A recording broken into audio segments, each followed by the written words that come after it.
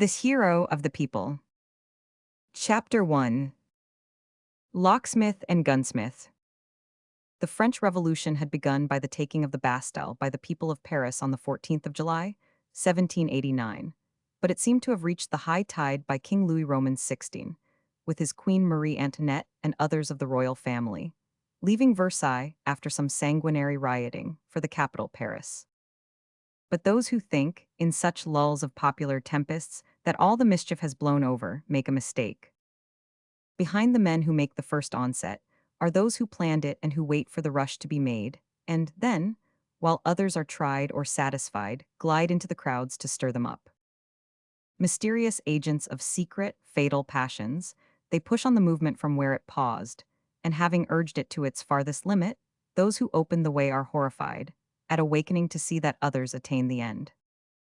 At the doorway of a wine saloon at Sevres by the bridge, over the Seine, a man was standing who had played the main part, though unseen, in the riots which compelled the royal family to renounce an attempt to escape out of the kingdom like many of their sycophants, and go from Versailles Palace to the Tuileries. This man was in the prime of life. He was dressed like a working man, wearing velveteen breeches shielded by a leather apron with pockets such as shinglers wear to carry nails in, or blacksmith farriers or locksmiths. His stockings were gray, and his shoes had brass buckles. On his head was a fur cap like a grenadier's cut in half, or what is called nowadays an artillerist's busby.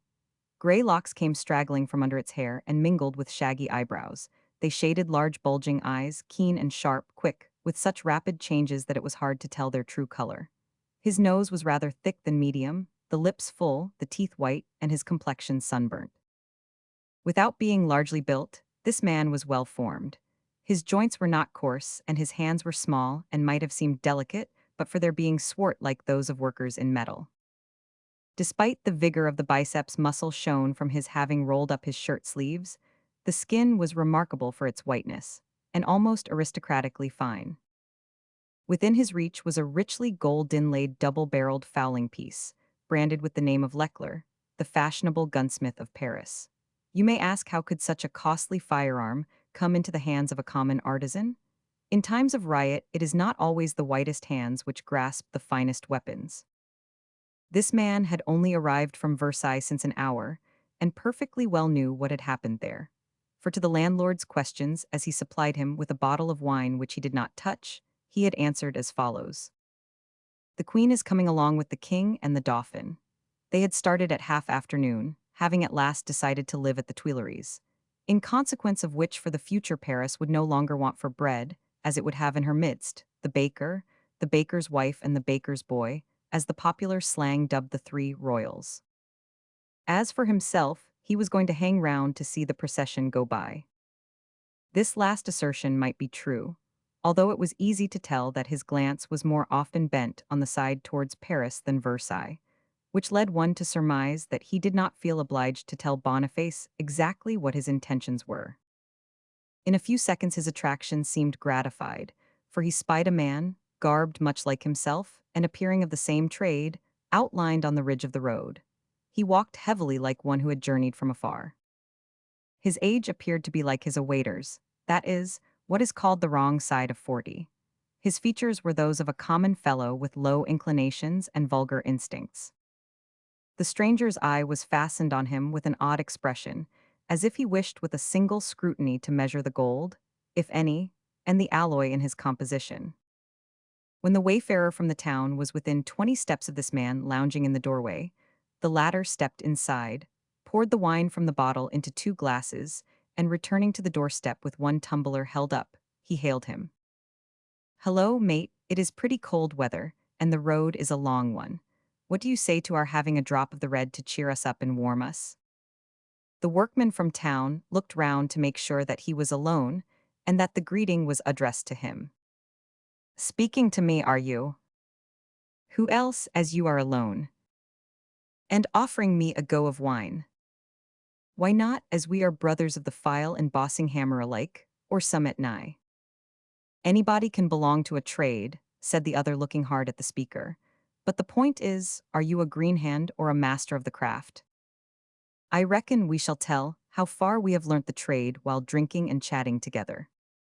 "All right then," said the other, walking up to the door, while the inviter showed the table set out with the wine. The man took the tumbler, eyed the contents as if he had doubts, but they disappeared when the stranger poured himself out a second brimmer. Why, hang it all, are you getting so proud that you will not drink with a shopmate? No, dash me if I am, here is good luck to the nation. The workman's gray eyes were fixed on the toast giver's. He tossed off the glass at a draught and wiped his lips on his sleeve. Deuce take it, but it is Burgundy wine, he remarked. And good liquor too, eh? The vintage was recommended to me, and happening along I dropped in, and I am not repenting it. But why not sit down and be at home? There is some more in the bottle and more in the cellar when that is gone. I say, what are you working at here? I have knocked off for the day. I finished a job at Versailles, and I am going on to Paris with the royal procession as soon as it comes along. What procession? Why, the king and the queen and the little prince, who are returning to the city with the fish market women and 200 assemblymen, all under protection of Jean Lafayette and the National Guard. So the fat old gentleman has decided to come to town. They made him do it. I suspected so when I started for Paris at 3 this morning. Hello, did you leave Versailles at 3, without any curiosity about what was going off? No, no, I itched to know what the gent was up to, being an acquaintance, a chum of mine, by the way, though I am not bragging. But you know, old man, one must get on with the work. I have a wife and children to provide for, and it is no joke now. I am not working at the Royal Forge. The listener let what he heard pass without putting any questions. So, it was on a pressing job that you went back to Paris? He only inquired. Just that as it appears, and handsomely paid too, said the workman, jingling some coin in his pocket, though it was paid for by a kind of servant, which was not polite, and by a German too, which blocked me from having any pleasant chatter during the work. I am not one for gab, but it amuses one if no harm is spoken of others. And it is no harm when harm is spoken of the neighbors, eh? Both men laughed, the stranger showing sound teeth against the other's snaggy ones. So then you have knocked off a good job, wanted doing in a hurry and well paid? Said the former, like one who advances only a step at a time but still does advance. Hard work, no doubt. You bet it was hard, worse than a secret lock and invisible door. What do you think of one house inside of another? Someone who wants to hide away, be sure. What a game he could have, in or out as he pleased. Your master in? No, sir, just stepped out. You are a liar, he came in just now. You had better look, since you are so cocksure. So they look round, but I defy them to find the gentleman. An iron door, you will understand, which closes on a beading-framed panel, while it runs on balls in a groove as on wheels. On the metal is a veneer of old oak, so that you can rap with your knuckles on it, and the sound is identical with that of a solid plank. I tell you, when the job was done, it would take me and myself. Where the mischief would you do a job like that? But I suppose you would not tell even a pal. I cannot tell because I do not know. What hoodwinked you? Guess again and you will be wrong. A hack was waiting for me at the city turnpike bars. A chap came up and asked, "Are you so-and-so?" I said, "I am." "Good, we are waiting for you, jump in."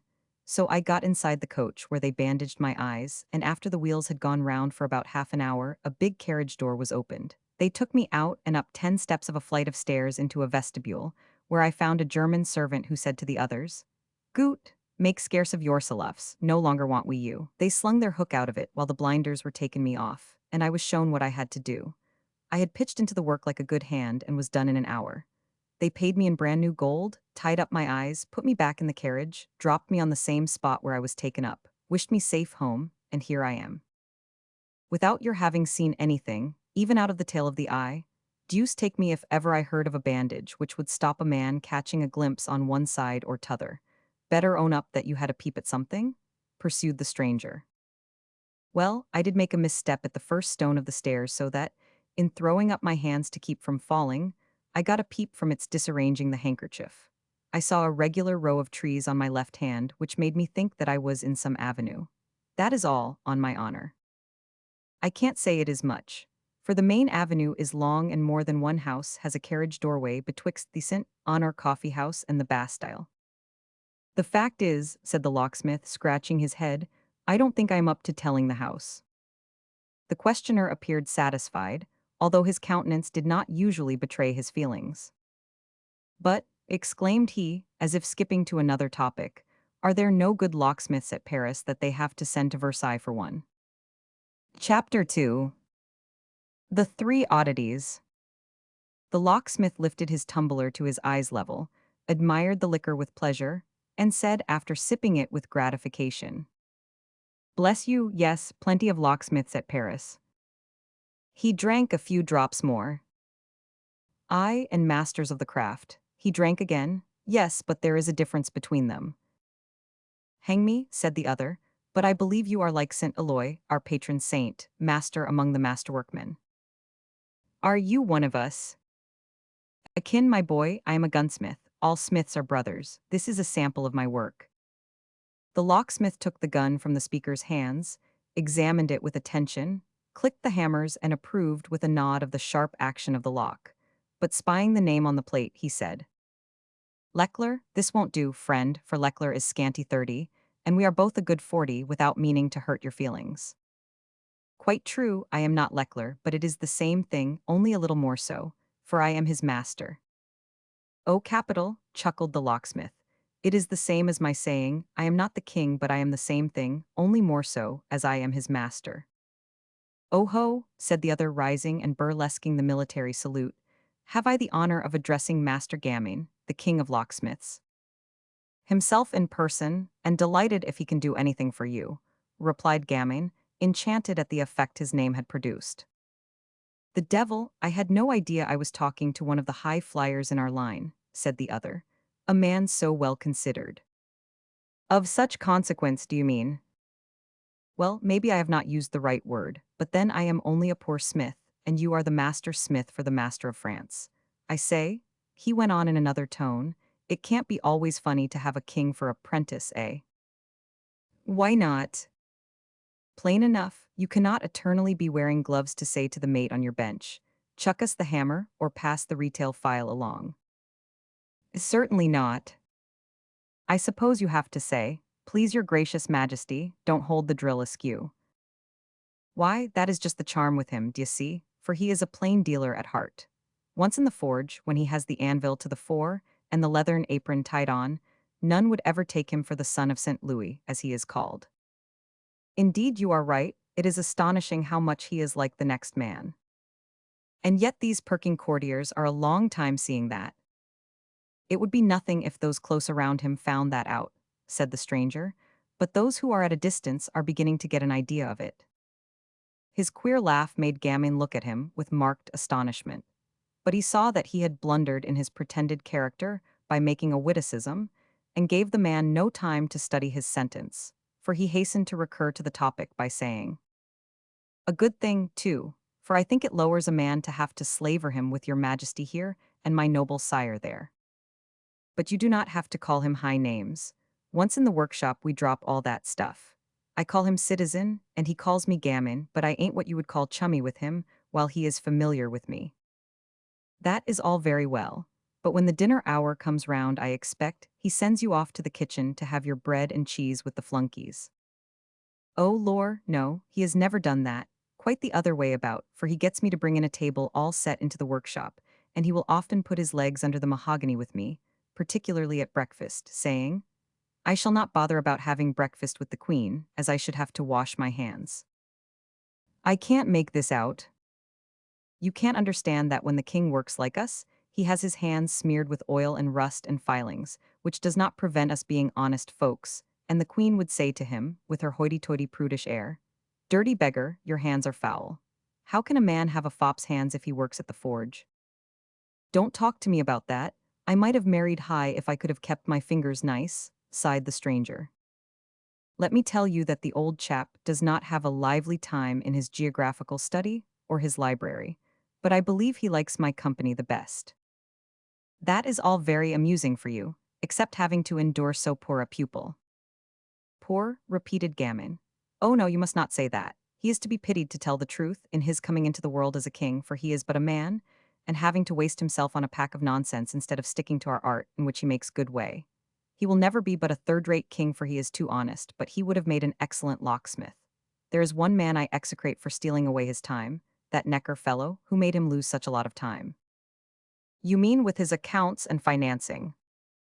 Aye, his financing indeed. But you must make a fat thing out of such a lad to bring on. No, that is just where you are in error. That is why I bear a grudge to him, Louis the father of the kingdom, the restorer of the French nation. People believe that I am rich as Croesus, while I am as poor as Job. You poor, why, what does he do with all his money? He gives half to the poor, and the other half is got away by his parasites, so that he never has any brass. The Coigny, Polignac, and Vaudreuil families eat him up. Poor dear old boy. One day he wanted to cut down Lord Coigny's appointments, and the gentleman waylaid him at our forge door. After going out for 5 minutes, the king came back, pale as a ghost, muttering, "Faith, I believe he would have caned me." "Did he get the appointments reduced, sire?" I inquired. "I let them stand," he said. "What else could I do?" Another time he wanted to scold the queen for giving Duchess Polignac 300,000 francs for the linen for her baby, and what do you think? It is a pretty sum for a baby. Right you are, but it was not enough. The queen made him give her 500,000.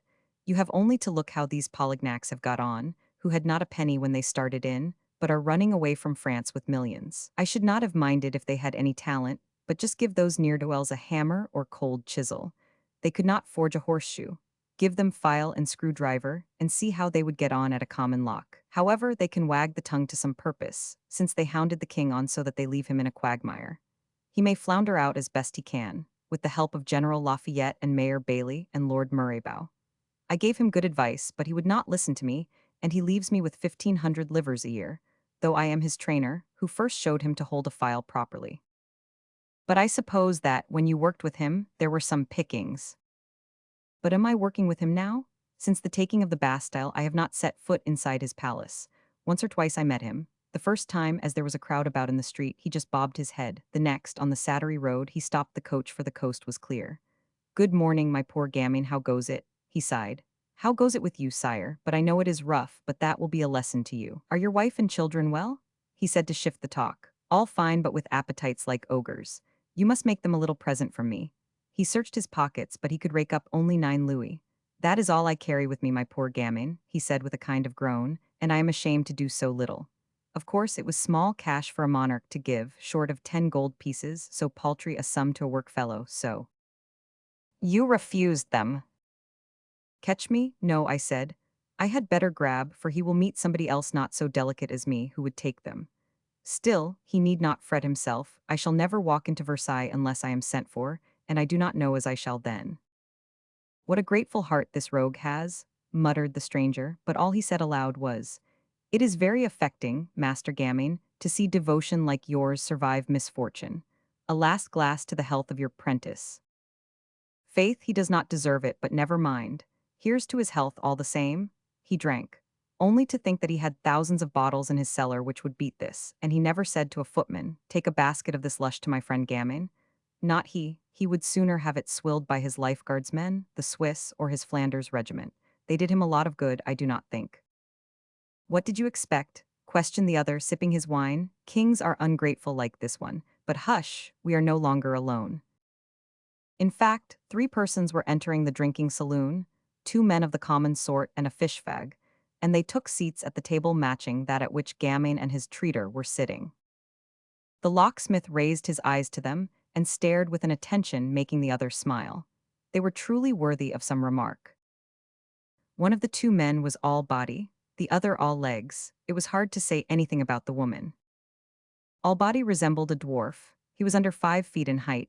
He may have lost an inch or so from his knees knocking, although when he stood up, his feet kept apart. Instead of his countenance redeeming the deformity, it seemed to heighten it. For his oily and dirty hair was flattened down on his bald forehead. His eyebrows were so badly shaped as to seem traced at random. His eyes were usually dull, but when lighted up sheeny and glassy as the toad's. In moments of irritation, they threw out sparks like a viper's from concentrated pupils. His nose was flat and deviated from the straight line so that his prominent cheekbones stood out all the more. Lastly, to complete the hideous aspect, his yellow lips only partly covered the few, black and loose teeth in his twisted mouth. At first glance you would say that gall, not blood, flowed in his veins. The other was so opposed to the short-legged one that he seemed a heron on its stilts. The likeness to the bird was the closer from his head being lost between his humped shoulders so as to be distinguished solely by the eyes, like blood spots, and a long, pointed, beak-like nose. Like the heron, too, he seemed to have the ability to stretch his neck and put out the eyes of one at a distance. His arms also were gifted with this elasticity, and while seated, he might pick up a handkerchief dropped at his feet without moving his body. The third person was ambiguous, it being difficult to divine the sex. If a man, he was upwards of 34, wearing a stylish costume of the fish market stallkeepers, with lace kerchief and tucker, and gold earrings and chain. His features, as well as could be made out through layers of rouge and flake white, together with beauty patches of sticking plaster of all fancy shapes, were slightly softened as in degenerated races. As soon as one caught sight of him, one wanted to hear him speak in the hope that the voice's sound would give his dubious appearance a stamp by which he could be classed. But it was nothing to the purpose. His soprano voice left the curious observer still deeper plunged into doubt. The shoes and stockings of the trio were daubed in mud to show that they had been tramping in the road for some time. "Lord save us, I seem to know that woman, from having met her before," said Gamin. "Very likely at court," sneered the pretended workman. "Their manners have been there quite a while, and they have been visitors, the fish market dames of late. But," he went on, pulling his cap down on his brow and taking up his gun, "they are here on business. Consequently, we had better leave them alone." "Do you know them?" "By sight, do you?" "I say that I have met the woman before. Tell me who the men are, and I may put my finger on her name." Of the two men, the knock-kneed one is the surgeon, Jean-Paul Marat, while the humpback is Prosper Verrières. Duh. Does not that put you on the right track? My tongue to the dogs if it does. The fishwoman is. Wait, it is, but no, impossible. I see that you will not name him. The fishwoman is the Duke of Aiguillon. At this utterance of the title, the disguised nobleman started and turned, as well as his companions. They made a movement to rise as men do when in presence of a leader, but the pretended gunsmith laid a finger on his lips and passed them by. Gamin followed him, believing he was in a dream. At the doorway, he was jostled by a running man, who seemed to be pursued by a mob, shouting, "Stop him, that is the Queen's hairdresser, stop the hairdresser." Among the howling and racing men were two who carried each a human head on a pikestaff. They were those of two lifeguards, killed at Versailles in defending the Queen from the mob. "Halloa, it is Leonard," said the strange workman to the fugitive. "Silence, do not name me," yelled the barber, dashing into the saloon. "What do they chase him for?" inquired Gamin. "The Lord knows," was the response. "Maybe they want him to curl the hair of the poor soldiers. In revolutionary times, fellows have such quaint fancies." He mixed in with the throng, leaving Gamin, from whom he had probably extracted all he wanted, to make his way alone to his workshop at Versailles. Chapter 3. The Undying Man. It was the more easy for the pretended gunsmith to blend with the crowd as it was numerous. It was the advance guard of the procession around the king, queen, and the prince royal, leaving the court suburb at 1:30. In the royal coach were the queen, her son, her daughter, called Madame Réal though a child, Count Provence, the king's brother, Lady Elizabeth his sister, and the queen's favorite lady of the household, Andrea Taverny, Countess of Charny. In 100 carriages came the National Assemblymen, who had declared they would henceforth be inseparable from the monarch. This mob was about a quarter of an hour ahead of the royal party, and rallied round the two royal guardsmen's heads as their colors. All stopped at the Sevres wine saloon. The collection was of tattered and half-drunken wretches, the scum that comes to the surface whether the inundation is water or lava. Suddenly, great stir in the concourse, for they had seen the National Guards, bayonets, and General Lafayette's white horse, immediately preceding the royal coach.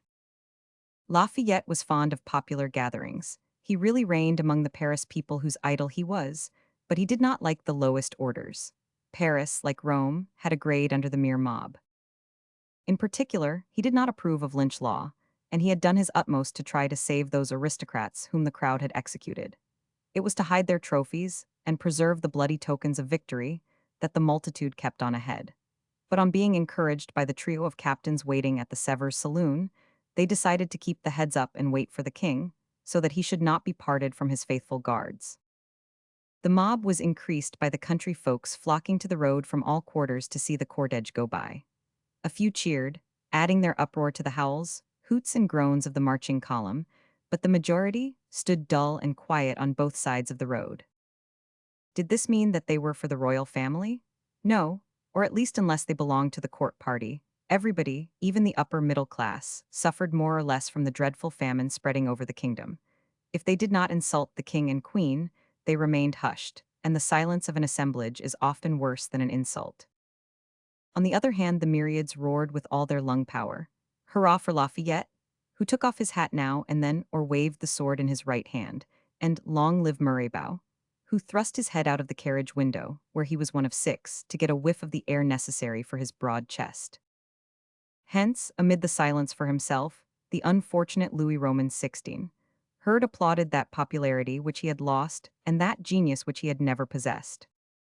By the king's right side carriage window walked a man in a black suit, whose dress pointed him out as one of the philosophers, as they were termed, or revolutionists who worked intellectually for the amelioration of the monarchy. This was the royal honorary physician, Dr. Honor Gilbert.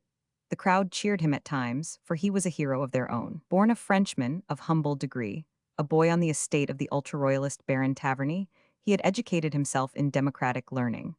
Falling in love with his master's lovely daughter, Andrea, since Countess of Charny, he had followed her to court. At Paris, he became favorite pupil of Rousseau, the revolutionist, and this farther confirmed him in his subversive principles. But having taken advantage of Andrea while she was powerless under the influence of a mesmeric sleep, he fled the country. He had deposited in sure hands the living evidence of his crime, a boy named Emile, in honor of Rousseau, who wrote a book so called, Sebastian Gilbert, and fled the country. But at the Azores Islands, he came in contact with the young lady's brother Philip, who shot him down and believed he left him dead. But, restored to life by his friend, the Baron Balsamo, otherwise Cagliostro the magician, he accompanied him to America. The two formed part of the Legion of Frenchmen, who helped the revolted 13 colonies to throw off the British yoke. Returning to his country, he was arrested at Havre and thrown into the Bastille.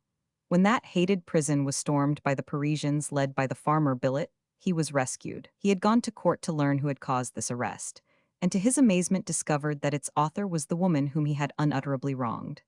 Yes, the Baron's daughter had married the Queen's favorite, thought by some to be her paramour, Count George Charny, very rich, very brave, and altogether fit to create her a power in the realm. Gilbert had a sincere pity for royalty under a cloud. He was known to the king as the author of certain articles on the way to steer the ship of state, and his offer to serve him was gladly accepted. The mob cheered at the remarkable shaking up of the sands in Time's box by which the revolutionary advocate, fresh from the Bastille dungeons, should walk at the side of the king's coach to shield his life from the assassin. No mere touch of rhetoric, for on the royal visit to Paris lately, a bullet had cut a button off the doctor's coat and slain a woman in the throng. This graceful gentleman in black was then a better safeguard than the soldiers whose heads were now garnishing the pikes there in advance. Queen Marie Antoinette looked with wonder at this doctor, whose stoicism she could not understand, while to it the American manner of forced quiet added more sternness. Without love or devotion for his sovereigns, he carried out what he considered duty towards them, as ready to die for them as those who had the qualities of the loyalist he lacked. On both sides of the royal coach tramped men and women, in mud 6 inches deep, while amid the ribbons and rags, the fish market women and porters of the Paris markets swarmed round waves more compact than the rest of the human sea. These clumps were cannon or ammunition wagons, on which sat women singing at the top of their voices, an old song which had been applied to King Louis Roman XV. Mistress Jean Dubarry, and was now altered to suit Marie Antoinette and the situation of affairs, was their choice. They roared. The baker's wife has got the cash, which costs her very little. They also kept reiterating, we shall not want for bread any more, as we have got the baker's wife and the baker's little boy along. The queen seemed to listen to it all without understanding.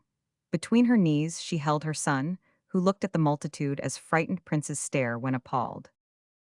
The king watched with a dull and heavy eye. He had little sleep in the night, he had not made a good breakfast though usually a hearty eater, he had no time to have his hair dressed and his beard had grown long. His linen was limp and roughened, too, all things to his disadvantage. Alas, Louis was not the man for emergencies, and this was a period of emergencies. He bent his head when they came, save once when he held his chin up, it was when he walked upon the scaffold. Lady Elizabeth was the angel of sweetness and resignation, placed by heaven beside those doomed creatures to console the king during the queen's absence, and the queen after the king's death. Count Provence, here as everywhere, had the squinting glance of a false man. He knew that he ran no present danger. He was the popular member of the family. No one knew why, perhaps because he remained in France when his brother Artois fled. Could the king have read his heart, he might not have felt any gratitude to him for what he pledged in the way of devotion. Countess Andrea seemed of marble. She had recognized the man she most hated in the king's new confidential adviser, and one whom the queen seemed bound to win to her side. Like a statue, the stir round her seemed not to affect her, and she looked in attire as trim as if fresh from a bandbox. One thought was alive within her, fierce and luminous: love for some unknown, perchance her husband, or hate for Gilbert, at whom she darted lightnings involuntarily whenever their glances crossed. But she felt that she might not defy his with impunity, for he was a pupil of Balsamo Cagliostro, the arch-mesmerist, and might sway her with the same art. 100 paces on the other side of the little drinking saloon, the royal train stopped. All along the line, the clamor doubled. The queen bent out of the window, and, as the movement looked like a bow to the crowd, there was a long murmur. She called Dr. Gilbert. He went up to the window. As he had kept his hat off all the way, he had no need to bare his head in respect. His attitude showed he was entirely under her orders. "What are your people shouting and singing?" she requested to know. The queen's form of putting the question showed that she had been ruminating it for some time. He sighed as much as to say, "It is the same old story." "Alas, my lady," he proceeded with profound melancholy, "those you call my people were yours in former times, and it is less than 20 years ago when Lord Brissac, a delightful courtier whom I look in vain for here, showed you the same people shouting for the Dauphin under the City Hall windows and said, 'You behold 20,000 admirers there.'" The queen bit her lips from the impossibility of catching this man in want of a repartee or of respect. "That is true, it only proves that the many-headed change," she said. Gilbert bowed this time, without retort. "I asked you a question, doctor," persisted the lady, with the obstinacy she had for even disagreeable matters. "Yes, and I answer since your majesty insists. They are singing that the baker's wife has plenty of money which it gave her no trouble to get. You are aware that they style your majesty the baker's wife? Just as they called me Lady Deficit before. Is there any connection between the nicknames? So much also as the finances are concerned. They mean by your money being easily come by that you had complacent treasurers, such as Calonne in particular, who gave you whatever you asked. The people therefore assume that you got your money readily for the asking." The queen's hand was clenched on the red velvet carriage window ledge. "So much for what they are singing, now for what they bellow out. They say that they shall no longer want for bread since they have the baker's wife, and the baker's son among them. I expect you to make this second piece of insolence clear. You would see that they are not so much to blame as you fancy if you were to look to the intention and not weigh the words of the people. Wrongly or rightfully, the masses believe that a great grain trust is carried on at Versailles. This prevents flour from coming freely into the capital. Who feeds the Paris poor? The baker. Towards whom does the working man and his wife hold out their supplicating hands when their children cry for food? The baker and the baker's wife. Who do they pray to after the sender of the harvest? The lady of the estate, that is, the loaf-giver, as the name is derived. Are not you three the loaf-givers for the country, the king, yourself, and this august child? Do not be astonished at the mighty, blessed name the people give you, but thank them for cherishing the hope that as soon as the king, the queen, and their son are in the midst of the famished thousands, they will no longer be in want." For an instant the royal lady closed her eyes, and she made the movement of swallowing as though to keep down her hatred as well as bitter saliva which scorched her throat. "So we ought to thank these howlers for their songs and nicknames upon us." "Yes, and most sincerely. The song is but an expression of their good humor as the shouts are of their expectations. The whole explains their desire." "So they want Lafayette and Murraybout to live long." "Yes," returned Gilbert, seeing that the queen had clearly heard the cries. For those two leaders, separated by the gulf over which you hang, may, united, save the monarchy. Do you mean that the monarchy has sunk so low that it can be picked up by those two? Queried the lady.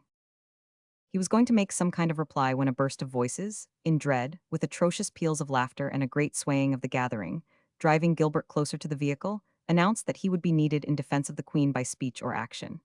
It was the two head carriers, who, after having made Leonard barb and curl the hair, wanted to have the fun of presenting them to Marie Antoinette, as other roughs, or perhaps the same, had presented the dead heads of sons to their fathers. The crowd yelled with horror and fell away as these ghastly things came up. "In heaven's name, do not look to the right," cried Gilbert. The Queen was no woman to obey such an injunction, without a peep to see the reason. So her first movement was to turn her gaze in the forbidden direction, and she uttered a scream of fright.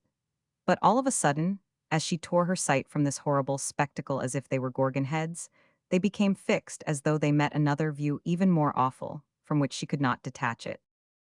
This Medusa's head was the stranger's who had been drinking and chatting with locksmith Gammon in the wine store. With folded arms, he was leaning against a tree. The Queen's hand left the window cushion, and resting on Gilbert's shoulder, he felt her clench her nails into its flesh. He turned to see her pale, with fixed eyes and quivering, blanched lips. He would have ascribed the emotion to the two death's heads, but for her not looking at either. The gaze was in another direction, traveling visually in which he descried the object, and he emitted a cry of amaze. Cagliostro, both uttered at the same time. The man at the tree clearly saw the Queen, but all he did was beckon for Gilbert to come to him. At this point of time, the carriages started on once more. By a natural and mechanical impulse, the Queen gave Gilbert an outward push to prevent his being run over by the wheel. It looked as though she urged him towards the summoner. Anyhow, he was not sufficiently master of himself not to obey the mandate. Motionless, he let the party proceed. Then, following the mock gunsmith who merely looked back to be sure he was followed, he entered behind him a little lane going uphill to Bellevue, where they disappeared behind a wall at the same time as the procession went out of sight in a declivity of the hills, as though plunging into an abyss. Chapter 4. Fatality. Gilbert followed his guide halfway up the slope where stood a handsome house. The forgoer pulled out a key and opened a side door intended for the master to go in or come out without the servants knowing when he did so. He left the door ajar to signify that the companion of the journey was to use it. Gilbert entered and shut the door gently, but it silently closed itself tightly with a pneumatic arrangement at the hinges, which seemed the work of magic. Such an appliance would have been the delight of Master Gammon. Through luxuriously fitted passages, Gilbert finally came into a drawing room, hung with Indian satin tapestry. A fantastic oriental bird held the luster in its beak, and it emitted a light which Gilbert knew was electricity, though its application thus would have been a puzzle to others than this specialist in advanced science. The lights represented lily blooms, which again was an anticipation of modern illuminators. One picture alone adorned this room, but it was Raphael's Madonna. Gilbert was admiring this masterpiece when the host entered by a secret door behind him from a dressing room. An instant had sufficed for him to wash off the stain and the pencilings and to give his black hair, without any gray, a stylish turn. He had also changed his clothes. Instead of the workman was an elegant nobleman. His embroidered coat and his hands glittering with rings in the Italian style, strongly contrasted with Gilbert's American black coat and his plain gold ring, a keepsake from General Washington. Count Cagliostro advanced with a smiling, open face and held out his hand to Gilbert. "Dear master," cried the latter, rushing to him. "Stop a bit," interrupted the other, laughing. "Since we have parted, my dear Gilbert, you have made such progress in revolutionary methods at all events, that you are the master at present, and I not fit to undo your shoestrings." "I thank you for the compliment," responded the doctor, "but how do you know I have made such progress, granting I have progressed? Do you believe you are one of those men whose movement is not marked although not seen? Since 8 years, I have not set eyes on you, but I have had a daily report of what you did. Do you doubt I have double sight? You know I am a mathematician. You mean incredulous? Let me show you then. In the first place, you returned to France on family matters. They do not concern me, and consequently. Nay, dear master, go on, interposed the other. Well, you came to have your son Sebastian educated in a boarding school, not far from Paris in quiet, and to settle business affairs with your farmer, an honest fellow whom you are now retaining in town against his wishes. For 1,000 reasons, he wants to be home beside his wife. Really, master, you are prodigious. Wait for something stronger. The second time you returned to France because political questions drew you, like many others. Besides, you had published several political treatises which you sent to King Louis Roman XVI. And as there is much of the old man in you, you are prouder for the approval of the king than perhaps you would be of that of my predecessor in your training, Rousseau, who would be higher than a king this day, had he lived. You yearn to learn what is thought of Dr. Gilbert by the descendant of St. Louis, Henry IV, and Louis Roman XIV. Unfortunately, a little matter has kept alive which you did not bear in mind, as a sequel to which I picked you up in a cave in the Azores where my yacht put in. I restored you from the effects of a bullet in your breast. This little affair concerned M. Deal, Andrea Taverny, become Countess Charny, which she deserves to save the Queen's reputation, compromised by the King coming upon her and Count Charny by surprise. As the Queen could refuse nothing to the saver, she got a blank warrant and committal to prison for you, so that you were arrested on the road out of Havre and taken to the Bastille. There you would be to this day, dear doctor, if the people, prepared for a rising by a person whom you may divine, had not in a day knocked the old building lower than the gutter. I was not sorry, for I had a taste of the fair myself before I was banished the kingdom. This morning early, you contributed to the rescue of the royal family by running to arouse Lafayette, who was sleeping the sleep of the virtuous. And just now, when you saw me, you were about to make a breastwork of your body for the queen who seemed threatened, though, between ourselves, she detests you. Is this right? Have I forgotten anything of note, such as a hypnotic seance before the king, when Countess Charny was made to disclose how she had led to your imprisonment, and how she obtained a certain casket of your papers by one Wolfstep, a police agent? Tell me, and if I have omitted any point, I am ready to do penance for it. Gilbert stood stupefied before this extraordinary man, who knew so well to prepare his march that his hearer was inclined to attribute to him the faculty of comprising heavenly as well as mundane things, and to read in the heart of man. Yes, it is thus, and you are still the magician, the fortune-teller, the thaumaturgist Cagliostro. The wonder-worker smiled with satisfaction, for it was evident that he was proud of having worked on Gilbert such an impression as the latter's visage revealed. And now, continued Gilbert, as I love you as much as you do me, dear master, and my desire to learn what you have been doing is equal to yours and how I have fared, will you kindly tell me, if I am not intruding too far, in what part of the globe you have exhibited your genius and practiced your power? Oh, said Cagliostro, smiling. Like yourself, I have been rubbing shoulders with kings, but with another aim. You go up to them to uphold them, I to knock them over. You try to manufacture a constitutional monarch and will not succeed. I to make emperors, kings, and princes democratic, and I am coming on. Are you really? Queried Gilbert with an air of doubt. Decidedly, it must be allowed that they were prepared for me by Voltaire, Alembert and Diderot, admirable machinaces, sublime contemners of the gods, and also by the example of Frederick the Great, whom we have the misfortune to lose. But you know we are all mortal, except the Count of St. Germain and myself. So long as the Queen is fair, my dear Gilbert, and she can recruit soldiers to fight among themselves, kings who fret to push over thrones have never thought of hurling over the altar.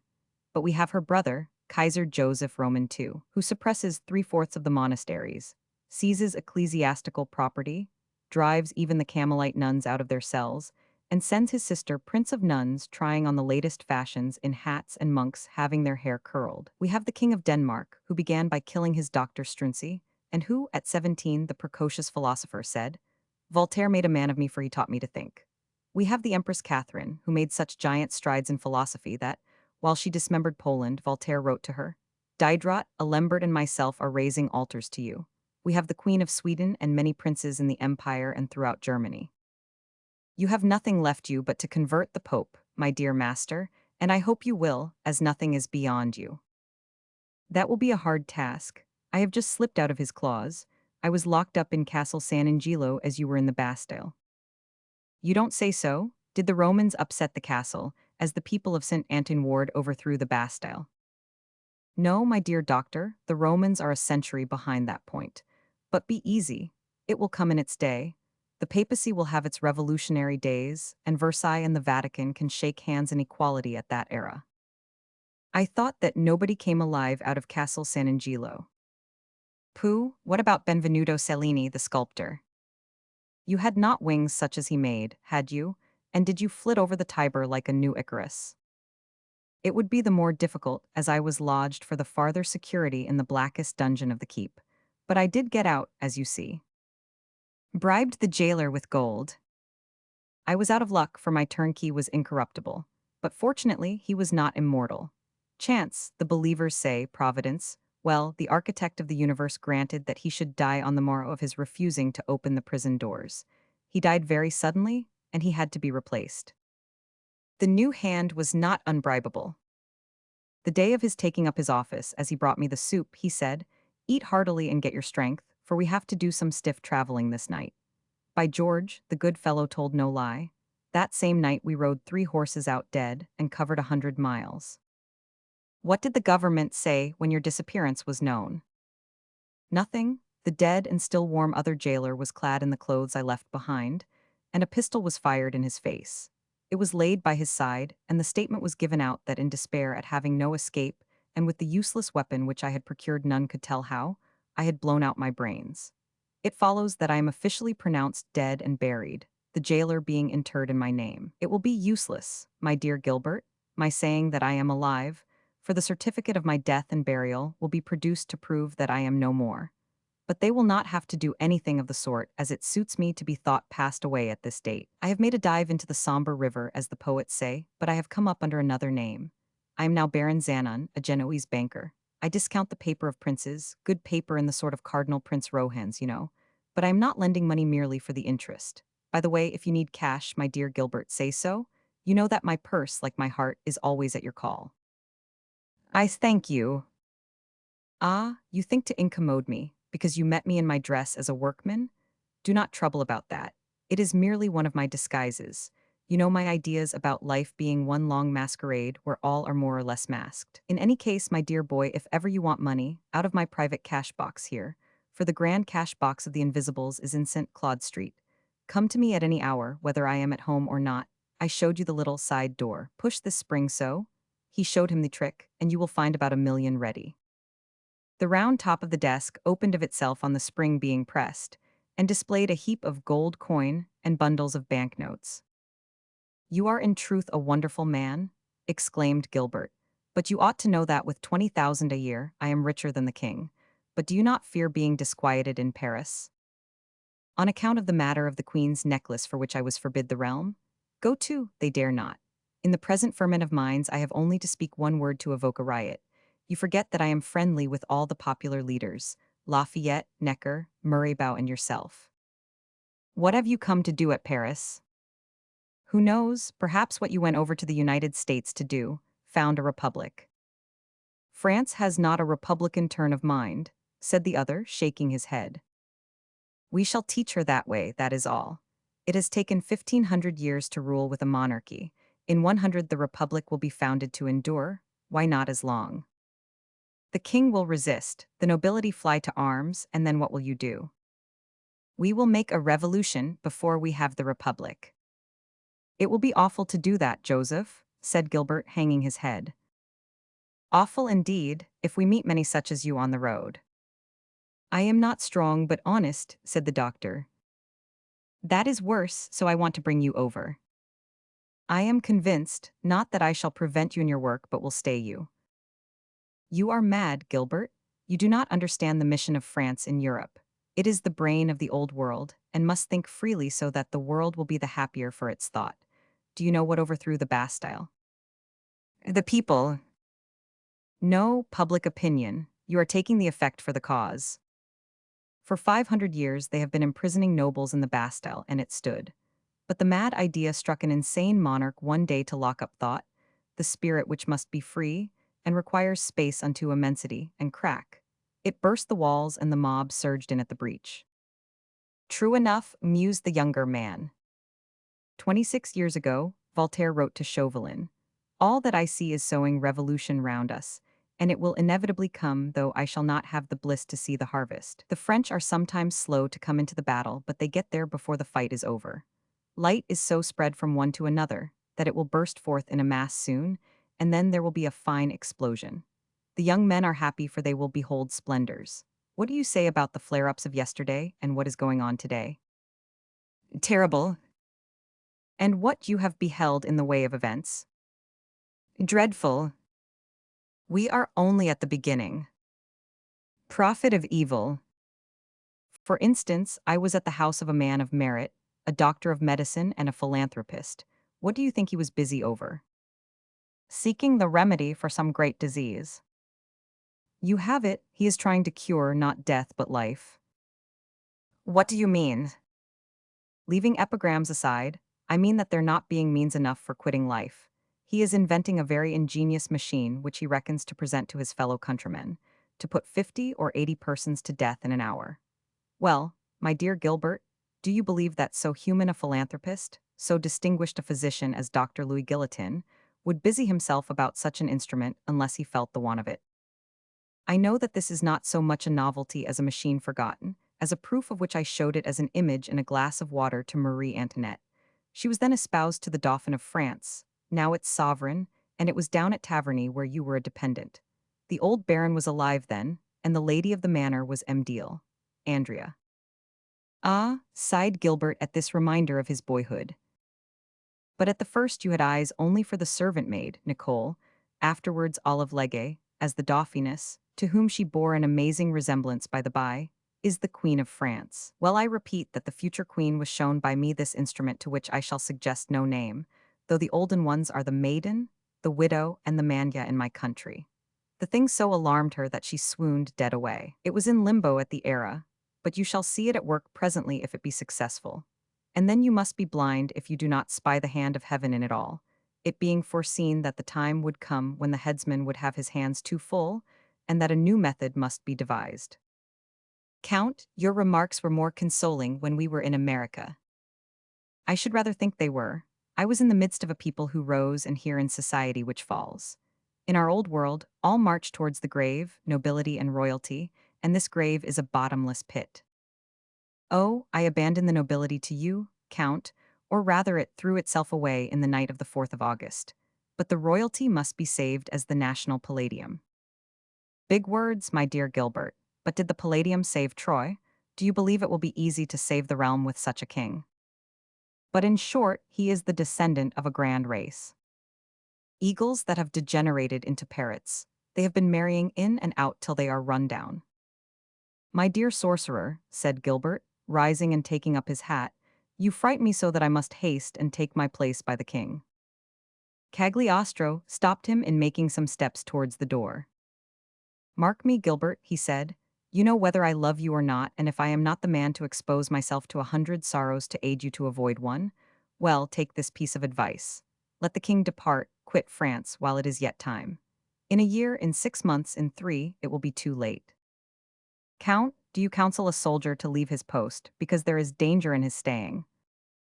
If the soldier were so surrounded, engirt, and disarmed that he could not defend himself, if above all his life exposed meant that of 500,000 of men, yes, I should bid him flee. And you yourself, Gilbert, you shall tell him so. The king will listen to you unless it is all too late. Do not wait till the morrow, but tell him today. Do not wait till the afternoon, but tell him in an hour. Count, you know that I am of the fatalist school. Come what come may, so long as I shall have any hold on the king it will be to retain him in France, and I shall stay by him. Farewell, Count, we shall meet in the action. Perhaps we shall sleep side by side on the battlefield. Come, come, it is written that man shall not elude his doom however keen-witted he may be, muttered the magician. I sought you out to tell you what I said, and you have heard it. Like Cassandra's prediction it is useless, but remember that Cassandra was correct. Fare thee well. Speak frankly, Count, said Gilbert, stopping on the threshold to gaze fixedly at the speaker. Do you here, as in America, pretend to make folk believe that you can read the future? As surely, Gilbert, returned the self-asserted undying one, as you can read the pathway of the stars, though the mass of mankind believe they are fixed or wandering at hazard. Well then, someone knocks at your door. Yes. Tell me his fate, when he shall die and how. Be it so, rejoined the sorcerer, let us go and open the door to him. Gilbert proceeded towards the corridor end, with a beating of the heart which he could not repress, albeit he whispered to himself that it was absurd to take this quackering as serious. The door opened. A man of lofty carriage, tall in stature, and with strong will impressed on his lineaments, appeared on the sill and cast a swift glance on Dr. Gilbert, not exempt from uneasiness. "Good day, Marquis," said Cagliostro. "How do you do, Baron?" responded the other. Marquis went on the host as he saw the caller's gaze still settled on the doctor. "This is one of my friends, Dr. Gilbert. Gilbert, you see Marquis Favre's, one of my clients. Marquis, will you kindly step into my sitting room?" continued he as the two saluted each other, "and wait for a few seconds when I shall be with you." "Well?" queried Gilbert as the Marquis bowed again and went into the parlor. "You wish to know in what way this gentleman would die?" said Cagliostro with an odd smile. "Have you ever seen a nobleman hanged?" "Noblemen are privileged not to die by hanging." "Then it will be the more curious sight, be on the Strand when the Marquis of Favre's is executed." He conducted his visitor to the street door and said, "When you wish to call on me without being seen and to see none but me, push this knob up and to the left so. Now, farewell, excuse me, I must not make those wait who have not long to live." He left Gilbert astounded by his assurance, which staggered him but could not vanquish his incredulity. Chapter 5. The Candle Omen. In the meantime, the royal family had continued their road to Paris. The pace was so slow and delayed that it was 6 o'clock before the carriage containing so much sorrow, hatred, passions, and innocence arrived at the city bars. During the journey, the Dauphin had complained of being hungry. There was no want of bread, as many of the pikes and bayonets were holding up loaves, and the Queen would have asked Gilbert to get one, if he had been by. She could not ask the mob, whom she held in horror. "Wait till we are in the Tuileries Palace this evening," she said, hugging the boy to her. "But these men have plenty," he protested. "But that is theirs, not ours, and they went all the way to Versailles for it as there was none in Paris these 3 days." "Have they not eaten for 3 days?" said the prince. "Then they must be awful hungry, mamma." Etiquette ordered him to address his mother as madam, but he was hungry as a poor boy, and he called her mamma as a poor boy would his mother. Ceasing to grieve, he tried to sleep. Poor royal babe, who would cry many times yet for bread before he died. At the bars a halt was made, not to repose but to rejoice over the arrival. It was hailed with song and dance. A strange scene, almost as terrifying in this joy as the others had been for ghastliness. The fish market women got off their horses, captured from the slain lifeguardsmen, hanging their swords and carbines to the horns. Other women and the market girls jumped off their cannon, which appeared in their alarming smoothness. They all joined hands and danced around the royal carriage, separating it from the deputies and the National Guard, an omen of what was to follow. This round dance had the good intention to set the enforced guests at ease. The men and women capered, kissed, hugged, and sang together. The men lifted up their partners as in Teniers' pictures. This went on as night was falling, on a dark and rainy day, so that the dancing by the light of torches and the gun stocks and fireworks took fantastic effects of light and shade almost infernal. After half an hour, all shouted a general hurrah. All the firearms were shot off at risk of shooting somebody, and the bullets came down in the puddles with a sinister plash. The prince and his sister wept. They were too frightened to feel hungered. At the city hall, a line of troops prevented the crowd from entering the place. Here the queen perceived her foster brother and confidential servant, Weber, an Austrian who had followed her fortunes from home and was trying to pass the cordon and go in with her. To be more useful to the queen, he had put on a National Guard uniform and added the insignia of a staff officer. The royal groom had lent him a horse. Not to excite suspicion, he kept at a distance during the journey. Now he ran up at her call. "What have you come for?" she demanded. "You will be useless here while at the Tuileries you will be needed. If you do not go on before, nothing will be ready for our accommodation." "Capital idea that," said the king. The queen had spoken in German, and the king had replied in English, as he did not speak the other tongue though understanding it. The bystanders held foreign tongues in horror, and they murmured, and this swelled to a roar when the square opened and let the coach roll through. The welcoming speech was made by Billy, mayor of Paris, who played the king a scurvy trick by repeating his answer. "I always come with pleasure and confidence among my good people of Paris," without the word confidence, which spoilt matters, and he was taken to task by the queen for it. It was not till 10 o'clock that the royal carriage got back to the Tuileries, where Weber had done the best he could for them. Count Provence had gone to Luxembourg Palace. Weber had located the royal family in Countess Lamarck's rooms, but the comforts were limited. For instance, there was no room for Countess Charny at supper, and she talked of spending the night in a chair for want of a bed. But knowing the great favor in which the queen held the countess, they placed a couch for her in the next room to the queen's. The latter shuddered at this, for she thought of the count being with his wife, and Andrea saw the emotion. "There must be some corner for me elsewhere," said she. "I will go find it." "You are right, Countess," said the king, while Marie Antoinette mumbled something unintelligible. "We will do something better tomorrow." The king watched the stately countess go out, while he held the plate to his mouth. "That lady is a delightful creature," he said, "and Charny ought to be happy to find such a phoenix at court."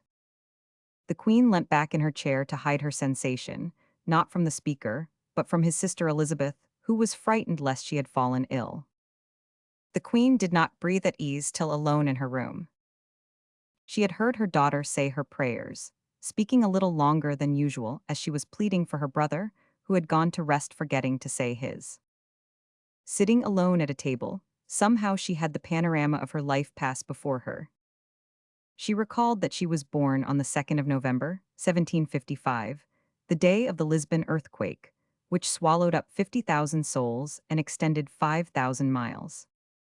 She recalled that the room she slept in France, at Strasbourg, represented the massacre of the innocents, and so frightened her in the flickering lamplight that she had always retained a terrible memory of her first night on French soil. She recalled how, stopping at Taverny House, she had been shown in the gardens by Baron Balsamo the image of an unknown instrument for decapitation. This was the man who, under the name of Cagliostro, had exercised a fatal influence on her destiny, as witness his hand in the Queen's necklace trial, though she was advised that he had perished in the papal dungeons as a magician and atheist, had she not seen him this day in the mob during the halt at Sevres. She recalled that in Madame Lebrun's portrait, she had unwittingly made her pose as the unfortunate Henrietta Maria of England, in her portrait, as wife of Charles I the Beheaded. She recalled how, when she got out of her coach for the first time at Versailles, in that marble court where so much blood lately flowed on her behalf, a lightning stroke had flashed so extraordinarily that Marshal Richelieu had said, "An evil omen," albeit he was a cynic not easily startled by superstition. She was recalling all this when a reddish cloud, from her eyes being strained, thickened around her, and one of the 4 candles in the candelabrum went out without evident cause. While she was looking at it, still smoking, it seemed to her that the next taper to it paled sensibly, and turning red and then blue in the flame, faded away and lengthened upward, as if to quit the wick from which it leaped altogether. It was extinguished as though by an unseen breath from below.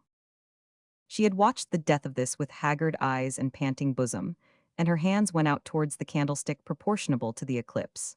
When gone out, she closed her eyes, drew back in her armchair, and ran her hand over her forehead, streaming with perspiration. When she opened them anew, after 10 minutes, she perceived that the flame of the 3rd candle was affected like the rest.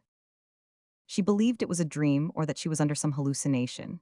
She tried to rise but seemed nailed to her chair. She wanted to call her daughter, whom she would not have aroused a few minutes before for a second crown, but her voice died away in her throat. She tried to turn her head, but it was rigid as if the 3rd light expiring attracted her eyes and breath. Like the other pair, it changed hue and swaying to one side and the other, finally shot itself out. Then fear had such mastery that speech returned to her, and that made her feel restored in courage. "I am not going to distress myself because 3 candles happen to go out," she said, "but if the 4th suffers the same fate, then woe is me." Suddenly, without going through the transitions of the others, without lengthening or fluttering to left or right, as if the death angel wing had wafted it, the 4th flame went out. She screamed with terror, rose, reeled and fell to the floor. At this appeal the door opened and Andrea, white and silent in her night wrapper, appeared like a ghost on the sill. When she had revived her mistress with the mechanical action of one impelled by sheer duty, the queen remembered all the presage, and aware that it was a woman beside her, flung her arms round her neck and cried, "Save me, defend me." Your Majesty needs no defense among her friends, said Andrea, and you appear free of the swoon in which you fell. Countess Charney, gasped the other, letting go of her whom she had embraced, and almost repelling her in the first impulse. Neither the feeling nor the expression had escaped the lady, but she remained motionless to impassibility. I shall undress alone, faltered the queen. Return to your room, as you must require sleep. I shall go back, not to sleep, but to watch over your Majesty's slumber, returned Andrea, respectfully curtsying to the other and stalking away with the solemn step of a vitalized statue. Chapter 6. The Revolution in the Country. Our intention being to temporarily abandon the fortunes of our high and mighty characters to follow those of more humble, but perhaps no less engaging heroes, we take up with Sebastian Gilbert, whom his father, immediately after his release from the Bastille, confided to a young peasant named Ange Pitou, foster brother of the youth, and dispatched them to the latter's birthplace, Villers-Cotterets. It was 18 leagues from the city, and Gilbert might have sent them down by stagecoach or his own carriage. But he feared isolation for the son of the mesmerists, victim, and nothing so isolates a traveler as a closed carriage. Ange Pitou had accepted the trust with pride at the choice of the king's honorary physician. He traveled tranquilly, passing through villages trembling with the thrill from the shock of the events at Paris, as it was the commencement of August when the pair left town. Besides, Pitou had kept a helmet and a saber picked up on the battlefield, where he had shown himself more brave than he had expected. One does not help in the taking of a Bastille without preserving some heroic touch in his bearing subsequently. Moreover, he had become something of an orator. He had studied the classics and he had heard the many speeches of the period, scattered out of the city hall, in the mobs, during lulls in the street fights. Furnished with these powerful forces, added to by a pair of ponderous fists, plenty of broad grins, and a most interesting appetite for loiters, on who did not have to pay the bill, Pitou journeyed most pleasantly. For those inquisitive in political matters, he told the news, inventing what he had not heard, Paris having a knack that way which he had picked up. As Sebastian ate little and spoke hardly at all, everybody admired Pitou's vigorous paternal care. They went through Haramont, the little village where the mother of one and the nurse of the other had died, and was laid in earth. Her living home, sold by Pitou's Aunt Angelique, her sister-in-law, had been razed by the new owner, and a black cat snarled at the young men from the wall built round the garden. But nothing was changed at the burying ground. The grass had so grown that the chances were that the young peasant could not find his mother's grave. Luckily, he knew it by a slip of weeping willow, which he had planted. While the grass was growing, it had grown also, and had become in a few years a tolerable tree. Ange walked directly to it, and the pair said their prayers under the lithe branches, which Pitou took in his arms as they were his mother's tresses. Nobody noticed them, as all the country folk were in the field, and none seeing Pitou would have recognized him in his dragoon's helmet and with the sword and belt. At 5 in the afternoon, they reached their destination. While Pitou had been away from Haramont 3 years, it was only as many weeks since he quitted Villers-Cotterets, so that it was simple enough that he should be recognized at the latter place. The two visitors were reported to have gone to the back door of Father Fortier's academy for young gentlemen, where Pitou had been educated with Sebastian, and where the latter was to resume his studies. A crowd collected at the front door, where they thought Pitou would come forth, as they wanted to see him in the soldiers' appurtenances. After giving the doctor's letter and money for the schooling to Abbe Fortier's sister, the priest being out for a walk with the pupils, Pitou left the house, cocking his helmet quite dashingly on the side of his head. Sebastian's chagrin at parting was softened by Ange Pitou's promise to see him often. Pitou was like those big, lubberly Newfoundland dogs who sometimes weary you with their fawning, but usually disarm you by their jolly good humor. The score of people outside the door thought that, as Pitou was in battle array, he had seen the fights in Paris, and they wanted to have news. He gave it with majesty, telling how he and Farmer Billet, their neighbor, had taken the Bastille and set Dr. Gilbert free. They had learnt something in the gazettes, but no newspaper can equal an eyewitness who can be questioned and will reply. And the obliging fellow did reply and explain, and at such length that in an hour, one of the listeners suddenly remarked that he was flagging and said, "But our dear Pitou is tired, and here we are keeping him on his legs when he ought to go home to his Aunt Angelique's. The poor old girl will be delighted to see him again." "I am not tired but hungry," returned the other. "I am never tired but I am always sharp-set." Before this plain way of putting it, the throng broke up to let Pidu go through. Followed by some more curious than the rest, he proceeded to his father's sister's house. It was a cottage where he would have been starved to death by the pious old humbug of an old maid. But for his poaching in the woods for something that they could eat, while the superfluity was sold by her, to have the cash and augmentation of a very pretty hoard, the miser kept in a chair cushion. As the door was fastened, from the old lady being out gossiping, and Pidu declared that an aunt should never shut out a loving nephew, he drew his great saber and opened the lock with it as it were an oyster, to the admiration of the boys. Pidu entered the familiar cottage with a bland smile, and went straight up to the cupboard where the food was kept. He used in his boyish days to ogle the crust and the hunk of cheese with the wish to have magical powers to conjure them out into his mouth. Now he was a man, he went up to the safe, opened it, opened also his pocket knife, and taking out a loaf, cut off a slice which might weigh a fair 2 pounds.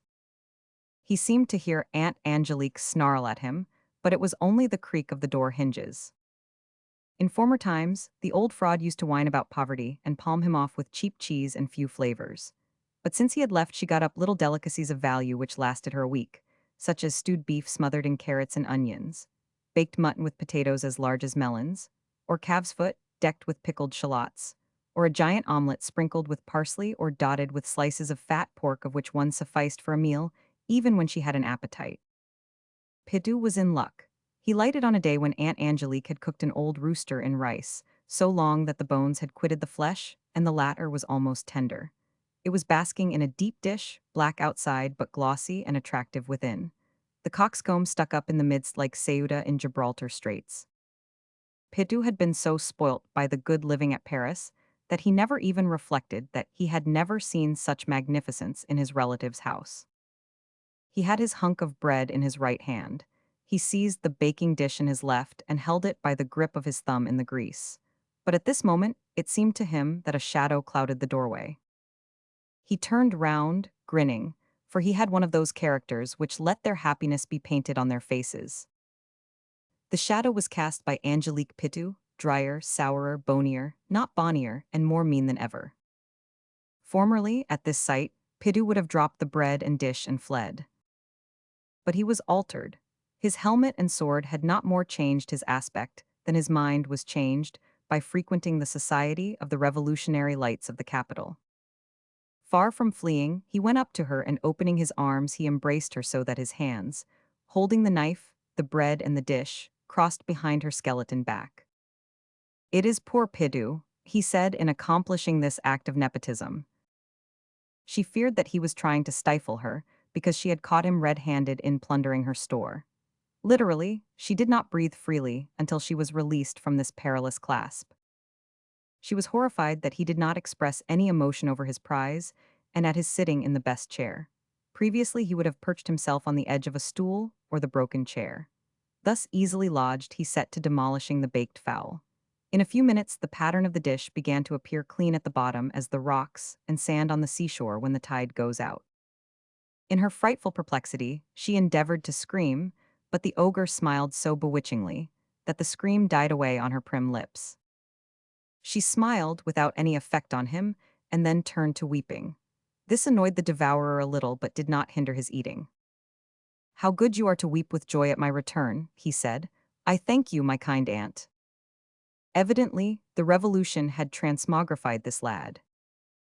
Having tucked away 3/4 of the bird, he left a little of the Indian grain at the end of the dish, saying, "You are fond of rice, my dear auntie, and besides it is good for your poor teeth." At this attention, taken for a bitter jest, Angelique nearly suffocated. She sprang upon Pidu and snatched the lightened platter from his hand, with an oath which would not have been out of place in the mouth of an old soldier. Bewailing the rooster, aunt, he sighed. "The rogue, I believe he is chaffing me," cried the old prude. "Aunt," returned the other, rising majestically, "my intention was to pay you. I have money. I will come and board with you, if you please, only I reserve the right to make up the bill of fare. As for this snack, suppose we put the lot at 6 cents, 4 of the fowl and 2 of bread."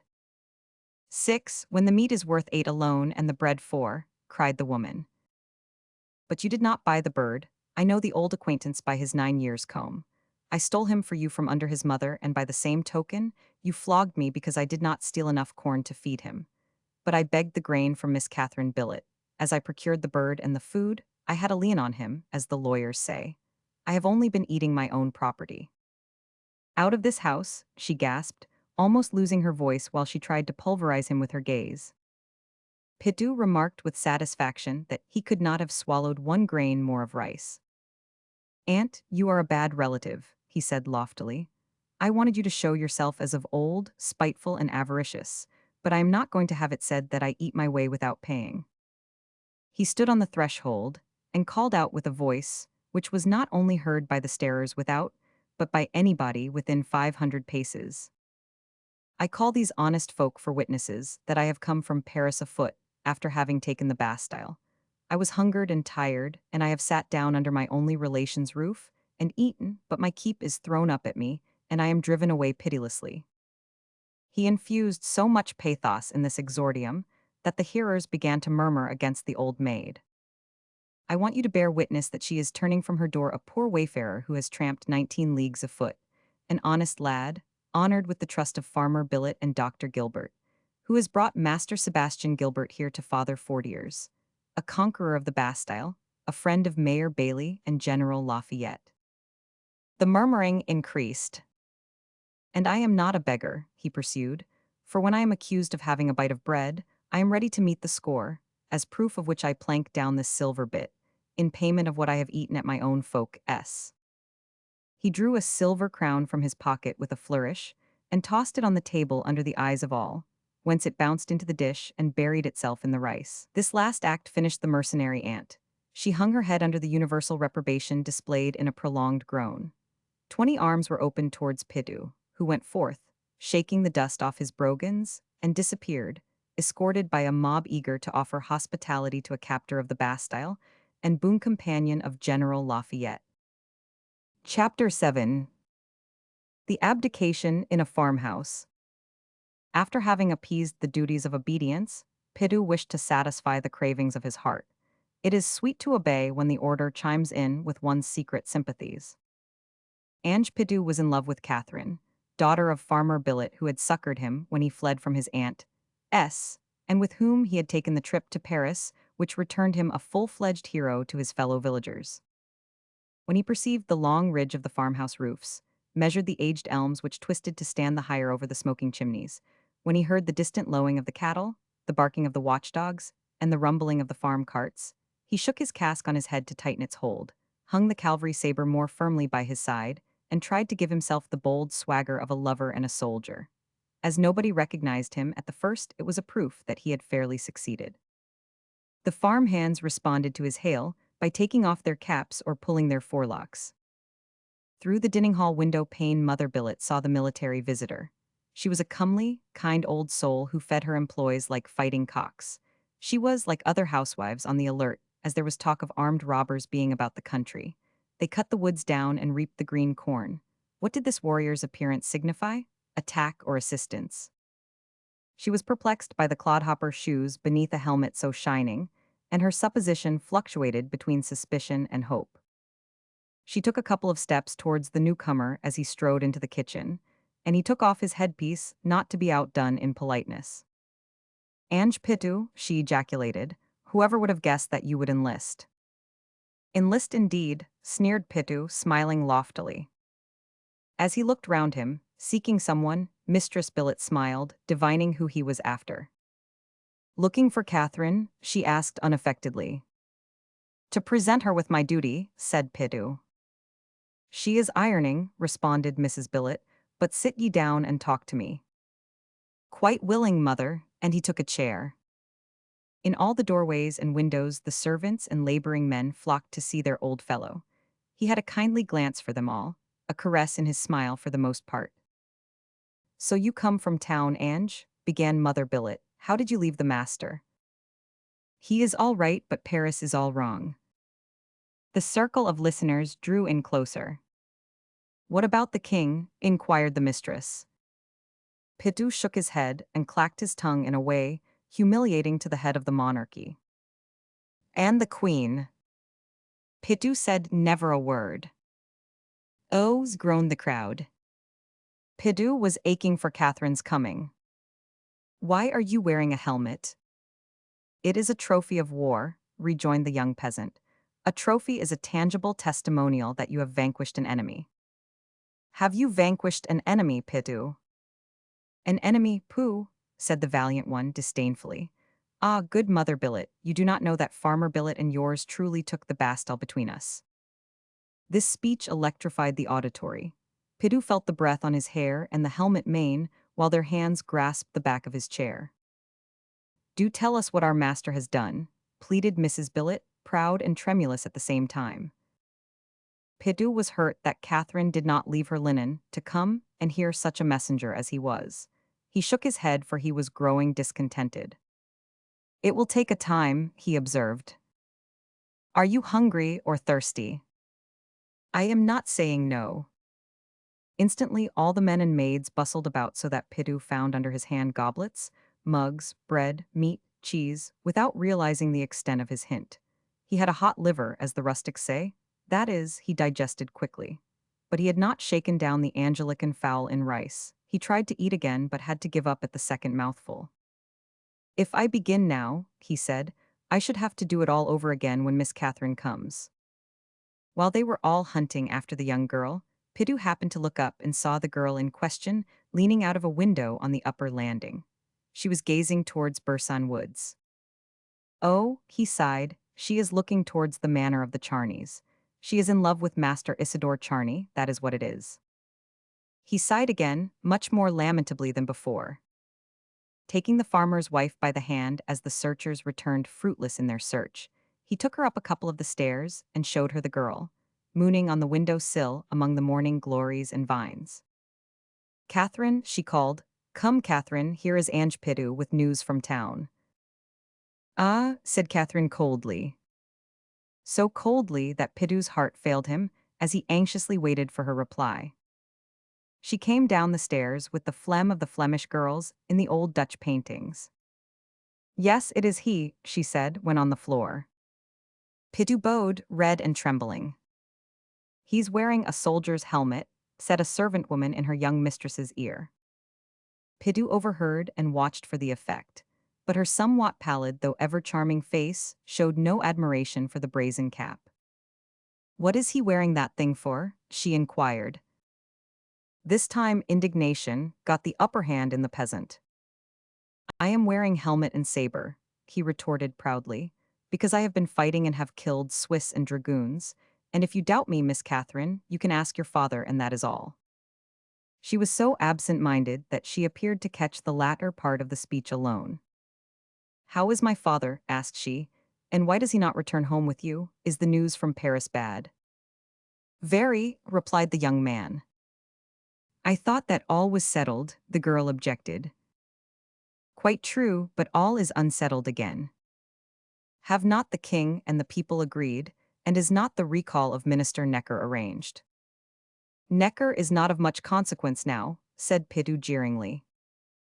But that ought to satisfy the people.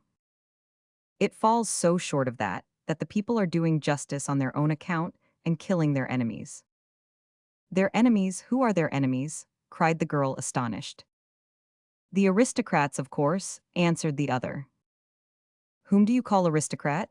She asked, turning paler. Why, naturally, they that have grand houses and big properties and starve the nation, those that have everything while we have nothing, that travel on fine horses or in bright coaches while we jog on foot. Heavens, exclaimed the girl, so white as to be corpse-like. I can name some aristos of our acquaintance, continued he, noticing the emotion. Lord Berthier Sauvigny, for instance, who gave you those gold earrings you wore on the day you danced with Master Isidore. Well, I have seen men eat the heart of him. A terrible cry burst from all breasts, and Catherine fell back in the chair she had taken. Did you see that? Faltered Mother Billet, quivering with horror. And so did Farmer Billet. By this time they have killed or burnt all the aristocrats of Paris and Versailles. What do you call it dreadful for? You are not of the higher classes, Mother Billet.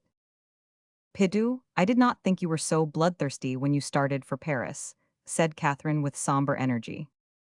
I do not know as I am so now, but then do not boast of the crimes which the Parisians commit, since you are not a Parisian and did not do them. I had so little hand in them that Farmer Billet and me were nigh slaughtered in taking the part of Lord Berthier, though he had famished the people. Oh, my good brave father, that is just like him, said Catherine excitedly. My worthy man, said Mrs. Billet with tearful eyes, what has he been about? Pitou related that the mob had seized Foulon and Berthier for being the active agents for higher personages in the great grain ring which held the corn from the poor, and torn them to pieces, though Billet and he had tried to defend them. The farmer was sickened and wanted to come home, but Dr. Gilbert would not let him. Does he want my man to get killed there? Sobbed poor Mother Billet. Oh no, replied Pitou. It is all fixed between master and the doctor. He's going to stay a little longer in town to finish up the revolution. Not alone, you understand, but with Mayor Bailey and General Lafayette. Oh, I am not so much alarmed about him as long as in the gentleman's company, said the good old soul with admiration. When does he think of returning? Inquired the daughter. I don't know in the least. Then, what have you come back for? To bring Sebastian Gilbert to Father Fortier's school, and you, Farmer Billet's instructions. Pitou spoke like a herald, with so much dignity that the farmer's wife dismissed all the gapers.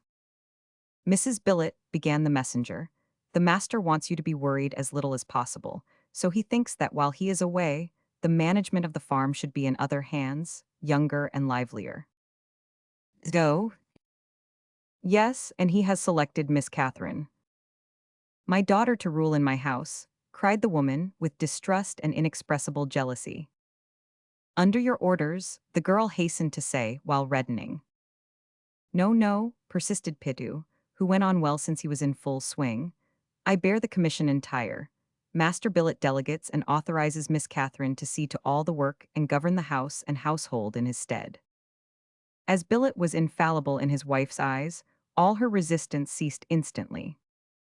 Billet is right, she declared after a glance at her daughter. She is young, but she has a good head, and she can even be headstrong. She can get along outdoors better than me, she knows how to make folks obey. But to be running about over field and hills will make a tomboy of her. Fear nothing for her, interposed Pitou with a consequential air. I am here and I will go around with her. This gracious offer, by which Ange probably intended to make an effect, drew such a strange glance from Catherine that he was dumbfounded. Pitou was not experienced in feminine ways, but he guessed by her blush that she was not giving complete acquiescence, for he said with an agreeable smile, which showed his strong teeth between the large lips. Even the queen has a lifeguard. Besides, I may be useful in the woods. Is this also in my husband's instructions? Queried Madame Billet, who showed some tendency towards cutting sayings. Nay, said Catherine, that would be an idle errand and father would not have said it for Master Pitou, while he would not have accepted it. Pitou rolled his frightened eyes from one to the other. All his castle in the air came tumbling down. A true woman, the younger one understood his painful disappointment. Did you see the girls in Paris, with the young men tagging at their gown tails? But you are not a girl after you become mistress of the house, remonstrated Pitou. Enough chatter, interrupted Mother Billet. The mistress of the house has too much work to do. Come, Catherine, and let me turn over things to you, as your father bids us. As soon as the house was placed under the new ruler, the servants and workmen were presented to her, as the one from whom in the future orders would flow. Each departed with the alacrity shown by the new officials at the beginning of a fresh term. What about me? Inquired Pitou, left alone and going up to the girl. I have no orders for you, what do you think of doing? What I did before I went away. Then you worked for my father and mother. I have nothing in your line, for you are a scholar and a fine Paris gentleman now. But look at the muscle in my arms, protested the poor fellow in desperation. Why do you force me to die of hunger under the pretense that I am a learned man? Are you ignorant that Epictetus the philosopher was a tavern waiter to earn his bread, and that Aesop the fabulist had to work for a living? And yet they were more learned than ever I shall be. But Master Billet sent me down here to help on the farm. Be it so, but my father can force you to do things that I should shrink from imposing upon you. Don't shrink and impose on me. You will see that I can stand anything. Besides, you have books to keep and accounts to make out, and my strong point is figuring and ciphering. I do not think it enough for a man, rejoined Catherine. Am I good for nothing then? Groaned Pidu. Well, live here a bit, she said. I will think it over and we shall see what turns up. You want to think it over about my staying. What have I done to you, Miss Catherine? You do not seem to be the same as before. Catherine shrugged her shoulders very slightly. She had no good reasons to fear Pitu, and yet his persistency worried her. Enough of this, she said. I am going over to Ferdamillan. I will saddle a horse and go with you. No, stay where you are. She spoke so imperiously that the peasant remained riveted to the spot, hanging his head. She thinks I am changed, but, said he, it is she who is another sort altogether. When he was roused by hearing the horse's hoofs going away, he looked out and saw Catherine riding by a side path towards the highway. It occurred to him that though she had forbid him to accompany her, she had not said he must not follow her. He dashed out and took a short cut through the woods, where he was at home, till he reached the main road. But though he waited a half-hour, he saw nobody. He thought she might have forgotten something at the farm and started back for it, and he returned by the highway. But on looking up a lane, he spied her white cap at a distance. Instead of going to Ferdamillan, as she distinctly stated, she was proceeding to Bursan. He darted on in the same direction, but by a parallel line. It was no longer to follow her but to spy her. She had spoken a falsehood, in what end? He was answered by seeing her thrash her horse into the trot, in order to rejoin a horseman, who rode to meet her with as much eagerness as she showed on her part.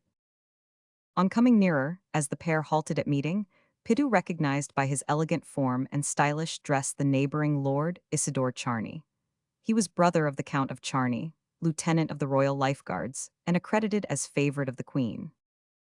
Pidu knew him well and lately, from having seen him at the village dances, where Catherine chose him for partner. Dropping to the ground in the brush and creeping up like a viper, he heard the couple. You are late today, Master Isidore, began Catherine. Today, thought the eavesdropper, it appears that he has been punctual on other meetings. It is not my fault, my darling Kate, replied the young noble. A letter from my brother delayed me, to which I had to reply by the bearer, but fear nothing, I shall be more exact another time.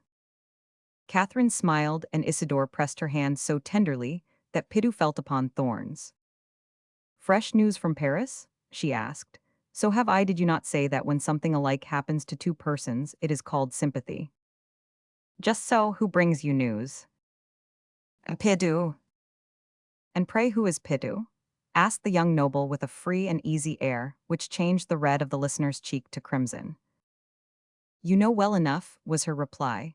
Pidu is the farm boy that my father took on out of charity, the one who played propriety for me when I went to the dance. Lord, yes, the chap with knees that look like knots tied in a rope. Catherine set to laughing. Pidu felt lowered. He looked at his knees, so useful lately while he was keeping pace with a horse, and he sighed. Come, come, do not tear my poor Pidu to pieces, said Catherine. Let me tell you that he wanted to come with me just now, to Ferdamillan, where I pretended I was going. Why did you not accept the squire? He would have amused you. Not always, laughed the girl. You are right, my pet, said Isidore, fixing his eyes, brilliant with love, on the pretty girl. She hid her blushing face in his arms, closing round it. Pidu closed his eyes not to see, but he did not close his ears, and the sound of a kiss reached them. He tore his hair in despair. When he came to his senses, the loving couple were slowly riding away. The last words he caught were, You are right, Master Isidore. Let us ride about for an hour, which I will gain by making my nag go faster. He is a good beast who will tell no tales, she added merrily. This was all. The vision vanished. Darkness fell on Pidu's spirit, and he said, No more of the farm for me, where I am trodden on and made fun of. I am not going to eat the bread of a woman who is in love with another man, handsomer, richer, and more graceful than me, I allow. No, my place is not in the town, but in my village of Haramont, where I may find those who will think well of me whether my knees are like knots in a rope or not. He marched towards his native place, where his reputation and that of his sword and helmet had preceded him, and where glory awaited him, if not happiness. But we know that perfect bliss is not a human attribute. Chapter 8. Another blow. As everybody in his village would be abed by 10 o'clock, Pidu was glad to find accommodation at the inn, where he slept till 7 in the morning. At that hour everybody had risen. On leaving the Dolphin Tavern, he noticed that his sword and cask won universal attention. A crowd was round him in a few steps. Undoubtedly, he had attained popularity. Few prophets have this good fortune in their own country. But few prophets have mean and acrimonious aunts who bake fowls in rice for them to eat up the whole at a sitting. Besides, the brazen helmet and the heavy dragoon's saber recommended Pitu to his fellow villagers' attention. Hence, some of the Villers Cotterit's folk, who had escorted him about their town, were constrained to accompany him to his village of Haramont. This caused the inhabitants of the latter to appreciate their fellow villager at his true worth. The fact is, the ground was prepared for the seed.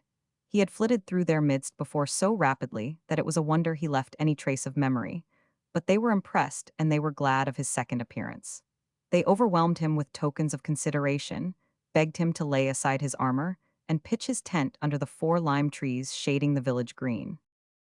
Pitu yielded all the more readily as it was his intention to take up residence here, and he accepted the offer of a room which a bellicose villager let him have furnished. Settling the terms, the rent per annum being but 6 livers, the price of 2 fowls baked in rice, Ange took possession, treated those who had accompanied him to mugs of cider all round, and made a speech on the doorsill. His speech was a great event, with all Haramont encircling the doorstep. Pidu had studied a little. He had heard Paris speechifying inexhaustibly. There was a space between him and General Lafayette as there is between Paris and Haramont, mentally speaking. He began by saying that he came back to the hamlet as into the bosom of his only family. This was a touching allusion to his orphanage for the women to hear.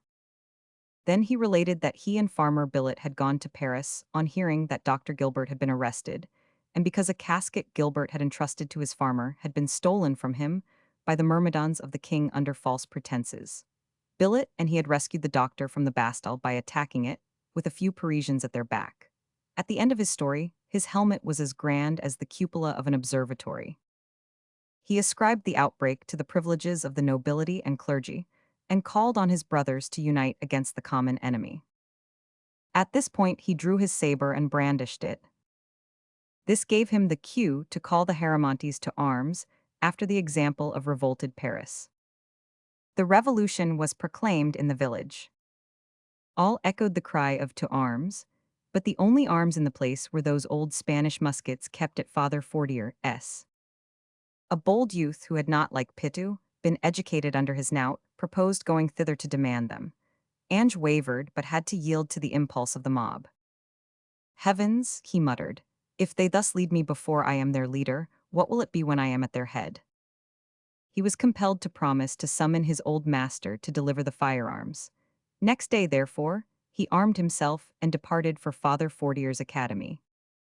He knocked at the garden door loud enough to be heard there, and yet modestly enough not to be heard in the house. He did it to tranquilize his conscience, and was surprised to see the door open, but it was Sebastian who stood on the sill. He was musing in the grounds, with an open book in his hand. He uttered a cry of gladness on seeing Pitu, for whom he had a line in his father's letter to impart. "Billet wishes you to remind him to Pitu, and tell him not to upset the men and things on the farm." "Me, a lot I have to do with the farm," muttered the young man. "The advice had better be sent on to Master Isidore." But all he said aloud was, "Where is the father?" Sebastian pointed and walked away. Priest Fortier was coming down into the garden. Pidu composed his face for the encounter with his former master. Fortier had been almoner of the old hunting box in the woods, and as such was keeper of the lumber room. Among the effects of the hunting establishment of the Duke of Orleans were old weapons, and particularly some 50 musketoons, brought home from the Ouessant battle by Prince Joseph Philip, which he had given to the township. Not knowing what to do with them, the section selectmen left them under charge of the schoolmaster. The old gentleman was clad in clerical black, with his cat o' nine tails thrust into his girdle like a sword. On seeing Pidu, who saluted him, he folded up the newspaper he was reading and tucked it into his band on the opposite side to the scourge. Pidu, he exclaimed. At your service as far as he is capable, said the other. But the trouble is that you are not capable, you revolutionist. This was a declaration of war, for it was clear that Pidu had put the ab out of temper. Hello, why do you call me a revolutionist? Do you think I have turned the state over all by myself? You are hand and glove with those who did it. Father, every man is free in his mind, returned Pidu. I do not say it in Latin, for I have improved in that tongue since I quitted your school. Those whom I frequent and at whom you sneer, talk it like their own, and they would think the way you taught it to be faulty. My Latin faulty? Repeated the pedagogue, visibly wounded by the ex-pupil's manner. How comes it that you never spoke up in this style when you were under my whip, that is, roof? Because you brutalized me then, responded Pidu. Your despotism trampled on my wits, and liberty could not lay hold of my speech. You treated me like a fool, whereas all men are equal. I will never suffer anybody to utter such rank blasphemy before me, cried the irritated schoolmaster. You the equal of one whom nature and heaven have taken 60 years to form? Never. Ask General Lafayette, who has proclaimed the rights of man. What do you quote as an authority that traitor, that firebrand of all discord, that bad subject of the king? It is you who blaspheme, retaliated the peasant.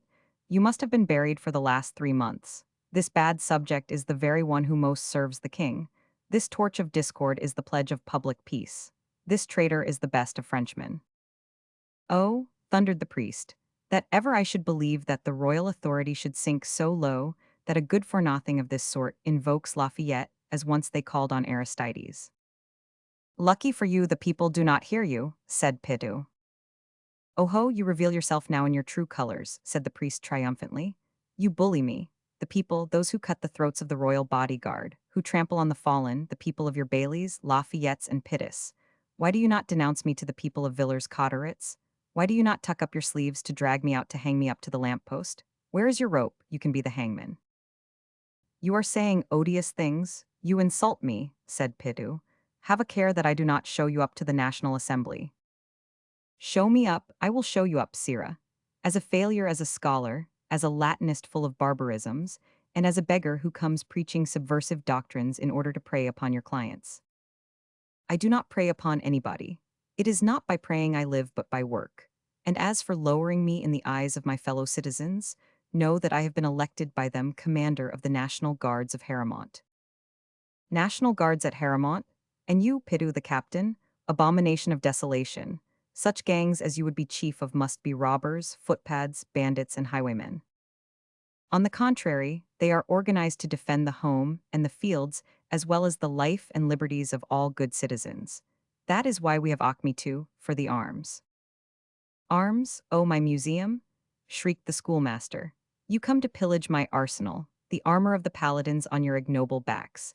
You are mad to want to arm the ragamuffins of Pidu with the swords of the Spaniards and the pikes of the Swiss. The priest laughed with such disdainful menace that Pidu shuddered in every vein. No, father, we do not want the old curiosities, but the 30 Marines' guns which you have. Avaunt, said the abb, taking a step towards the envoy. And you shall have the glory of contributing to deliver the country of the oppressors, said Pidu, who took a backward step. Furnish weapons against myself and friends, said the other. Give you guns to be fired against myself? He plucked his scourge from his belt. Never, never. He waved the whip over his head. But your refusal will have a bad effect, pleaded Pidu, retreating. You will be accused of national treason and of being no citizen. Do not expose yourself to this, good Father Fortier. Mark me a martyr, Nero, is that what you intend? Roared the priest, with flaring eye and much more resembling the executioner than the victim. No, father, I come as a peaceful envoy to pillage my house for arms, as your friends gutted the soldiers' home at Paris. We received plenty of praise for that up there, said Ange. And you would get plenty of strokes of the whip down here. Look out, said Pidu, who had backed to the door, and who recognized the scourge as an old acquaintance. You must not violate the rights of man. You shall see about that, rascal. I am protected by my sacred character as an ambassador. Are you? And just as Pidu had to turn after getting the street door open, for he had backed through the hall, the infuriated schoolmaster let him have a terrible lash, where his backplate would have to be unusually long to defend him. Whatever the courage of the conqueror of the Bastille, he could not help emitting a shriek of pain as he bounded out among the crowd expecting him. At the yell, neighbors ran forth from their dwellings, and to the profound general astonishment, all beheld the young man flying with all swiftness under his helmet and with his saber, while Father Fortier stood on the doorstep, brandishing his whip like the exterminating angel waves his sword. Chapter 9. Pidu becomes a tactician. Our hero's fall was deep. How could he go back to his friends without the arms? How, after having had so much confidence shown in him, tell them that their leader was a braggart who, in spite of his sword and helmet, had let a priest whack him in the rear? To vaun of carrying all before him with Father Fortier and fail so shamefully, what a fault! To obtain the muskets, force or cunning was the means. He might steal into the school and steal out the arms. But the word steal sounded badly in the rustic's ears. There were still left some people in France who would call this the high-handed outrage of brigands. So he recoiled before force and treachery. His vanity was committed to the task and prompted a fresh direction for his searches. General Lafayette was commander-in-chief of the National Guards of France. Haramont was in France and had a National Guards company. Consequently, General Lafayette commanded the latter force. He could not tolerate that his soldiers at Haramont should go unarmed when all his others were armed. To appeal to Lafayette, he could apply to Billet, who would address Gilbert, and he the general. Pitou wrote to Billet, but as he could not read, it must be Gilbert who would have the letter placed before him. This settled, he waited for nightfall, returned to his lodgings mysteriously, and let his friends there see that he was writing at night. This was the large square note which they also saw him post next day. Dear and honored friend Billet, the revolutionary cause gains daily hereabouts, and while the aristocrats lose, the patriots advance. The village of Haramont enrolls itself in the active service of the National Guard, but it has no arms. The means to procure them lies in those who harbor arms in quantity should be made to surrender the overplus, so that the country would be saved expense. If it pleases General Lafayette to authorize that such illegal magazines of arms should be placed at the call of the townships, proportionately to the number of men to be armed, I undertake for my part to supply the Haramont arsenal with at least 30 guns. This is the only means to oppose a dam to the contra-revolutionary movements of the aristocrats and enemies of the nation. Your fellow citizen and most humble servant, Ange Pidu. When this was written, the author perceived that he had omitted to speak to his correspondent of his wife and daughter.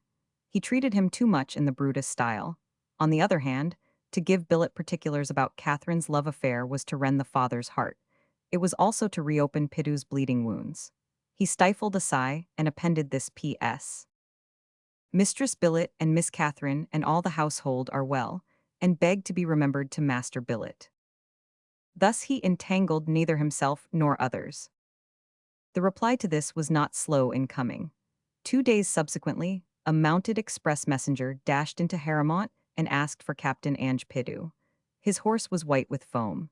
He wore the uniform of a staff officer of the Parisian National Guards. Judge of the effect he produced and the trouble and throbs of Pidu. He went up to the officer, who smiled, and pale and trembling he took the paper he bore for him. It was a response from Billet by the hand of Gilbert. Billet advised Pitu to move moderately in his patriotism. He enclosed General Lafayette's order, countersigned by the War Minister, to arm the Haramont National Guards. The bearer was an officer charged to see to the arming of cities on the road. Thus ran the order: all who possess more than one gun or sword are hereby bound to place the excess at the disposal of the chief officials in their cantons. The present measure is to be executed throughout the entire country. Read with joy, Pidu thanked the officer, who smiled again, and started off for the next post for changing horses. Thus was our friend at the high tide of honor. He had received a communication from General Lafayette and the War Minister. This message served his schemes and plans most timely.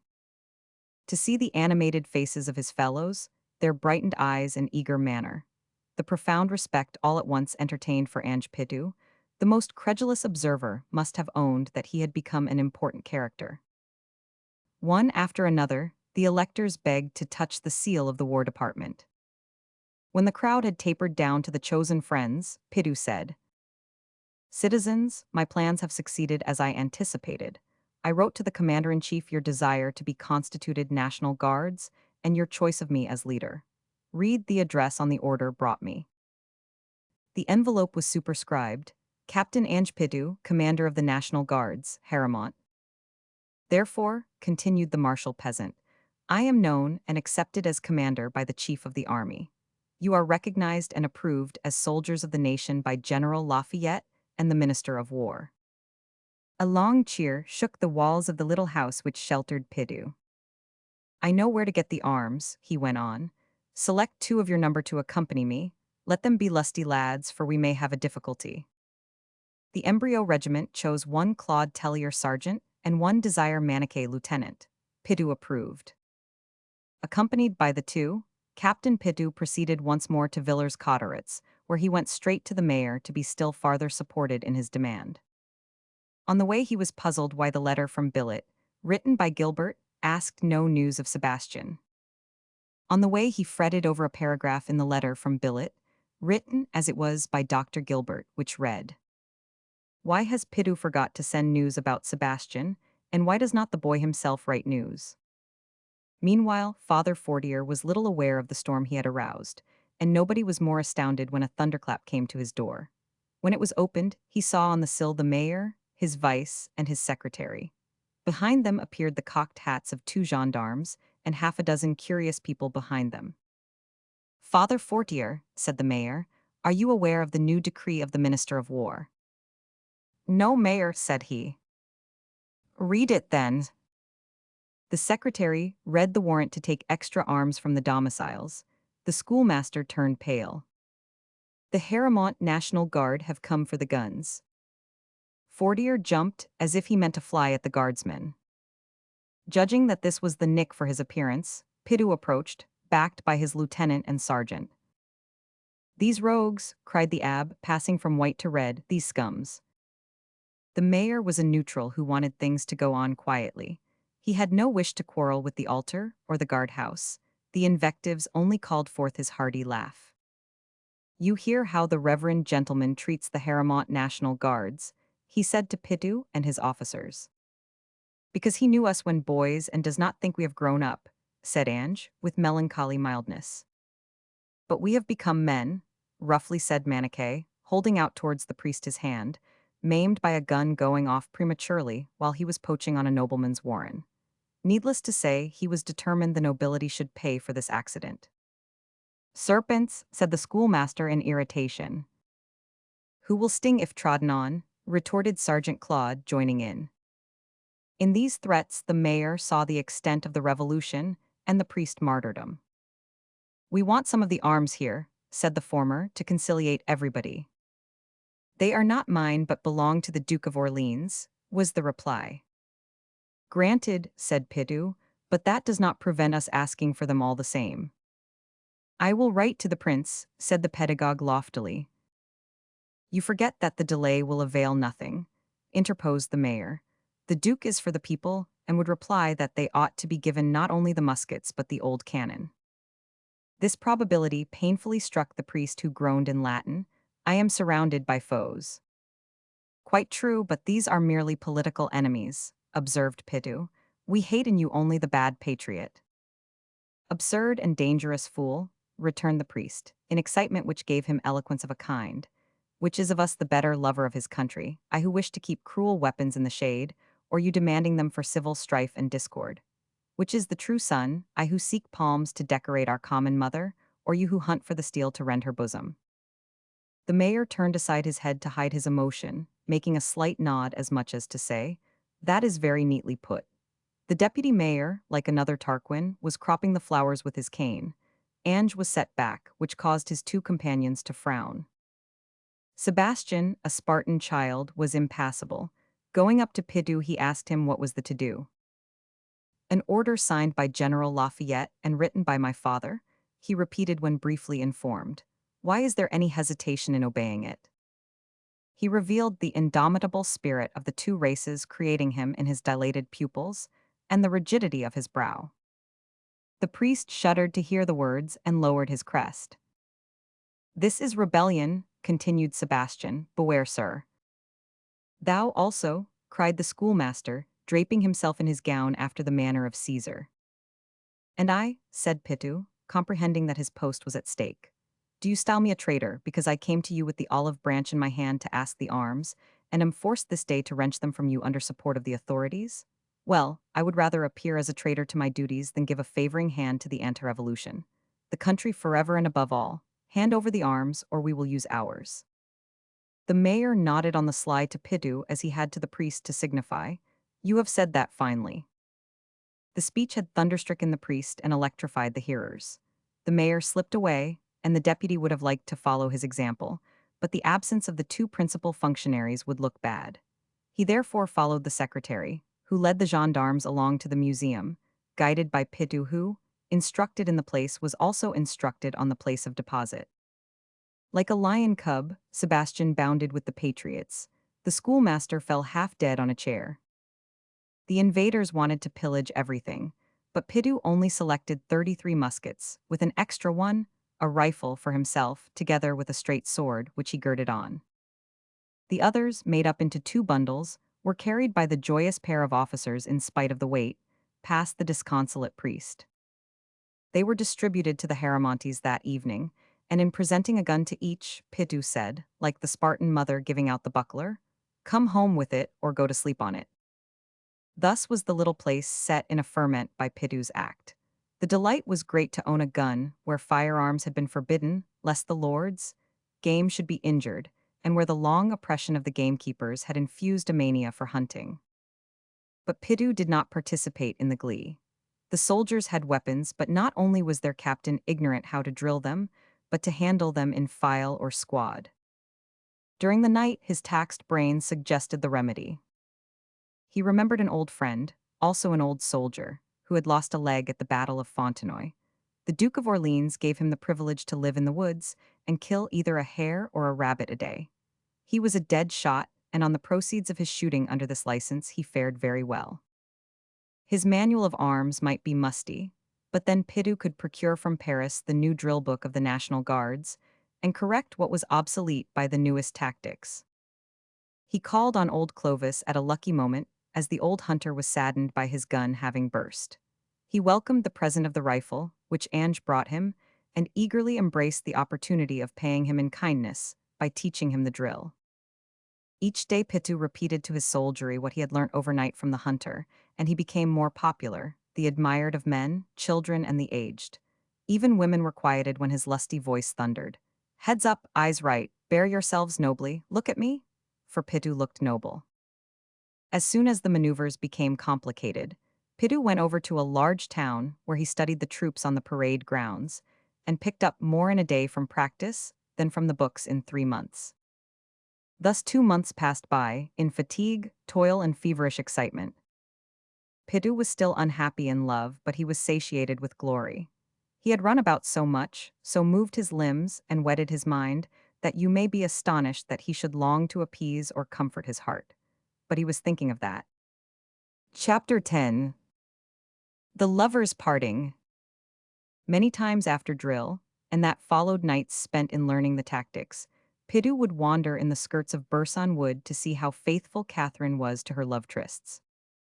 Stealing an hour or two from her farm and house duties, the girl would go to a little hunting box, in a rabbit warren belonging to Burson Manor, to meet the happy Isidore, the mortal more than ever proud and handsome, when all the country was in suffering around him. What anguish devoured poor Pidu!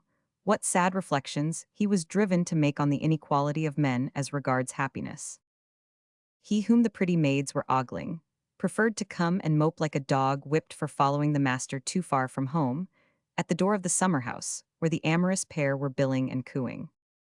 All because he adored Catherine, and the more as he deemed her vastly superior to him.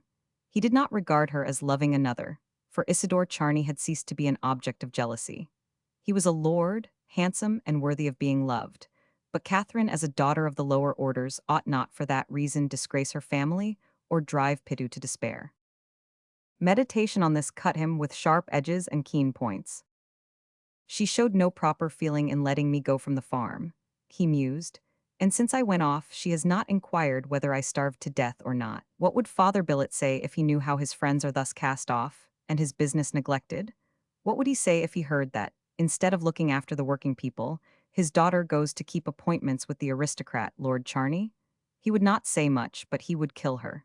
It is something to have the means of revenge in one's hand, thought Pidu. But it is grander not to use them. Still, Pidu had learnt that there is no benefit in doing good unless the actions are known to the person befriended. Would it be possible to let Catherine know that he was helping her? He knew that she came through the woods to go to the hunting box, and it was very easy for him to plant himself under the trees, a book in hand as if he were studying, where she would be sure to come along. Indeed, as he was pretending to pore over the perfect National Guardsman, after having watched her to her rendezvous, he heard the soft shutting of a door. The rustle of a dress in the brush came next. Catherine's head appeared above the bushes, looking with an apprehensive air all round for fear somebody would see her. She was 10 paces from her rustic worshipper, who kept still with the book on his knee. But he no longer looked on it but at the girl so that she should mark that he saw her. She uttered a slight, faint, stifled scream, recognized him, became pale as though death had flitted by and grazed her, and after a short indecision betrayed in her trembling and the shrug of her shoulders, she flew wildly into the underwood and found her hitched-up horse in the forest. She mounted and fled. Pidu's plot was well laid, and she had fallen into it. He went home, half frightened, half delighted. He perceived a number of details most alarming in the accomplished trick. The following Sunday was appointed for a grand military parade at Haramont. Sufficiently drilled, the Haramontes meant to give warlike exercises. Several rival villages, also making military studies, were to contest with them in the career of arms. The announcement drew a great crowd, and the people in holiday attire gathered on the green, where they feasted frugally on homemade cake and fruit, washed down with spring water. Some of the spectators were the gentry and squires, come to laugh at the clowns playing at soldiers. Haramont had become a center, for 4 corps of other guards came hither, headed by fife and drum. Among the farmers came Catherine and Mother Billet on horseback. This was at the same time as the Haramont National Guard marched up, with fife and drum, with Commander Pitu on a borrowed white horse, in order that the likeness should be complete to General Lafayette reviewing the National Guards at Paris. Without joking, if he did not look stylish and aristocratic, he was noble and valiant and pleasant to behold. This company of guards had shining muskets, the national cockades, and marched with most satisfactory time in 2 files. It had won the tribute before reaching the parade ground. Out of the corner of his eye, Pidu saw that Catherine changed color. From that moment the review had more interest to him than anything in the world. He passed his men through the simple manual of arms, and they did it so smartly and neatly that it elicited applause. Not so with the competitors, who were irregularly armed and had not been trained steadily. Others exaggerated from their conceit what they could have done properly. On the whole, imperfect results. For the grand array, Pidu was outranked in seniority by an army sergeant who took the general command, but unhappily he had grasped more than he could hold.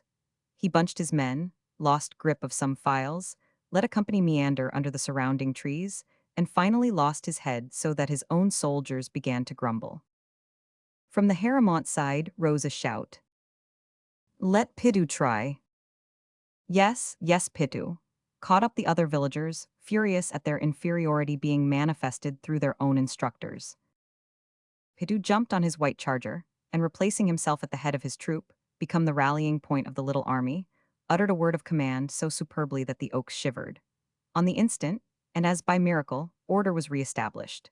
The movements fitted in with one another with such uniformity that the enthusiasm did not disturb the regularity.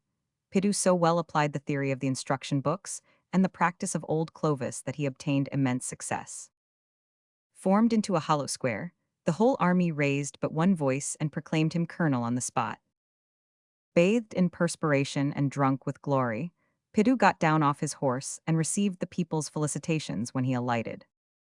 But at the same time he glanced round for Catherine. He heard her voice by his side. He had no need to hunt for her, as she had come to him. Great was this triumph.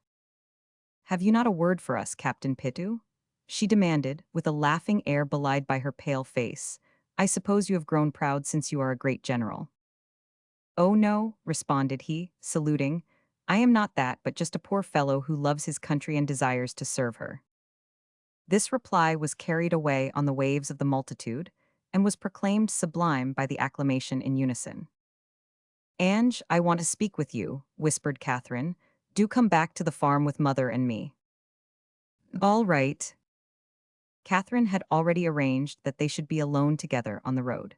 She had switched her mother into the train of several neighbors and gossips who held her in talk, so that the girl could walk through the woods with the National Guardsmen. "Why have you kept aloof from the farm so long?" began Catherine when they were beneath the hoary oaks. "It is bad behavior on your part." Pidu was silent, for it hurt him to hear Catherine tell lies. "But I have something else to speak about," she continued, seeing that he was avoiding her with his usually straight and loyal glance. "The other day I saw you in the copse. Did you know me?" "Not at first, but I did know you." "What were you doing there in hiding?" "Why should I be in hiding? I was studying a military book." "I only thought that curiosity." "I am not a peeping Tom." She stamped testily with her small foot. "You are always stuck there, and it is not a regular place for students. It is very secluded, nothing disturbs one there." "Nothing? Do you stay there any length of time?" "Sometimes whole days." "And have you been in the habit of making that your resort?" she inquired quickly. "Since a good while back." "It is astonishing that I should not have seen you before," she said, lying so boldly that Pidu was almost convinced. But he was ashamed for her sake. He was timid from being in love, and this led him to be guarded. "I may have dozed off," he replied. "It has happened when I have taxed my brain too much." "Then, in your sleep, you would not have noticed where I strayed for shade. I would go as far as the walls of the old shooting lodge." "What lodge?" questioned Pidu. "The Charney hunting lodge," replied she, blushing from his innocence being too thickly laid on not to be suspicious. "It is there grow the finest house leeks in the section. I burnt myself while ironing and wanted to make a poultice of them." As if willing to believe her, he looked at her hands.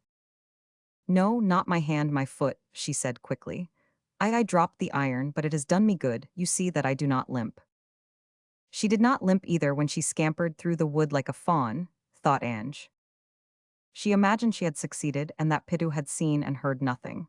"Giving way to delight, mean in so fine a spirit," she said. "So Captain Pidu is riding his high horse. Proud of his new rank, he scorns us rustics from being a military officer."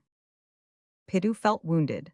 Even a dissimulated sacrifice almost requires some reward, and as Catherine only mystified Pidu or jested at him, no doubt contrasting him with the intelligent Charney, all his good intentions vanished. Self-esteem is a charmed serpent, on which it is perilous to step unless you crush it once for all. "It seems to me that you are the haughty one," he returned, "for you drove me off the farm on the grounds that there was no work for me. I haven't told Master Billet so far I have arms for earning my bread, thank God. However, you are the mistress under your own roof. In short, you sent me away. Hence, as you saw me at the Charney Lodge, and we were not enemies, it was your place to speak to me instead of running away like a boy stealing apples." The viper had bitten, Catherine dropped out of her calm. "I run away," she exclaimed, as though fire had broken out on the farm. "I had not time to shut up my book before you were on the back of Junker, where he was concealed in the foliage, after barking an ash tree and ruining it." "What do you mean by ruining?" "That is right enough," continued Pidu. "While you were gathering house leeks, Junker was browsing, and in an hour a horse eats a heap of stuff. It must have taken quite an hour for him to strip that sized tree of bark. You must have collected enough plants to cure all the wounds inflicted in taking the Bastille. It is a great thing for poultices." Pale and in despair, Catherine could not find a word to speak. Pidu was silent also, as he had said quite enough. Mother Billet, stopping at the road forks, was bidding adieu to her cronies. "What does the officer say?" queried the woman. "He says good night to you, Mother Billet." "Not yet," cried Catherine with a desperate tone. "Tell me the truth, are we no longer friends?" Pidu felt his secret well up to his lips, but it was all over with him if he spoke, so he bowed mutely with respect which touched her heart, gave Mother Billet a pleasant smile, and disappeared in the dense wood. "Is that what is called love?" Pidu monologued to himself. "It is sweet at times and then again bitter." He returned to Haramont, singing the most doleful of rural ballads to the mournfulest tunes. Luckily, he did not find his warriors in any such mood. On the contrary, they were preparing for a feast, and they had set aside the chair of honor for their Caesar who had overcome the other villages, Pompey's. Dragged by his officers into the banquet room, he saluted in silence in return for the greetings, and with the calmness we know as his, attacked the roast veal and potatoes. His action lasted so long that his digester was filled while his heart was freed of gall. At the end of a couple of hours, he perceived that his grief was no worse. He stood up when his brother revelers could not stand, while the ladies had fled before the dessert. He made a speech on the sobriety of the Spartans, when all were dead drunk. He said that it was healthier to take a stroll than sleep under the table. Alone he set the example. He asked of the shadows beneath the glades why he should be so stern towards a young woman, made for love, grace, and sweetness, one who might also cherish a fancy at the outset of life? Alas, why had she not fancied him? Why should an ugly, uncouth bear like him inspire amorous sentiments in a pretty girl, when a handsome young nobleman, a very peacock beside him, was there to glitter and enchant? He reasoned that, dazzled by Charney's brilliancy, she would not see Pidu's real value if he acted harshly towards her. Consequently, he ought to behave nicely to her. The good soul, heated white-hot by wine and love, vowed to make Catherine ashamed of having scorned the affection of such a sterling lover as he was. He could not admit that the fair, chaste and proud Catherine was anything like a plaything to the dashing gallant, or a bright flirt, smiling on the lace ruffles and spurred boots. Some day Master Isidore would go to the city to marry a countess, and the romance would end by his never looking at Catherine again. To prove to the maid that he was not ugly, he resolved to take back any harsh words he had used, to do which it was necessary for him to see her. He started through the woods for the billet farm, slashing the bushes with his stick, which blows the shrubs returned with usury. During this time, Catherine was pensively following her mother. A few steps from the farm was a swamp. The road narrows there so that two horses can hardly go abreast. Mother Billet had gone through, and the girl was about to follow when she heard a whistle. In the shadow, she spied the laced cap of Isidore's groom. She let her mother ride on and waited for the messenger. "Master wants to see you very particular this evening at 11, wherever you like," said the man. "Good gracious, has anything bad happened to him?" she said. "I do not know, but he had a letter from town sealed with black wax. I have been waiting an hour for you." 10 o'clock struck on the village church bell. Catherine looked round her. "This place is dark and out of the way," she said. "I will await your master here." At the fixed time she ran out to the spot, warned by the sound of a galloping horse. It was Isidore, attended by the groom, who stood at a space while the noble advanced, without getting off his horse. He held out his arms to her, lifted her on the stirrup, kissed her, and said, "My brother Valence was killed yesterday at Versailles, and my brother the Count calls me. I am off, Catherine." "Oh," she moaned painfully as she furiously embraced him, "if they have killed him, they will kill you as well." "Catherine, whatever betides, my eldest brother awaits me. Catherine, you know that I love you." "Oh, stay, stay," she cried, only knowing one thing, that her beloved talked of leaving her. "But honor, Catherine, my murdered brother, vengeance." "Oh, what an unhappy girl I am," moaned she, collapsing, palpitating but rigid in the horseman's arms. Resigned, for she at last comprehended that the brother's summons was an order, she glided to the ground after a farewell kiss. He turned his eyes, sighed, and wavered for a time, but attracted by the imperative order received, he set his horse to the gallop and flung Catherine a final farewell. The lackey followed him across the country. Catherine remained on the ground where she had dropped, barring the way with her body. Almost immediately a man appeared on the hill, striding towards the farm. In his rapid course he could not fail to stumble on the body. He staggered and rolled in the fall, and his groping hands touched the inert form. "Catherine dead," he yelled so that the farm dogs took up the howling. "Who has killed Catherine?" He knelt down, pale and ice-cold, beside the inanimate body with its head across his knee. Chapter 11. The Road to Paris. On this same evening, a no less grave event set the college of Father Fortier in an uproar. Sebastian Gilbert had disappeared about 6 o'clock and had not been found up to midnight by the most active search. Nobody had seen him save Aunt Angelique, who, coming from the church where she let out the chairs, had thought to see him going up a lane. This report added to the schoolmaster's disquiet. He knew that the youth had strange delusions, during which he believed he was following a beautiful lady. More than once when on a walk he had seen him stare at vacancy, and if he plunged too deeply into the copse, he would start the best pedestrians of the class after him.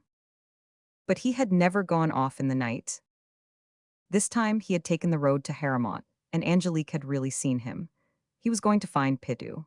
But the latter left the village by one end, to go and see Catherine, at the same time as the doctor's son quitted it by the other.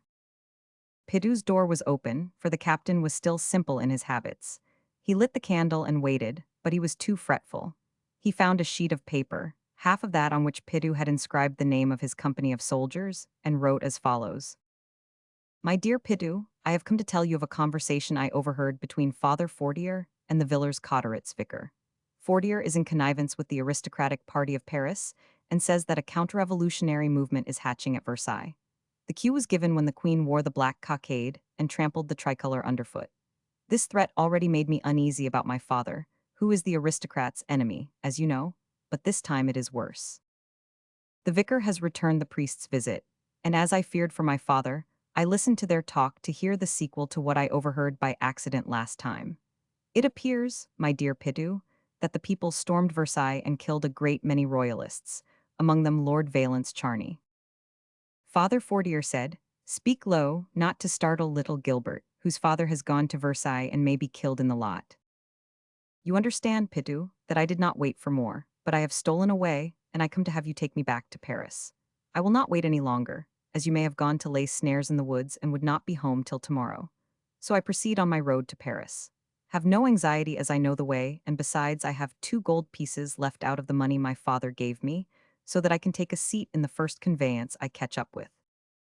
P.S. I make this rather long in order to explain my departure, and to delay me that you may return before I finish. But no, I have finished and you have not come, so that I am off. Farewell until we meet again. If nothing has happened to my father and he runs no danger, I will return. If not, I shall ask his leave to stay beside him. Calm Father Fortier about my absence, but do not do so until it is too late for him to overtake me. Goodbye again." Knowing his friend's economy, he put out the candle and set off. He went by the starlight at first till he struck through byways the main road at Vauchons. At the branch of the Paris and Crespy roads, he had to stop as he did not know which to take. They were both alike. He sat down discouraged, partly to rest, partly to reflect, when he heard the galloping of horses from Villers Cotteret's way. He waited to ask the riders the information he wanted. Soon he saw 2 shadows in the gloom, one riding at a space behind the other so that he judged the foremost to be the master and the other his groom. He walked out 3 steps from the roadside to accost him when the horseman clapped his hand to his holster for a pistol.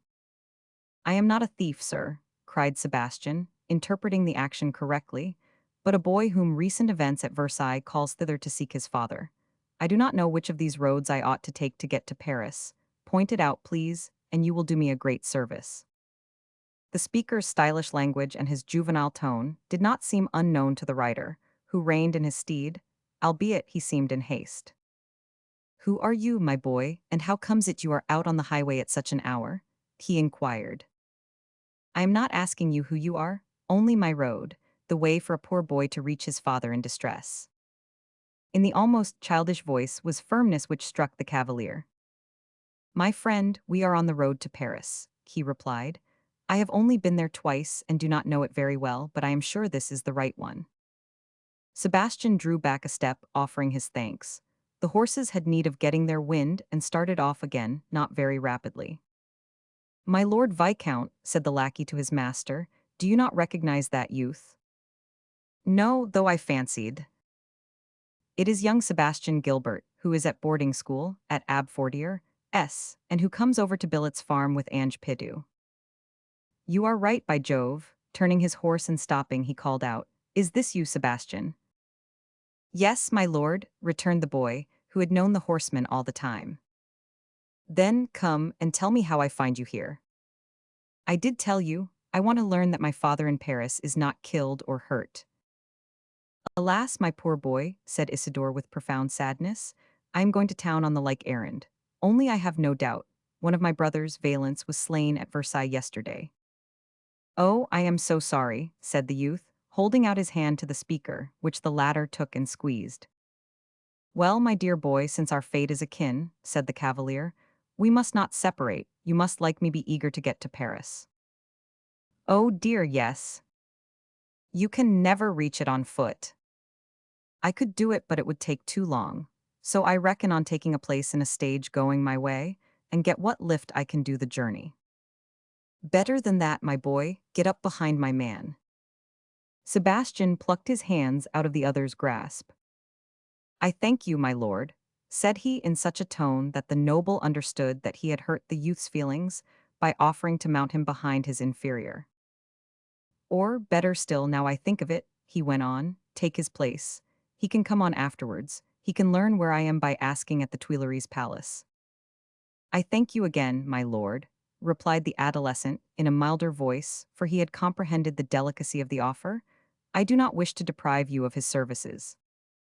It was hard to come to an arrangement now that the terms of peace were laid down. Better again, my dear Sebastian. Get up behind me. Dawn is peeping. At 10 we shall be at Damerton, halfway. There we will leave the 2 horses, which would not carry us much farther, under charge of Baptistin, and we will take the post-chaise to Paris. I intended to do this so that you do not lead to any change in my arrangements. If this be true, then I accept, said the young man, hesitating but dying to go. Down with you, Baptistin, and help Master Sebastian to mount. Thanks, but it is useless, said the youth, leaping up behind the gentleman as light as a schoolboy. The 3 on the 2 horses started off at the gallop and disappeared over the ridge. Chapter 12. The spirit materialized. At 5 next afternoon, Viscount Charny and Sebastian reached the Tuileries Palace gates. The name of his brother passed Isidore and his companion into the middle courtyard. Young Gilbert had wanted to go to the house in Honor Street, where his father dwelt, but the other had pointed out that, as he was honorary physician to the royal household, he might be at the palace, where the latest news of him could be had. While an usher made inquiries, Sebastian sat on a sofa, and Isidore walked up and down the sitting room. In 10 minutes the man returned. Count Charny was with the Queen. Dr. Gilbert had had nothing happen to him. He was supposed to be with the king, as a doctor was with his majesty. If it were so, he would be informed on coming out that a person was waiting to see him. Isidore was much affected in parting with him, as his joy, at recovering his father, made the loss of his brother more painful. At this, the door opened for a servant to call. The Viscount of Charny is asked for in the Queen's apartments. You will wait for me, said Isidore. Unless your father comes, promise me, Gilbert, for I am answerable for you to the doctor. Yes, and receive my thanks in the meantime, rejoined Sebastian, resuming his place on the sofa as the Viscount left the room with the domestic.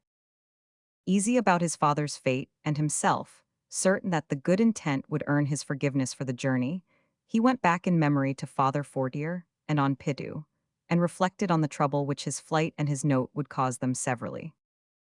And naturally, by the mechanism of ideas, he thought of the woods around Pidu's home, where he had so often pursued the ghost in his reverie. The white lady seen so oft in visions, and once only in reality, he believed in Sattery Wood, appearing and flitting away in a magnificent carriage drawn by a galloping pair. He recalled the profound emotion this sight had given him and half plunged in dreams anew, he murmured. My mother. At this juncture, a door in the wall over against him opened. A woman appeared. This appearance was so much in harmony with what happened in his fancy that he started to see his ghost take substance. In this woman was the vision and the reality, the lady seen at Sattery. He sprang up as though a spring had acted under his feet. His lips tightened on one another, his eyes expanded, and the pupils dilated. His heaving breast in vain endeavored to form a sound. Majestic, haughty, and disdainful, the lady passed him without any heed. Calm as she was externally, yet her pale countenance, frowning brow, and whistling respiration betrayed that she was in great nervous irritation. She crossed the room diagonally, opened another door, and walked into a corridor. Sebastian comprehended that she was escaping him if he did not hasten. He still looked as if apprehensive that it was a ghost, but then darted after her, before the skirt of her silken robe had disappeared round the turning of the lobby. Hearing steps behind her, she walked more briskly as if fearing pursuit. He quickened his gait as much as he could, fearing as the corridor was dark that he might miss her. This caused her to accelerate her pace also, but she looked round. He uttered a cry of joy, for it was clearly the vision. Seeing but a boy with extended arms, and understanding nothing why she should be chased, the lady hurried down a flight of stairs. But she had barely descended to one landing than Sebastian arrived at the end of the passage, where he called out, "Lady, oh lady." This voice produced a strange sensation throughout the hearer. She seemed struck in the heart by a pain which was half delight, and from the heart a shudder sent by the blood through all her veins.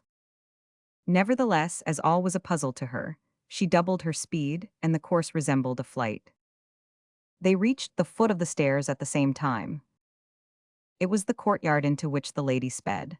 A carriage was waiting for her, for a servant was holding the door open. She stepped in swiftly and took her seat. Before the door could be closed, Sebastian glided in between it and the footman, and seizing the hem of her dress, kissed with frenzy and cried, "Oh, lady." Looking at the pretty boy who had frightened her at first, she said in a sweeter voice than she usually spoke, though it was yet shaken with fear and emotion, "Well, my little friend, why are you running after me? Why do you call me? What do you want?" "I want to see you and kiss you," replied the child. "I want to call you mother," he added in so low a voice that only she could hear him. She uttered a scream, embraced him, and approaching him as by a sudden revelation, fastened her ardent lips on his brow. Then, as though she dreaded someone coming to snatch away this child whom she had found, she drew him entirely into the vehicle, pushed him to its other side, shut the door with her own hand, and lowering the glass to order, "Drive to number 9 Cockheron Street, the first carriage doorway from Plastriere Street." She shut the window instantly. Turning to the boy, she asked his name. Sebastian, come here on my heart." She threw herself back as if going to swoon, muttering, "What new sensation is this? Can it be what is called happiness?" The journey was one long kiss of mother and son. She had found this son by a miracle, whom the father had torn from her in a terrible night of anguish and dishonor. He had disappeared with no trace but the abductor's tracks in the snow. This child had been detested until she heard its first wail, whereupon she had loved him. This child had been prayed for, called for, begged for. Her brother had uselessly hunted for him over land and ocean. For 15 years she had yearned for him, and despaired to behold him again. She had begun to think no more of him but as a cherished spirit. Here he was, running and crying after her, seeking her in his turn, calling her mother. He was pillowed on her heart, pressing on her bosom, loving her filially although he had never seen her, as she loved him with maternal affection. Her pure lips recovered all the joys of a lost life in this first kiss given her son. Above the head of mankind is something else than the void in which the spheres revolve. In life there is another thing than chance and fatality. After 14 years she was taken back to the house where he was born, this offspring of the union of the mesmerist Gilbert and the daughter of the house of Taverny, his victim. There he had drawn the first breath of life, and thence his father had stolen him. This little residence, bought by the late Baron Taverny, served as lodging for his son when he came to town, which was rarely, and for Andrea when she slept in town. After her conflict with the queen, unable to bear meeting the woman who loved her husband, Andrea had made up her mind to go away from the rival, who visited on her retaliation for all her griefs, and whom the woes of the queen, great though they were, always remained beneath the sufferings of the loving woman. All concurred then in making this evening a happy one for the ex-queen's maid of honor. Nothing should trouble her. Instead of a room in a palace where the walls are all ears and eyes, she was harboring her child in her own little secluded house. As soon as she was closeted with Sebastian in her boudoir, she drew him to a lounge, on which were concentrated the lights from both candles and fire. "Oh, my boy, is it really you?" she exclaimed with a joy which still quivered with lingering doubt. "Mother," ejaculated Sebastian with an outburst of the heart, flowing like refreshing dews on Andrea's burning heart and enfevered veins. "And the meeting to be here," said she, looking round with terror towards the room whence he had been stolen. "What do you mean by here?" 15 years ago, my boy, you were born in this room, and I bless the mercy of the Almighty that you are miraculously restored to me." "Yes, miraculously indeed," said the youth, "for if I had not feared for my father." Andrea closed her eyes and leaned back, so sharp was the pang shooting through her. "If I had not set out alone in the night, I should not have been perplexed about the road, and then I should not have been recognized by Lord Isidore Charney, who offered his help and conducted me to the Tuileries." Her eyes reopened, her heart expanded, and her glance thanked heaven, for it increased the miracle that Sebastian should be led to her by her husband's brother. "I should not have seen you passing through the palace, and not following you might never have called you mother," the word so sweet and tender to utter. Recalled to her bliss, she hugged him again and said, "Yes, you are right, my boy, it is most sweet, but there is perchance another one more sweet and tender, my son, which I say to you as I press you to my heart. But in short," she suddenly said, "it is impossible that all should remain mysterious around us. You have explained how you come here, but not how you recognized me and ran after me, calling me your mother." "How can I tell? I do not myself know," replied Sebastian, looking at her with love unspeakable. "You speak of mysteries? All is mysterious about you and me. List to me, and I will tell you what seems a prodigy." Andrea bent nearer. "It is 10 years since I knew you. You do not understand. I have dreams which my father calls hallucinations." At the reminder of Gilbert, passing like a steel point from the boyish lips, Andrea started. "I have seen you 20 times, mother. In the village, while playing with the other schoolboys, I have followed you as you flitted through the woods and pursued you with useless calls till you faded away. Crushed by fatigue, I would drop on the spot, as if your presence alone had sustained me. This kind of second existence, this living dream, too much resembled what the medium herself experienced for her not to understand him. Poor darling," she said as she pressed him more closely, "it was vainly that hate strove to part us. Heaven was bringing us together without my suspecting it. Less happy than you, I saw my dear child neither in dream nor reality. Still, when I passed through that green saloon, I felt a shiver. When I heard your footsteps behind mine, giddiness thrilled my heart and brain. When you called me lady, I all but stopped. When you called me mother, I nearly swooned. When I embraced you, I believed."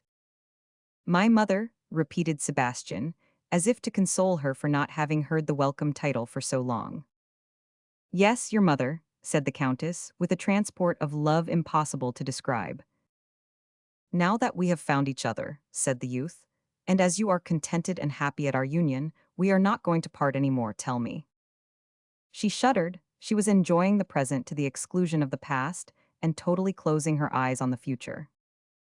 "How I should bless you, my poor boy, if you could accomplish this miracle," she sighingly murmured. "Let me manage it, I will do it. I do not know the causes separating you from my father." Andrea turned pale, "but they will be effaced by my tears and entreaties, however serious they may be." "Never," returned the Countess, shaking her head. "I tell you that my father adores you," said Sebastian, who believed that the woman was in the wrong from the way his father had forbidden him ever to mention her name. Her hands holding the speakers relaxed, but he did not notice this, as he continued. "I will prepare him to greet you. I will tell him all the happiness you give me. One of these days, I will take you by the hand and lead you to him, saying, 'Here she is, father, look how handsome she is.'" Repulsing Sebastian, she sprang up. "Never," repeated she, while he stared with astounded eyes, for she was so white as to alarm him. This time her accent expressed a threat rather than fright. She recoiled on the lounge. In that face he had seen the hard lines which Raphael gives to irritated angels. "Why do you refuse to receive my father?" he demanded in a sullen voice. At these words, the lightning burst as at the contact of two clouds. "Why do you ask me why? Well, never shall you know." "Still I ask why," said Sebastian with firmness. "Because then," said Andrea, incapable of self-restraint under the sting of the serpent gnawing at her heart, because your father is an infamous villain. He bounded up from the divan and stood before her. Do you say that of my father? He cried. Of Dr. Gilbert, who brought me up and educated me, the only friend I ever knew? I am making a mistake. You are no mother of mine. She stopped him, darting towards the door. Stay, she said. You cannot know, ought not understand, may not judge. No, but I can feel, and I feel that I love you no more. She screamed with pain. Simultaneously, a diversion was given to the emotion, overwhelming her, by the sound of a carriage coming up to the street doorway. Such a shudder ran over her that he thrilled in sympathy. Wait and be silent, she said so that he was subjugated. Who am I to announce? She heard the old footman demand in the anteroom. The Count of Charney, and inquire if my lady will do me the honor to receive me. Into this room, child, said Andrea. He must not see you, he must not know that you exist. She pushed the frightened youth into the adjoining apartment. Remain here till he shall have gone, when I will relate to. No, nothing of that can be said. I will so love you that you will not doubt that I am your own loving mother. His only reply was a moan. At this moment the door opened, and the servant, cap in hand, acquitted himself of the errand entrusted to him. Show in the Count of Charney, she said in the firmest voice she could find. As the old man retired, the nobleman appeared on the sill. Chapter 13. Husband and Wife. Count Charney was clad in black, mourning for his brother slain 2 days before.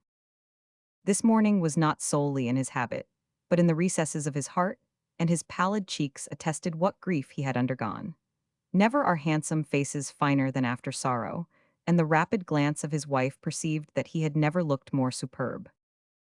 She closed her eyes an instant, slightly held back her head to draw a full breath, and laid her hand on her heart, which seemed about to break. When she opened them, after a second, Charney was in the same place. Is the carriage to wait? Inquired the servant, urged by the footman at the door. An unspeakable look shot from the yearning eyes of the visitor upon his wife, who was dazed into closing her own again, while she stood breathless as though she had not noticed the glance or heard the question. Both had penetrated to her heart. Charney sought in this lovely living statue for some token to indicate what answer he should make. As her shiver might be read both ways, he said, "Bid the coachman wait." The door closed, and perhaps for the first time, since their wedding, the lord and his lady were alone together. Pardon me, said the Count, breaking the silence, but is my unexpected call intrusion? I have not seated myself, and the carriage waits so that I can depart as I came. No, my lord, quite the contrary, quickly said Andrea. I knew you were well and safe, but I am not the less happy to see you after recent events. You have been good enough then to ask after me. Of course, yesterday and this morning, when I was answered that you were at Versailles, and this evening, when I learnt that you were in attendance on the Queen. Were those last words spoken simply, or did they contain a reproach? Not knowing what to make of them, the Count was evidently set thinking by them. But probably leaving to the outcome of the dialogue, the lifting of the veil lowered on his mind for the time, he replied almost instantly. My lady, a pious duty retained me at Versailles yesterday, and this day, one as sacred in my eyes, brought me instantly on my arrival in town beside Her Majesty. Andrea tried in her turn to discover the true intent of the words. Thinking that she ought to respond, she said, Yes, I know of the terrible loss which you have experienced. She had been on the point of saying, we, but she dared not, and continued, You have had the misfortune to lose your brother Valence de Charney. The Count seemed to be waiting for the clue, for he had started on hearing the pronoun your. Yes, my lady. As you say, a terrible loss for me, but you cannot appreciate the young man, as you little knew poor Valence, happily. In the last word was a mild and melancholy reproach, which his auditor comprehended, though no outward sign was manifested that she gave it heed. Still, one thing consoles me, if anything can console me. Poor Valence died doing his duty, as probably his brother Isidore will die, and I myself. This deeply affected Andrea. Alas, my lord, she asked, do you believe matters so desperate that fresh sacrifices of blood are necessary to appease the wrath of heaven? I believe that the hour comes when the knell of kings is to peal, that an evil genius pushes monarchy unto the abysm. In short, I think, if it is to fall, it will be accompanied, and should be so, by all those who took part in its splendor. True, but when comes that day, believe that it will find me ready like yourself for the utmost devotion, said Andrea. Your ladyship has given too many proofs of that devotion in the past, for anyone to doubt it for the future. I least of all, the less as I have for the first time flinched about an order from the Queen. On arriving from Versailles, I found the order to present myself to Her Majesty instantly. Oh, said Andrea, sadly smiling. It is plain, she added after a pause, like you, the Queen sees the future is somber and mysterious and wishes to gather round her all those she can depend on. You are wrong, my lady, returned Charney, for the Queen summoned me, not to bid me stand by her, but to send me afar. Send you away? Quickly exclaimed the Countess, taking a step towards the speaker. But I am keeping you standing, she said, pointing to a chair. So saying, she herself sank, as though unable to remain on foot any longer, on the sofa where she had been sitting with Sebastian shortly before. Send you away? In what end? She said with emotion not devoid of joy at the thought that the suspected lovers were parting. To have me go to Turin to confer with Count Artois and the Duke of Bourbon, who have quitted the country. And you accepted? No, my lady, responded Charney, watching her fixedly. She lost color so badly that he moved as if to assist her, but this revived her strength and she recovered. No, you have answered no to an order of the Queen's, my lord, she faltered, with an indescribable accent of doubt and astonishment. I answered that I believed my presence here at present more necessary than in Italy. Anybody could bear the message with which I was to be honored. I had a second brother, just arrived from the country, to place at the orders of the king, and he was ready to start in my stead. Of course the Queen was happy to see the substitute, exclaimed Andrea, with bitterness she could not contain, and not appearing to escape Charney. It was just the other way, for she seemed to be deeply wounded by the refusal. I should have been forced to go had not the king chanced in, and I made him the arbiter. The king held you to be right, sneered the lady with an ironical smile. He like you advised your staying in the Tuileries? Oh, how good his majesty is. So he is, went on the count, without wincing. He said that my brother Isidore would be well fitted for the mission, and the more so as it was his first visit to court, so that his absence would not be remarked. He added that it would be cruel for the Queen to require my being sent away from you at present. The king said from me, exclaimed Andrea. I repeat his own words, my lady. Looking round and addressing me, he wanted to know where the Countess of Charney was. I have not seen her this evening, said he. As this was specially directed to me, I made bold to reply. Sire, I said, I have so seldom the pleasure of seeing the Countess that I am in the state of impossibility to tell where she is. But if your Majesty wishes to know, he might inquire of the Queen who, knowing, will reply. I insisted, as I judged from the Queen looking black, that some difference had arisen between you. Andrea was so enwrapped in the listening that she did not think of saying anything. The Queen made answer that the Countess of Charney had gone away from the palace with no intention to return. Why, what motive can your best friend have in quitting the palace at this juncture? Inquired the king. Because she is uncomfortable here, replied the Queen, who had started at the title you were given. Well, that may be so, but we will find accommodation for her and the Count beside our own rooms, went on the king. You will not be very particular, eh, my lord? I told him that I should be satisfied with any post as long as I could serve him in it. I know it well, so that we only want the lady called back from. The Queen did not know whither you had departed. Not know where your friend has gone? Exclaimed the king. When my friends leave me, I do not inquire after them. Good, some woman's quarrel, said Louis. My lord Charney, I have to speak a while with the Queen. Kindly wait for me and present your brother, who shall start for Turin this evening. I am of your opinion that I shall require you, and I mean to keep you by me. So I sent for my brother, who was awaiting me in the green saloon, I was told. At the mention, Andrea, who had nearly forgotten Sebastian in her interest in her husband's story, was made to think of all that had passed between mother and son, and she threw her eyes with anguish on the bedroom door where she had placed him. But you must excuse me for talking of matters but slightly interesting you, while you are no doubt wishful to know why I have come here. No, my lord, what you say does engage me, replied the Countess. Your presence can only be agreeable on account of the fears I have felt on your account. I pray you to continue. The king asked you to wait for him and to bring your brother. We went to the royal apartments, where he joined us in 10 minutes. As the mission for the princes was urgent, he began by that. Their highnesses were to be instructed about what had happened. A quarter of an hour after the king came, my brother was on the road, and the king and I were left alone. He stopped suddenly in pacing the room and said, "My lord, do you know what has passed between the queen and the countess?" I was ignorant. "Something must have happened," he went on, "for the queen is in a temper fit to massacre everybody, and it appears to me unjust to the countess. Which is odd, as the queen usually defends her friends through thick and thin, even when they are wrong. I repeat, I know nothing, but I venture to assert that the countess has done no wrong, even if we cannot admit that a queen ever does so." "I thank your lordship for having so good an opinion of me," said Andrea. "I suppose as the countess has a house in town that she has retired there," I suggested. "Of course. I will give you leave of absence till tomorrow on condition that you bring back the countess," said the king. Charney looked at his wife so fixedly that she was unable to bear the glance and had to close her eyes. Then, seeing that I was in mourning, he stayed me to say that my loss was one of those which monarchs could not repair, but that if my brother left a widow or a child he would help them, and would like them presented to him, at any rate. The queen should take care of the widow, and he would of the children. Charney spoke with tears in his voice. "I dare say the king was only repeating what the queen had said," remarked the lady. "The queen did not honor me with a word on the subject," returned Charney, "and that is why the king's speech affected me most deeply. He ended by bidding me go to our dear Andrea, for though those we love cannot console us, they can mourn with us, and that is a relief. Thus it is that I come by the king's order, which may be my excuse, my lady," concluded the count. "Did you doubt your welcome?"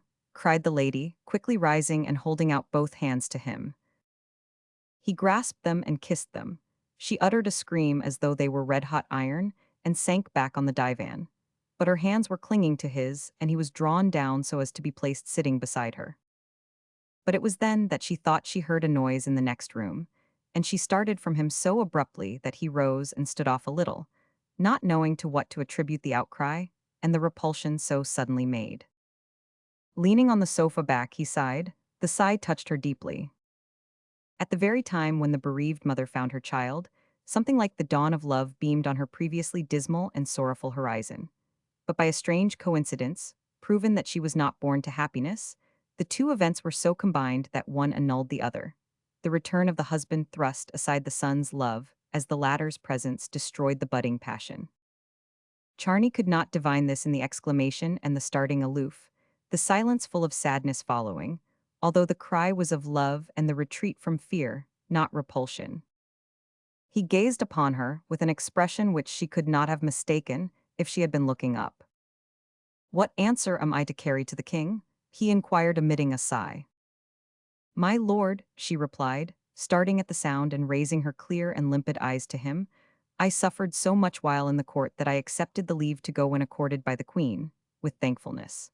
I am not fitted to live in society, and in solitude I have found repose if not happiness. My happiest days were those spent as a girl at Taverny, and in the convent of St. Denis with the noble princess of the House of France, the Lady Louise. But with your lordship's permission, I will dwell in this summer house, full of recollections which are not without some sweetness spite of their sadness." Charney bowed at this suggestion of his permission being sought, like a man who was obeying an order, far more than granting a request. "As this is a fixed resolve," he said, marking how steady she was with all her meekness, "am I to be allowed to call on you here?" She fastened her eyes on him, usually clear but now full of astonishment and blandness.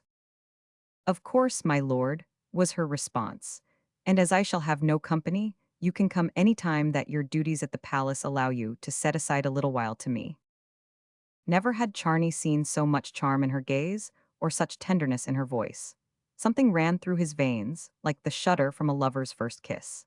He glanced at the place whence he had risen when Andrea got up. He would have given a year of life to take his seat there again if she would not once more repel him. But the soldier was timid, and he dared not allow himself the liberty. On her part, Andrea would have given 10 years, sooner than only one, to have him in that place. But, unfortunately, each was ignorant of the other's mood, and they stood still in almost painful expectation. You were saying that you had to endure a great deal at court. Was not the queen pleasant towards you? I have nothing to blame Her Majesty for, replied the ex-lady of honor, and I should be unjust if I did not acknowledge Her Majesty's kind treatment. I hinted at this because I have lately noticed that the friendship seemed to show a falling off, continued the Count. That is possible, and that is why I am leaving the court. But you will live so lonely. Have I not always lived so, my lord? Sighed Andrea, as maid wife, she stopped, seeing that she was going too far. Do you make me a reproach? What right have I in heaven's name to make reproaches to your lordship? Retorted the countess. Do you believe I have forgot the circumstances under which we were plighted? Just the opposite of those who vow before the altar reciprocal love and mutual protection, we swore eternal indifference and complete separation. The blame would be to the one who forgot that oath. Charney caught the sigh which these words had not entirely suppressed from the speaker's heart. But this is such a small dwelling, he said. A countess in one sitting room with only another to eat in, and this for repose. She sprang in between him and the bedroom, seeing Sebastian behind the door in her mind's eye. "Oh, my lord, do not go that way, I entreat you," she exclaimed, barring the passage with her extended arms. "Oh, my lady," said he, looking at her so pale and trembling, with fright never more plain on a human face, "I knew that you did not like me, but I had no idea you hated me to this degree." Incapable of remaining any longer beside his wife without an outburst, he reeled for a space like an intoxicated man. Recovering himself, he rushed out of the room with an exclamation of pain which echoed in the depths of the hearer's heart. She watched him till he was out of sight.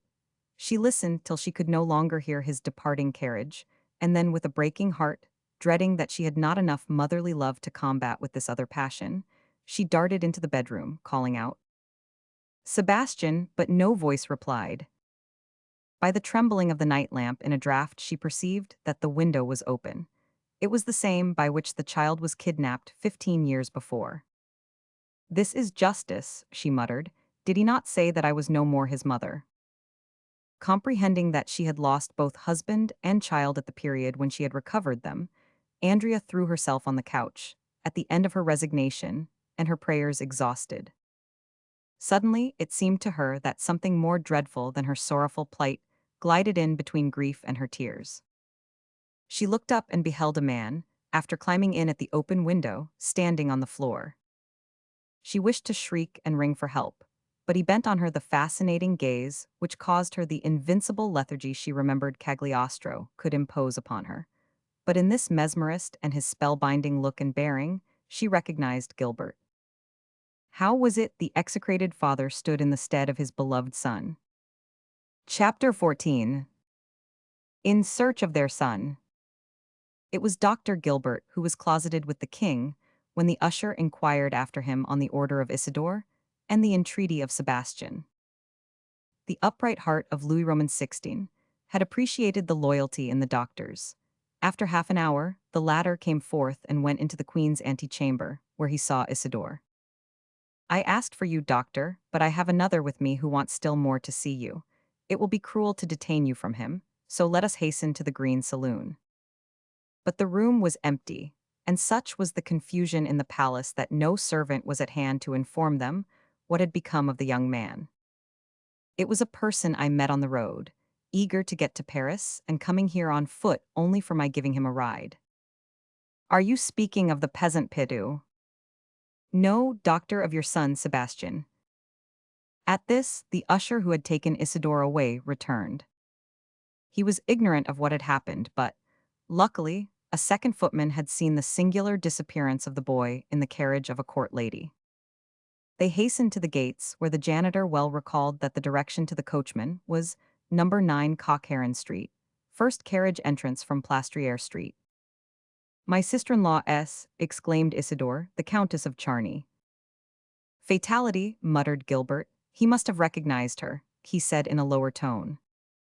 "Let us go there," suggested the young noble. Gilbert saw all the dangers of Andrea's son being discovered by her husband. "My lord," he said, "my son is in safety in the hands of the Countess of Charny, and as I have the honor to know her, I think I can call by myself. Besides, it is more proper that you should be on your road, for I presume you are going to Turin, from what I heard in the king's presence. Yes, doctor. Receive my thanks for your kindness to Sebastian, and be off. When a father says he is not uneasy, you need feel no anxiety. Isidore held out his hand, which the revolutionist shook with more heartiness than he had for most of his class. While the nobleman returned within the palace, he went along to the junction of the streets Coq Heron and Plastriere. Both were painful memories. In the latter he had lived, a poor boy, earning his bread by copying music, by receiving instruction from the author Rousseau. From his window he had contemplated Andrea at her own casement, under the hands of her maid, Nicole, his first sweetheart, and to that window he had made his way by a rope and by scaling the wall, to view more closely and satisfy his passion for the high-born lady who had bewitched him. Rousseau was dead, but Andrea was rich and nobler still. He had also attained wealth and consideration. But was he any happier than when he walked out of doors to dip his crust in the waters of this public fountain? He could not help walking up to the door where Rousseau had lived. It was open on the alley, which ran under the building to the yard at the back, as well as up to the attic where he was lodged. He went up to the first floor back, where the window on the landing gave a view of the rear house where Baron Taverny had dwelt. No one disturbed him in his contemplation. The house had come down in the world. No janitor. The inhabitants were poor folk who did not fear thieves. The garden at Taverny's house was the same as a dozen years before. The vine still hung on the trellis, which had served him as ladder in his night clamberings within the enclosure. He was unaware whether Count Charny was with his wife, but he was so bent on learning about Sebastian that he meant to risk all. He climbed the wall and descended on the other side. In the garden, nothing obstructed him, and thus he reached the window of Andrea's bedroom. In another instant, as related, the two enemies stood face to face. The lady's first feeling was invincible repugnance rather than profound terror. For her, the Americanized Gilbert, the friend of Washington and Lafayette, aristocratic through study, science, and genius, was still the hangdog Gilbert of her father's manor house, and the gardener's boy of Trianon Palace. Gilbert no longer bore her the ardent love which had driven him to crime in his youth, but the deep and tender affection, spite of her insults and persecutions, of a man ready to do a service at risk of his life. With the insight nature had given him, and the justice education implanted, Gilbert had weighed himself. He understood that Andrea's misfortunes arose from him, and he would never be quits with her until he had made her as happy as he had the reverse. But how could he blissfully affect her future? It was impossible for him yet to comprehend. On seeing this, but to so much despair, again the prey to woe, all his fibers of mercy were moved for so much misery. Instead of using his hypnotic power to subdue her, he spoke softly to her, ready to master her if she became rebellious. The result was that the medium felt the ethereal fluid fade away like a dissolving fog, by Gilbert's permission, and she was able to speak of her own free will. "What did you want, sir? How came you here?" "By the way I used before," replied the doctor. "Hence you can be easy, no one will know of it. Why? Because I come to claim a treasure of no consequence to you but precious to me, my son. I want you to tell what has become of my son, taken away in your carriage and brought here." "How do I know? Taught by you to hate his mother, he has fled." "His mother? Are you really a mother to him?"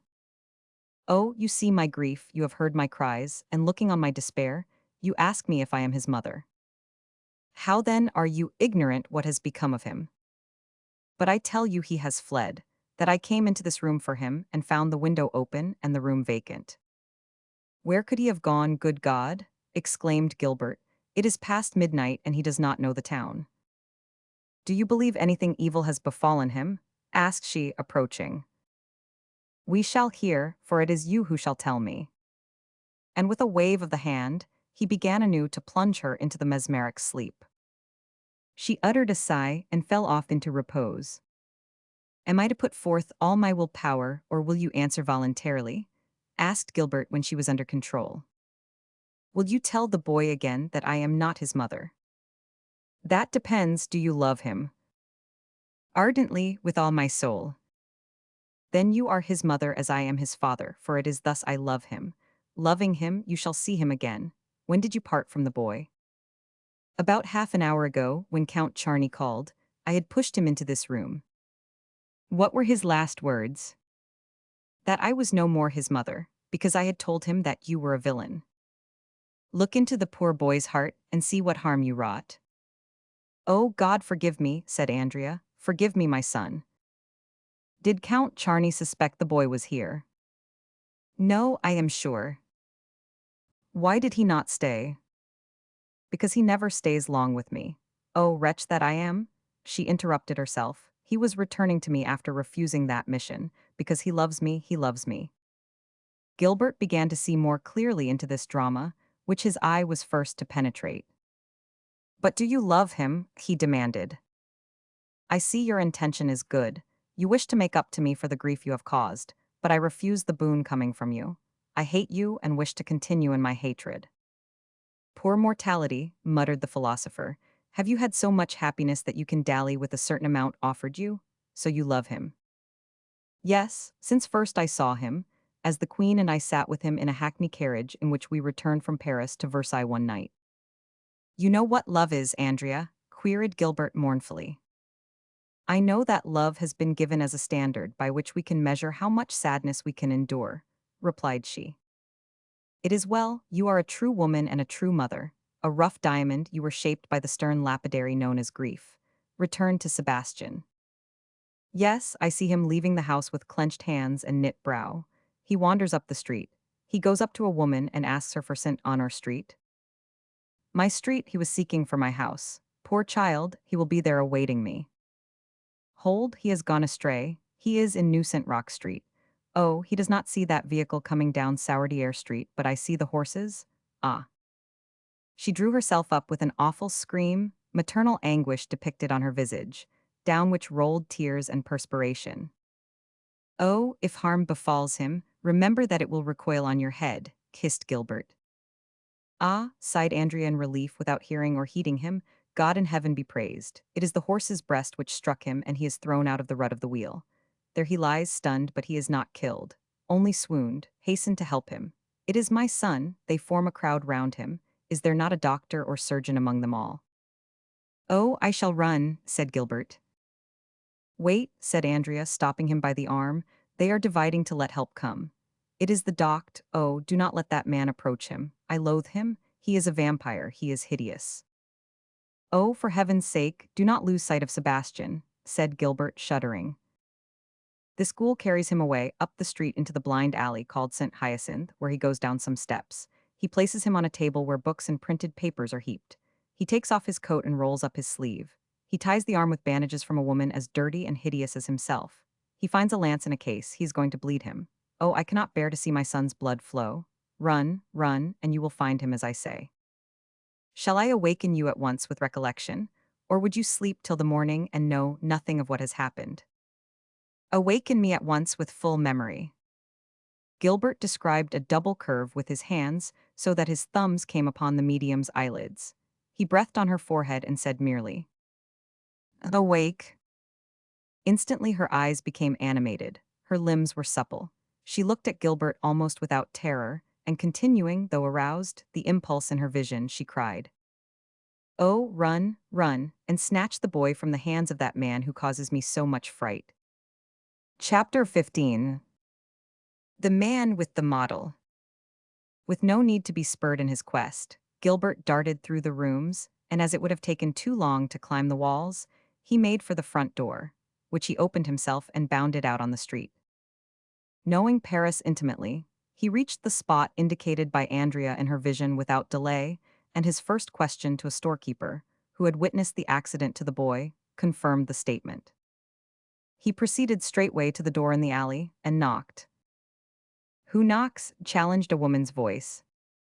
I, the father of the wounded child whom you succored, replied the knocker. Open, Albertine, said a man's voice. It is Dr. Gilbert. He was led into a cellar, or rather cavern, down some moldering steps, lighted by a lamp set on the table cumbered with printed papers, books and manuscripts as Andrea had described. In the shadow, and on a mattress, young Gilbert lay, but held out his arms to his father, calling him. However powerful the philosophical command in Gilbert, paternal love overruled decorum, and he sprang to the boy whom he pressed to his breast, with care not to hurt his bruised chest or his cut arm. After a long, fond kiss, he turned to thank the Good Samaritan. He was standing with his feet far apart, one hand on the table, the other on his hip, lit by the lamp of which he had removed the shade the better to illumine the scene. "Look, Albertine," said he, "and with me thank the chance enabling me to do a good turn for one of my brothers." The speaker was a green and sallow man, like one of those country clowns whom Latona's wrath pursued, and who was turning to a frog. Gilbert shuddered, thinking that he had seen this abortion before as through a sheet of blood. He drew nearer to Sebastian and hugged him once more. But triumphing over his first impulse, he went back to the strange man who had so appalled Andrea in the second sight vision, and said, "Receive all the thanks of a father, sir, for having preserved his son. They are sincere and come right from his heart. I have merely done my duty as prescribed by nature and recommended by science," replied the other. "I am a man, and as Terence says, nothing human is foreign to me. Besides, I have a tender heart and cannot see even an insect suffer, consequently still less my fellow man. May I learn to what fervent philanthropist I have the honor to speak?" "Do you not know your brother physician?" said the surgeon, laughing in what he wanted to seem benevolence, though it was ghastly. "I know you, Dr. Gilbert, the friend of the American patriots and of Lafayette." He laid peculiar stress on this name. "The Republican of America and France, the honorable Utopist who has written magnificent articles on constitutional government, which you sent to Louis Roman XVI, from the States, and for which he lodged you in the Bastille, the moment you touched French soil. You wanted to save him by clearing the road to the future, and he opened that into jail, regular royal gratitude." He laughed again, this time terribly and threateningly. "If you know me, it is a farther reason for me to insist on learning to whom I am indebted."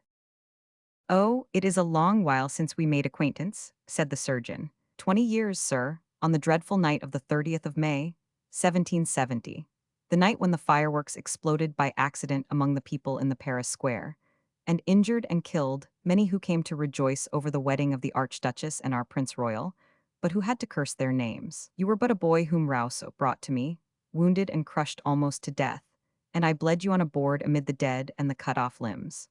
Yet that awful night is a pleasant memory to me, for I was able to save many existences by my steel knowing where to dissever to preserve life and where to cut to spare pain." "You are Jean-Paul Marat, then?" cried Gilbert, falling back a step despite himself.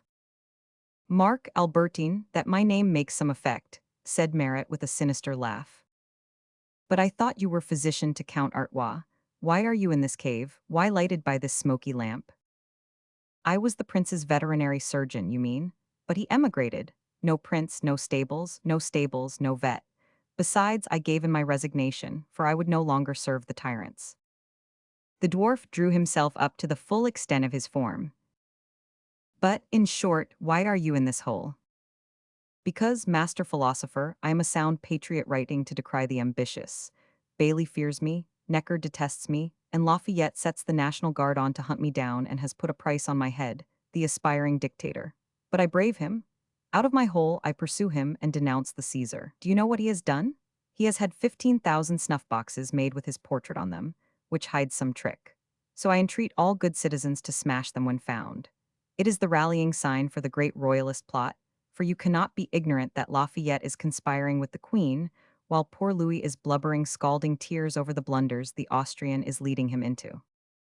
"The Queen," said Gilbert pensively. "Yes, don't tell me that she is not plotting. Lately she gave away so many white cockades that white ribbon went away up in the market. It is a fact, for I had it from one of the work girls of Burton the dressmaker, her prime minister in fashions, who used to say, 'I have been discussing matters this morning with Her Majesty.'"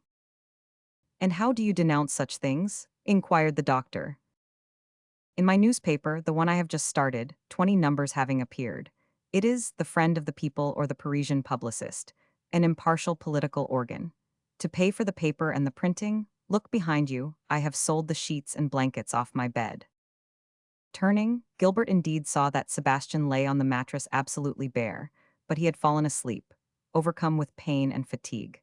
He went up to him to see that it was not a swoon, but reassured by the regular breathing he returned to this journalist, who irresistibly inspired him with the interest we feel for a hyena, tiger, or other wild beast. "Who help you in this gigantic work?" he inquired. "My staff," sneered Merritt. "Ha ha ha, the geese fly in files, the eagle soars alone. My helpers are these," and he showed his head and hands. "I write the whole paper single-handed. I can show you the copy, though it runs into 16 pages octavo sometimes, and often I use small type though I commenced with large. So it is not merely a newspaper, but a personality, it is Merritt." "Enormous labor, how do you manage it?" asked the other doctor. "It is the secret of nature, a compact I have made with death. I have given 10 years of my life so that I need no rest by day and no sleep by night. My existence is summed up in writing, I do it day and night. Lafayette's police coop me up in this cell, where they chain me body and soul to my work. They have doubled my activity. It was heavy on me at first, but I am inured to it. It delights me now to see poor humanity through this air hole, by the narrow and slanting beam. From my gloomy den I judge mankind living, and science and politics without appeal. With one hand I demolish the savants, with the other the politicians. I shall upset the whole state of things, like Samson destroying the temple, and under the ruins perhaps crushing me, I shall bury the throne." In spite of himself, the hearer shuddered. In his rags and the poverty-stricken vault, this man repeated very nearly what Cagliostro had said in his palace under his embroidered clothes. "But when you are so popular, why do you not try for a nomination in the National Assembly?" he asked. "Because the day has not come for that," replied the demagogue. Expressing his regret, he continued, "Oh, were I a tribune of the masses, sustained by only a few thousand of determined men, I answer for the Constitution being perfectly safe in 6 weeks. The political machine should move better. No villain would dare play tricks with it. The nation should be free and happy. In less than a year it should be flourishing and redoubtable, and thus would it remain while I was erect." The vain creature was transformed under Gilbert's eyes. His eyes became bloodshot. His yellow skin shone with sweat. The monster became great in his hideousness as another is grand in his beauty. "Yes, but I am not a representative," he proceeded, resuming his train of ideas from where he had interrupted himself. "I have not the thousands of followers. No, but I am a journalist and have my weapons and ammunition, my subscribers and readers, for whom I am an oracle, a prophet, and a diviner. I have my following for whom I am a friend, and I lead them on, trembling from treachery to treachery, discovery to discovery, from one dreadful thing to another. In the first number of the Friend of the People, I denounced the upper classes, saying that there were 600 guilty wretches in France and that number of rope's ends would do the job. But I made a mistake, ha ha. The deeds of the 5th and 6th of October opened my eyes, and I see that we must hang 20,000 of the patricians." Gilbert smiled, for fury elevated to this point seemed madness to him. "Why, there is not enough hemp in France to do this work, and rope would go up in price," he said. "That is why I am looking round for some other means," returned Merritt, "more expeditious and novel. Do you know whom I expect this evening? One of our brother medicos, a member of the National Assembly whom you must know by name, Dr. Guillotin. The one who moved that the Assembly, expelled from the session hall at Versailles, should meet in the tennis court a learned man. Do you know what this able citizen has discovered? A marvelous machine which kills without pain, for death must be punishment, not torture. He has invented it, and we shall try it one of these mornings." Gilbert started. This was the second time that this brother invisible reminded him of the chief, Cagliostro. No doubt this death machine was the same he had spoken of. "But you are lucky, a knock, it is he. Run and open the door, Albertine."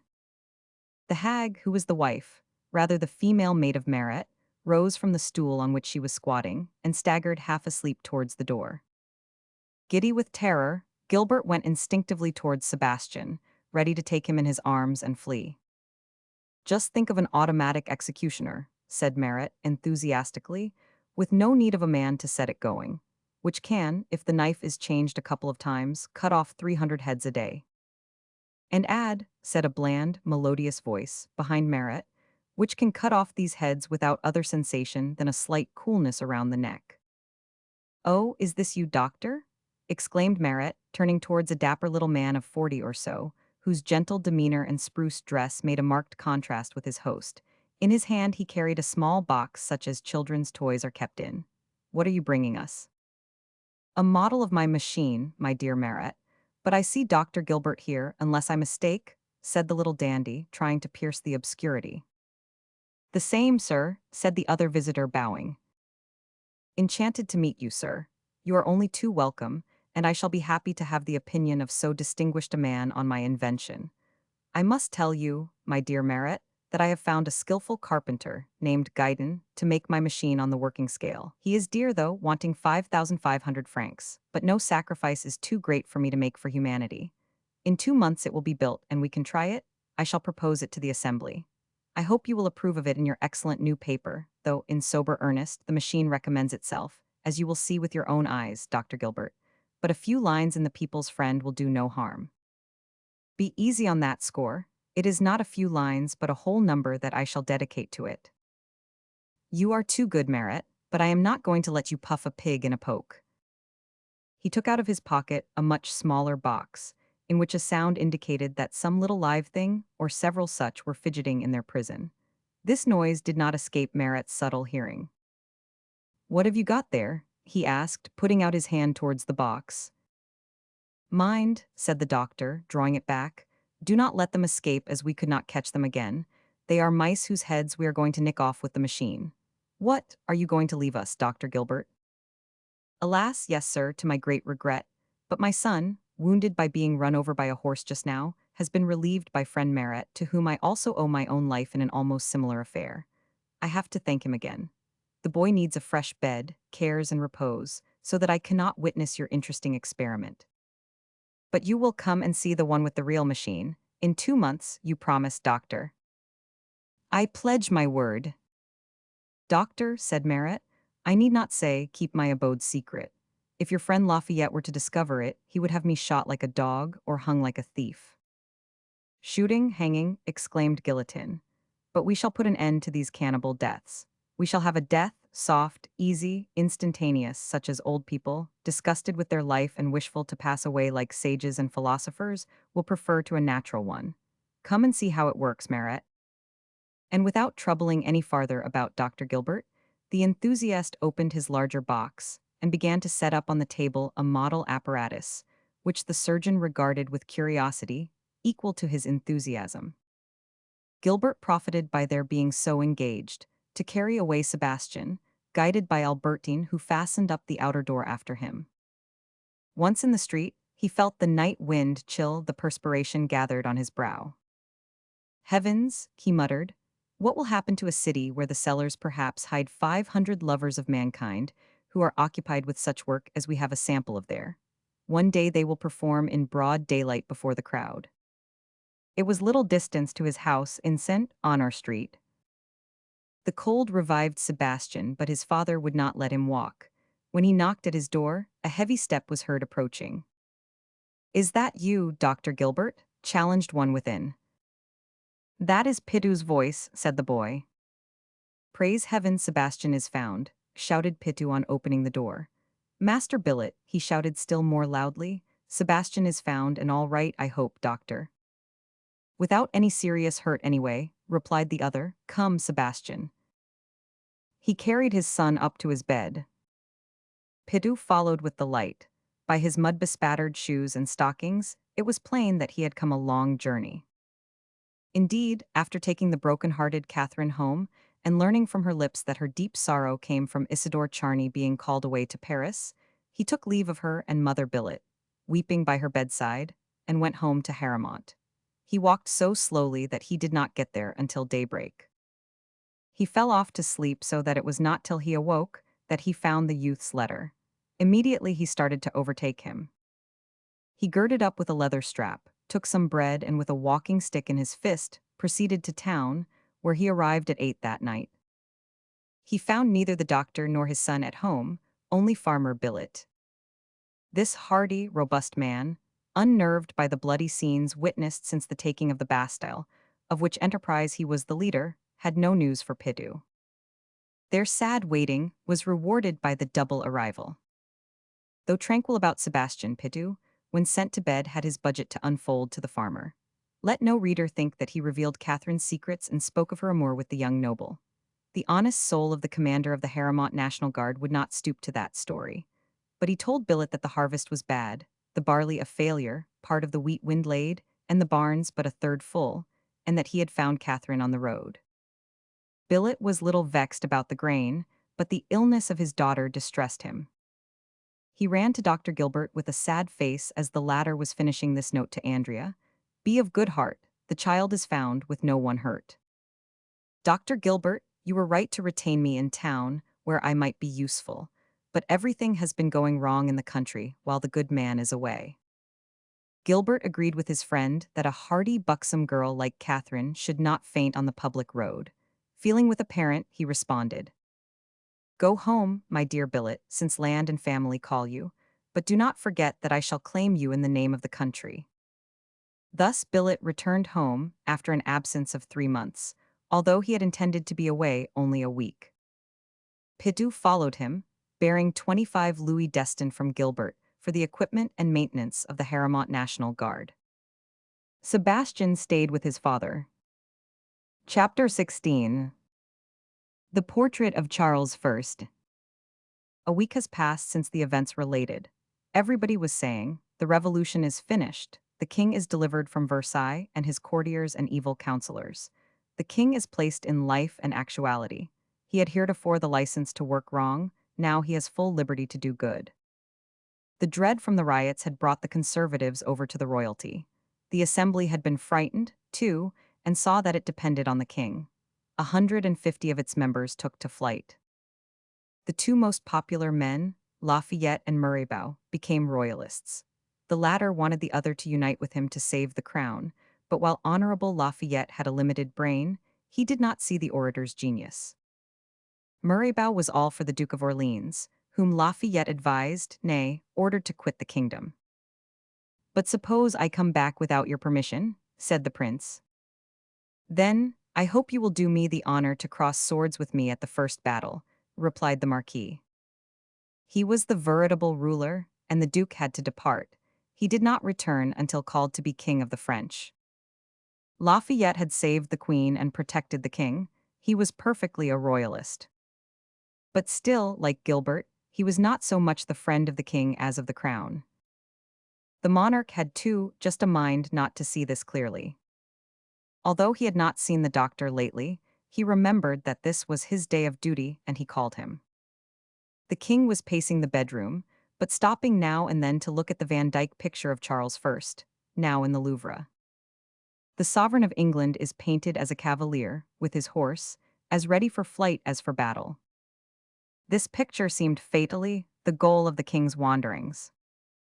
At the step, Louis turned round. "Oh, is it you, doctor?" he said. "Come in, I am glad to see you." Leading him up to the painting, he said, "Do you know this? Where did you see it?" "In Lady Dubarry's house, when I was a boy, but it deeply struck me."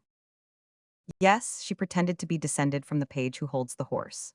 Jean Dubarry was the woman chosen by Marshal Richelieu to be the sole feminine ruler over the worn-out monarch Louis Roman XV, and to induce him to shut up the infamous Deer Park, which was the harem ruining the old man. She was an adroit actress and played her part marvelously. She entertained while making sport of him, and he became manly because she persuaded him he was so. He stopped as if blaming himself for his imprudence in speaking of his grandfather, thus openly, before a stranger. But one glance at Gilbert's frank face encouraged him, for he saw that he could speak all to a man who understood everything. This melancholy, lofty face, went on the king, referring to the portrait, was placed in the strange Egeria's boudoir, where it heard her impudent laughs and saw her lascivious gambols. Merrily she would take Louis by the arm and show him Charles, saying, "Old gossip, this king had his neck cut through because he was too weak towards his parliament. Take warning about your own." Hence Louis broke up his parliament and died peacefully on his throne. Thereupon we exiled the poor woman for whom we ought to have been most indulgent. The picture was packed away in the lumber room of Versailles and I never thought about it. Now how comes it here in my bedroom? Why does it haunt me? He shook his head. There is some fate in this. Fatality, if the portrait reads no lesson, sire, providence if it does.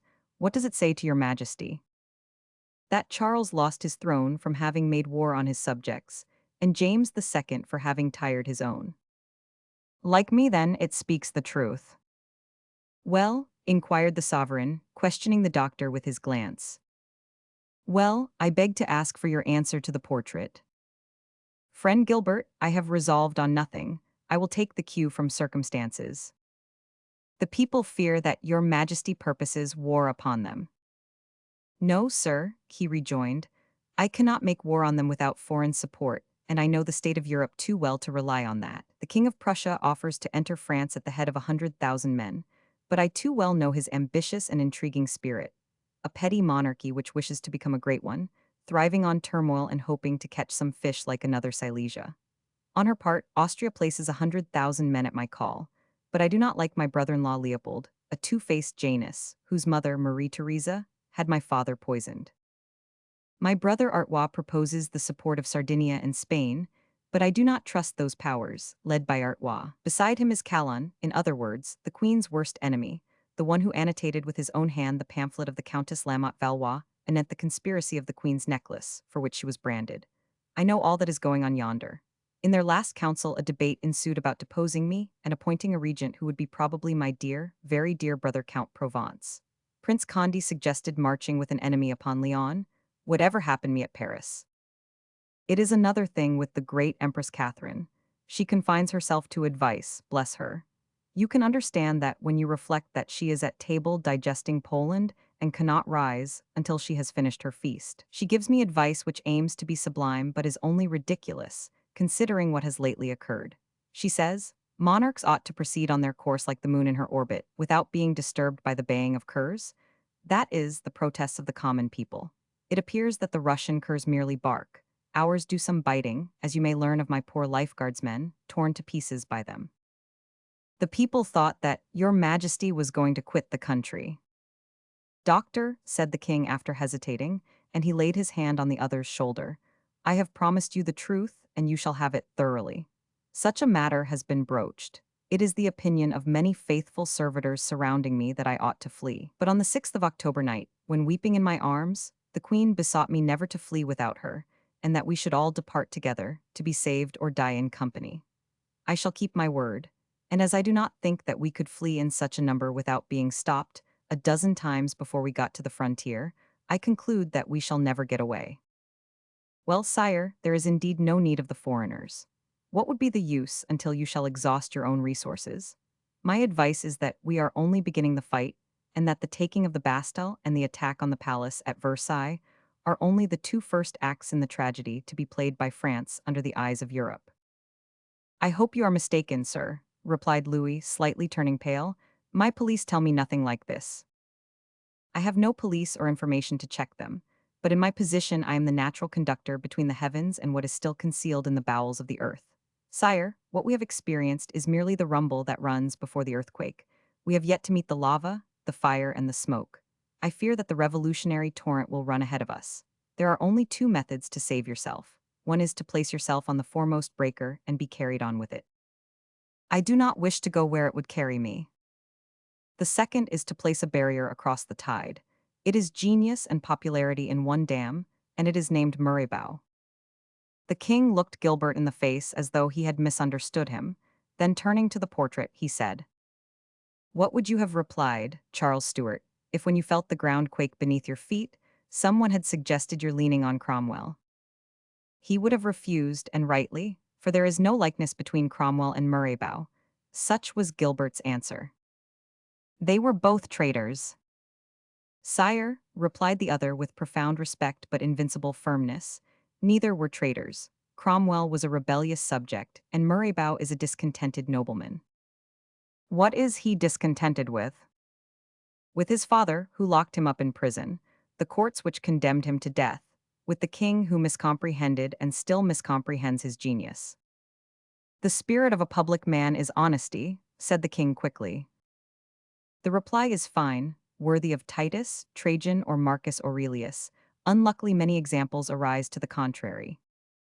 How can you ask me to confide in a man who has a price? Because he is a man of his price. If he will sell himself for 1,000,000, it is a bargain. Do you think he is worth twice a Polignac? You are pleading for a friend. I have not that honor, but he has a friend who is of the Queen's party too. Count Lamarck, we cast it up to him every day. On the contrary, your Majesty ought to dissuade him breaking the friendship with him, under pain of death. Murraybow is a noble, an aristocrat, a king's man above all. He was elected by the people because the nobles scorned him, and he had sublime disdain of the means to attain an end which genius thirsted for. You may say that he will never quit the party of his constituents to join the court party. Why is there not union of the court and plebeians? Murraybow could make them one. Take him, my lord. Tomorrow, rebuffed by your despisal, he may turn against you, and then you will say, as the portrait of your martyr king will say, all is lost. I will talk this over with the queen, sir, said the monarch, having turned pale and hesitatingly glanced at the royal portrait. She may decide on speaking with Murraybow, but I will not. I like to be able to shake hands with those I confer with, and I could never take the hand of a Murraybow, though my life, my liberty, and my throne were at stake. After she shall have seen him, we will see. I pray God that it will not be too late. Do you believe the peril so imminent? Sire, do not let the portrait of Charles first be removed from your room, said Gilbert. It is a good adviser. Bowing, he went forth as another visitor appeared on the sill. He could not restrain from a cry of surprise. This gentleman was Marquis Favre's, whom he had met at Cagliostro's a week or so before, and to whom the magician had predicted a near and shameful death. Chapter 17. The king attends to private matters.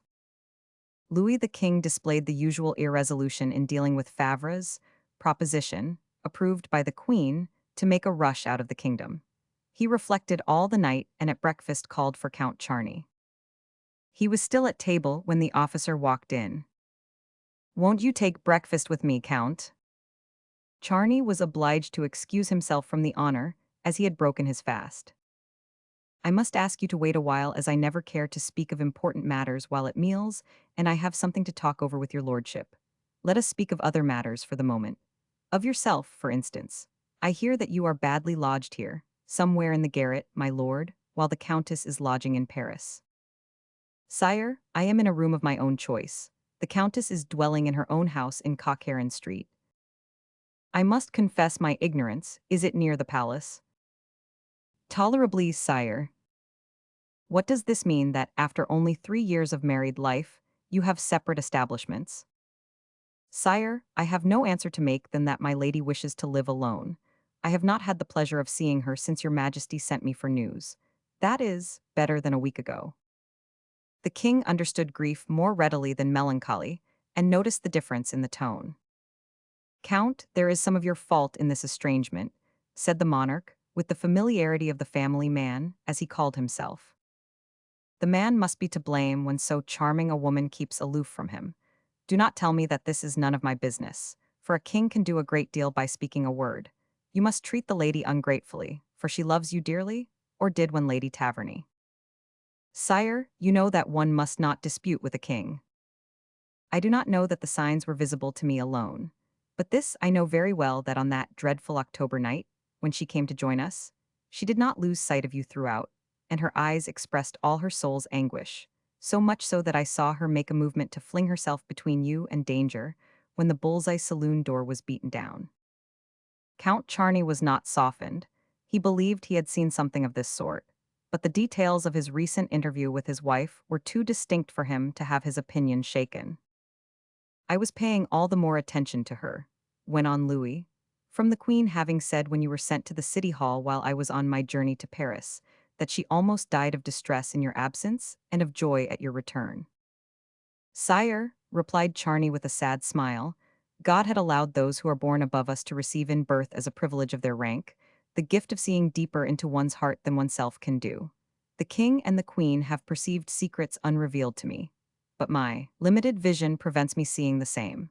Therefore I beg to be employed on any dangerous errand, or one that would take me to a distance, without considering the great love of the Countess of Charny. Absence or danger will be equally welcome, coming at least for my part. Nevertheless, a week ago, you appeared wishful to stay in town when the Queen desired to dispatch you to Italy. I deemed my brother adequate for the position, and reserved myself for a mission more difficult or dangerous. Then, Count, this is the very time when I have a difficult task to entrust to you, that with danger to you in the future, that I spoke of the Countess's isolation, and wished her to have a lady friend's company while I took away her husband. I will write to the Countess, yes, write, for from the way she last received me, I ought in that manner acquaint her with my movements. Say no more on this head. I will talk it over with the Queen during your absence. said Louis, rising. Faith, the medical lights are right to say that things look differently as you handle them before or after a hearty meal. Come into my study, Count. I feel in a mood to talk straight out to you. Charney followed, thinking how much majesty lost by this material side, for which the proud Marie Antoinette was always carping at him. Chapter 18. The king attends to public matters. Though the king had been only a fortnight in the Tuileries, he had two places fitted out completely for him. The forge was one, the study the other. Charney walked up to the desk, at which his royal master seated himself, without looking round at the papers with which he was familiar. Count Charney, began the king at last, yet seeming to halt, I noticed one thing, on the night of the attack by the rioters, you stood by me while you set your brother on guard over the queen. Sire, it was my right as head of my family, as you are chief of the realm, to die for you. That made me think that if ever I had a secret errand, difficult and dangerous, I could rely on your loyalty as a Frenchman, and on your heart as a friend.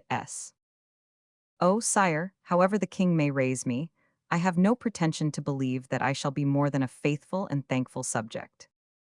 My lord, you are a grave man, though but 36. You have not passed through recent events without drawing some conclusion from them. What do you think of the situation, and what would be your means to relieve me, if you were my premier? Sire, I am a soldier and a seaman, returned Charney, with more hesitation than embarrassment. These high social questions fly over my head.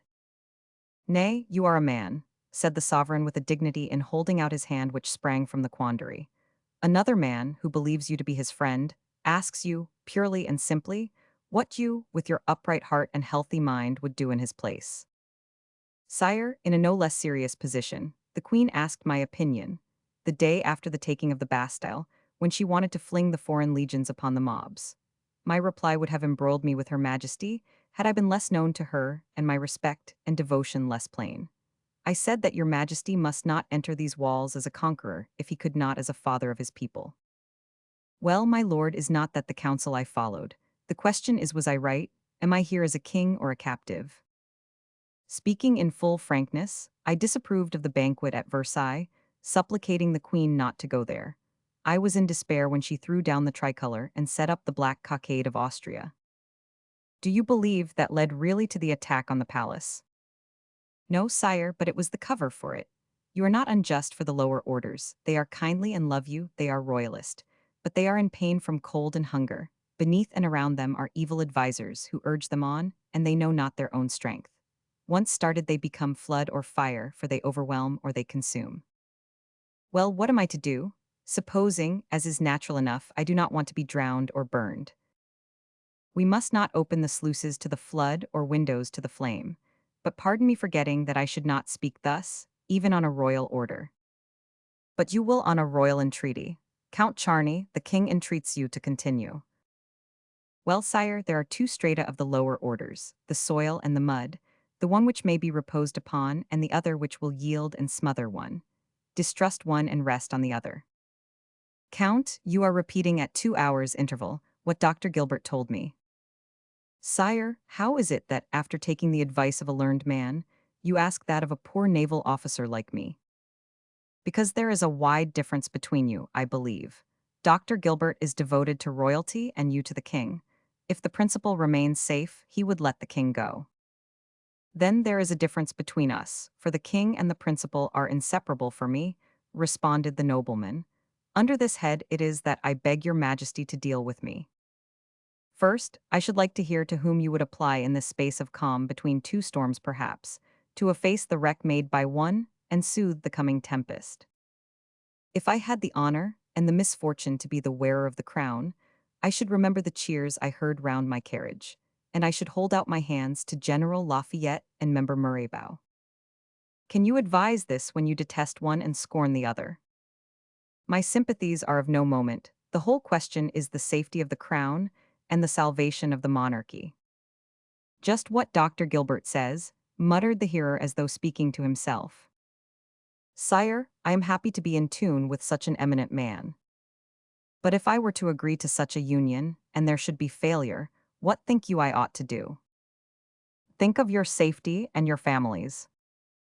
Then you suggest that I should flee. I should propose that your majesty should retire with such regiments as are reliable and the true nobles to some fortified place. Ah, said the king with a radiant face. But among the commanders who have given proof of devotion, you knowing them all, to which would you confide this dangerous mission of guarding and removing the king?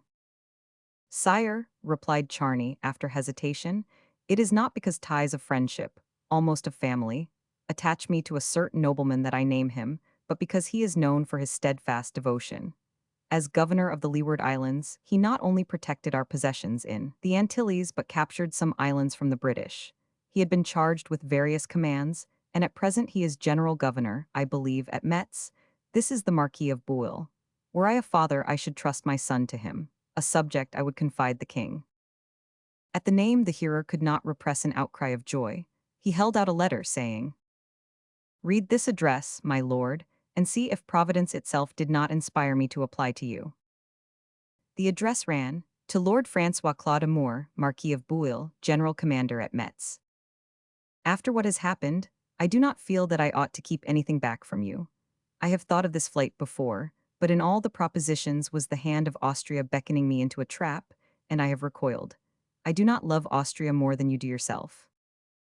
Sire, you forget that I am the faithful subject of the King and the Queen of France. He emphasized the second title. I have already told you, Count, went on the king, that you are a friend, and I can speak the more frankly as the prejudice I cherished against the Queen is completely effaced from my mind. But it was against my will that I received into my house the double enemy of my line, as an Austrian and a Lorrainer. After 10 years' struggle, it was despite my will that I had to charge Lord Bretuel with the management of my household and the government of Paris, make the premier of the Archbishop of Toulouse an atheist. Lastly, pay to Austria the millions she extorted from the Low Countries, at present speaking, who succeeds the dead Maria Theresa to counsel and direct the Queen, her brother Joseph Roman too, who is luckily dying. He is advised by old women of counselors who sway the Queen of France through her hairdresser Leonard and her dressmaker Burton. They are pensioned by us while they are leading her to alliance with Austria. Austria has always been fatal to France, either as foe or friend, as when she put the dagger in Jacques Clement's or Raveilac's or Damien's to slay our kings. Formerly it was Catholic and devout Austria, but she is abjuring now and is partly philosophical under Joseph. Rashly, she runs against her own sword, Hungary. Without foresight, she lets the Belgian priesthood rob her of the finest jewels in her crown, the Low Countries become. The vassal of Russia, she wears out her troops in fighting for it against the Turks, our allies. No, my lord, I hate Austria and I will not trust to her. But I was saying that her overtures of flight were not the only ones. I have had one proposed by Marquis Favres. Do you know him? He was the captain in the Belguns regiment and lieutenant in the Count of Provence's own guards. You have hit it with the latter shot. What think you of him? He is a brave soldier and a loyal gentleman. Unfortunately, he has no means, and this makes him restless and fit for mad projects and hazardous attempts. But he is a man of honor who will die without retreating a step or uttering a complaint in order to keep his word. He may be trusted to make a dash, but not to manage an enterprise. He is not the leader, said the king, with marked bitterness. That is Provence, who finds the means and manages all. Devoted to the end, he will remain while Favres bears me hence. This is not the plot of Austria, but of the fugitive princes and peers. But why should not your majesty's brother go with you? Why would he remain? Through devotion, and also to be at hand in case the people should be tired of revolution and seek a regent. I tell you what all know, my dear count, and what your brother wrote me yesterday from Turin. They debate about deposing me and ruling by a regent. You see that unless in an extremity I can no sooner accept the Favre's plan than the Austrian. This is what I have said to nobody, my dear count, but yourself, and I do it in order that nobody, not even the queen, he laid stress on the last 3 words, can make you more devoted to them than to me, since they cannot show more confidence.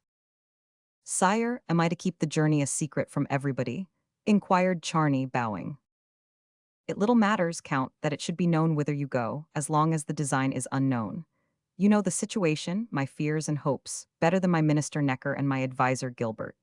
Act accordingly. I put the scissors and the thread in your hands, disentangle or cut as you see fit. He held the letter open for him to read. Tuileries Palace, October 29th. I hope, my lord, that you continue contented with your post as governor of Metz. Count Charny, lieutenant of my lifeguards, passing through your city, will inquire if among your desires are any I can gratify. In that event, I will take the opportunity to be agreeable to you, as I do this one to renew the assurance of my feelings of esteem for your lordship. Louis. Now, my lord Charny, said the king, you have full power to make promises to Bouil if you think he needs any. Only do not commit me farther than I can perform. For the second time, he held out his hand. Charny kissed it with emotion forfending any fresh pledges, and went forth, leaving his master convinced that he had acquired by his trust the heart of the servitor, better than by offerings of wealth and favors such as he had lavished in the days of his power. Chapter 19. A loving queen. Charny left the king with his heart full of opposing feelings. The primary one, mounting to the surface over the tumultuous waves of turbulent thoughts, was deep gratitude for the boundless confidence testified to him. This imposed duties the more wholly from his conscience, not being dumb. He remembered his wrongs towards this worthy monarch who laid his hand on his shoulder as on a true friend at the time of danger. The more Charny felt guilty towards his master, the more ready he was to devote himself to him. The more this respectful allegiance grew, the lesser became the less pure emotion which he had cherished for the queen during years. This is the reason why he, having lost the vague hope which led him towards Andrea for the test, as if she was one of those flowering shrubs on the precipice edge by which a falling man can save himself, grasped with eagerness this mission diverging him from the court. Here he felt the double torment of being still loved by the woman whom he was ceasing to love, and of not being loved by her whom he was beginning to adore. Profiting by the coldness lately introduced into his relations with the queen, he went to her rooms with the intention of leaving a note to tell of his departure, when he found Weber awaiting him. The queen wished to see him forthwith, and there is no eluding the wishes of crowned heads in their palace. Marie Antoinette was in the opposite mood to her visitors. She was recalling her harshness towards him and his devotion at Versailles. At the sight of the count's brother laid dead across her threshold, she had felt a kind of remorse. She confessed to herself that had this been the count, she would have badly paid him for the sacrifice. But had she any right to expect aught else than devotion of Charny? She admitted that she was stern and unfair towards him, when the door opened, and the gentleman appeared in the irreproachable costume of the military officer on duty. But there was in his deeply respectful bearing something chilly which repelled the magnetic flow from the queen's heart, to go and seek in his the tender, sweet and sad memories collected during 4 years. The queen looked round her as though to try to ascertain why he remained on the sill, and when assured it was a matter of his will, she said, "Come, my lord, we are alone." "I see that, but I do not see what in that fact should alter the bearing of a subject to his sovereign. When I sent Weber for you, I thought that fond friends were going to speak with one another." Charny smiled bitterly. "I understand that smile and that you say, inwardly, the queen was unjust at Versailles and is capricious here." "In justice or caprice, a woman is allowed anything," returned Charny, "a queen more than all." "Whatever the caprice, my friend," said Marie with all the witchingness she could put in a voice or smile, "the queen cannot do without you as adviser, or the woman without you as loved friend." She held out her hand, a little thinned but still worthy of a lovely statue. He kissed it respectfully, and was about to let it fall when he felt her retain his. "I ought to have wept with you over the loss of your brother, slain for my sake. Well, I have been weeping these 10 days since I have not seen you, they are falling yet." Ah, if Charny could have surmised what a quantity of tears would follow those, no doubt the immense grief would have made him fall at her feet, and ask pardon for any grievances she had against him. But the future is enveloped in mystery, which no human hand can unveil before the hour, and the black garb which Marie Antoinette was to wear to the scaffold was too thickly embroidered with gold for one to spy the gloom of it. "Believe, my lady," he said, "that I am truly grateful for your remembrance of me and sorrow for my brother. Unfortunately, I must be brief as the king has entrusted me with a mission, so that I leave in an hour." "What, do you abandon us like the others?" "I repeat, it is a mission." "But you refused the like a week ago." In a week much happens, in a man's existence to alter his determination. Do you depart alone? She asked, making an effort. She breathed again when he answered, alone. Where do you go? She asked, recovering from her weakness. It is the king's secret, but he has none from you. My lord, the secret is ours alike, said Marie Antoinette haughtily. But is it abroad or in the kingdom? The king alone can give your majesty the desired information. So you go away, said she, with profound sorrow overcoming the irritation from Charney's reserve, to run into dangers afar, and I am not to know what they are. Wheresoever I go, you will have a devoted heart daring all for you. And the dangers will be light since I expose my life in the service of the two sovereigns whom I most venerate on earth. The queen uttered a sob which seemed to tear out her heart, and she said with a hand on her throat as if to keep down her gorge. It is well, go, for you love me no longer. Charney felt a thrill run through him. It was the first time this haughty woman and ruler had bowed unto him. At any other time, and under any other circumstances, he must have fallen at her feet if only to crave pardon. But the remembrance of what had happened between him and the king recalled all his strength. My lady, he said, I should be a scoundrel if, after all the tokens of kindness and confidence the king has showered on me, I were to assure your majesty of anything but my respect and devotion. It is very well, said she, you are free to go. But when he departed without looking behind him, she waited till she heard him, not returning, but continuing his departure, in the carriage which rolled out of the courtyard. She rang for her foster brother. Weber, she ordered, go to the Countess of Charney's residence and say I must speak with her this evening. I had an appointment with Dr. Gilbert, but I postponed that till the morning. She dismissed him with a wave of the hand. Yes, politics tomorrow, she mused. Besides, my conversation with Andrea may influence me on the course I take. Chapter 20. Without husband, without lover. The queen was wrong, for Charney did not go to his wife's house. He went to the royal post to have horses put to his own carriage. But while waiting, he wrote a farewell to Andrea which the servant who took his horses home carried to her. She was still dwelling over it, having kissed it with profound feeling, when Weber arrived. Her answer to him was simply that she would conform to Her Majesty's orders, and she proceeded to the palace without dread as without impatience. But it was not so with the queen. Feverish, she had welcomed Count Provence coming to see how Favre's had been received, and she committed the king more deeply than he had pledged himself. Provence went away delighted, thinking that the king would be removed, thanks to the money he had borrowed from the Genoese banker Zanon, and to Favre's and his Hector's. Then he stood a chance of becoming regent of the realm, perhaps foreseeing that he would yet be king as Louis Roman XVIII. If the forced departure of the king failed, he would take to flight with what was left of the loan, and join his brothers in Italy. On his leaving, the queen went to Princess Lambel, on whom she made it a habit to pour her woes or her joys in the absence of her other favorites, Andrea or the Polignacs.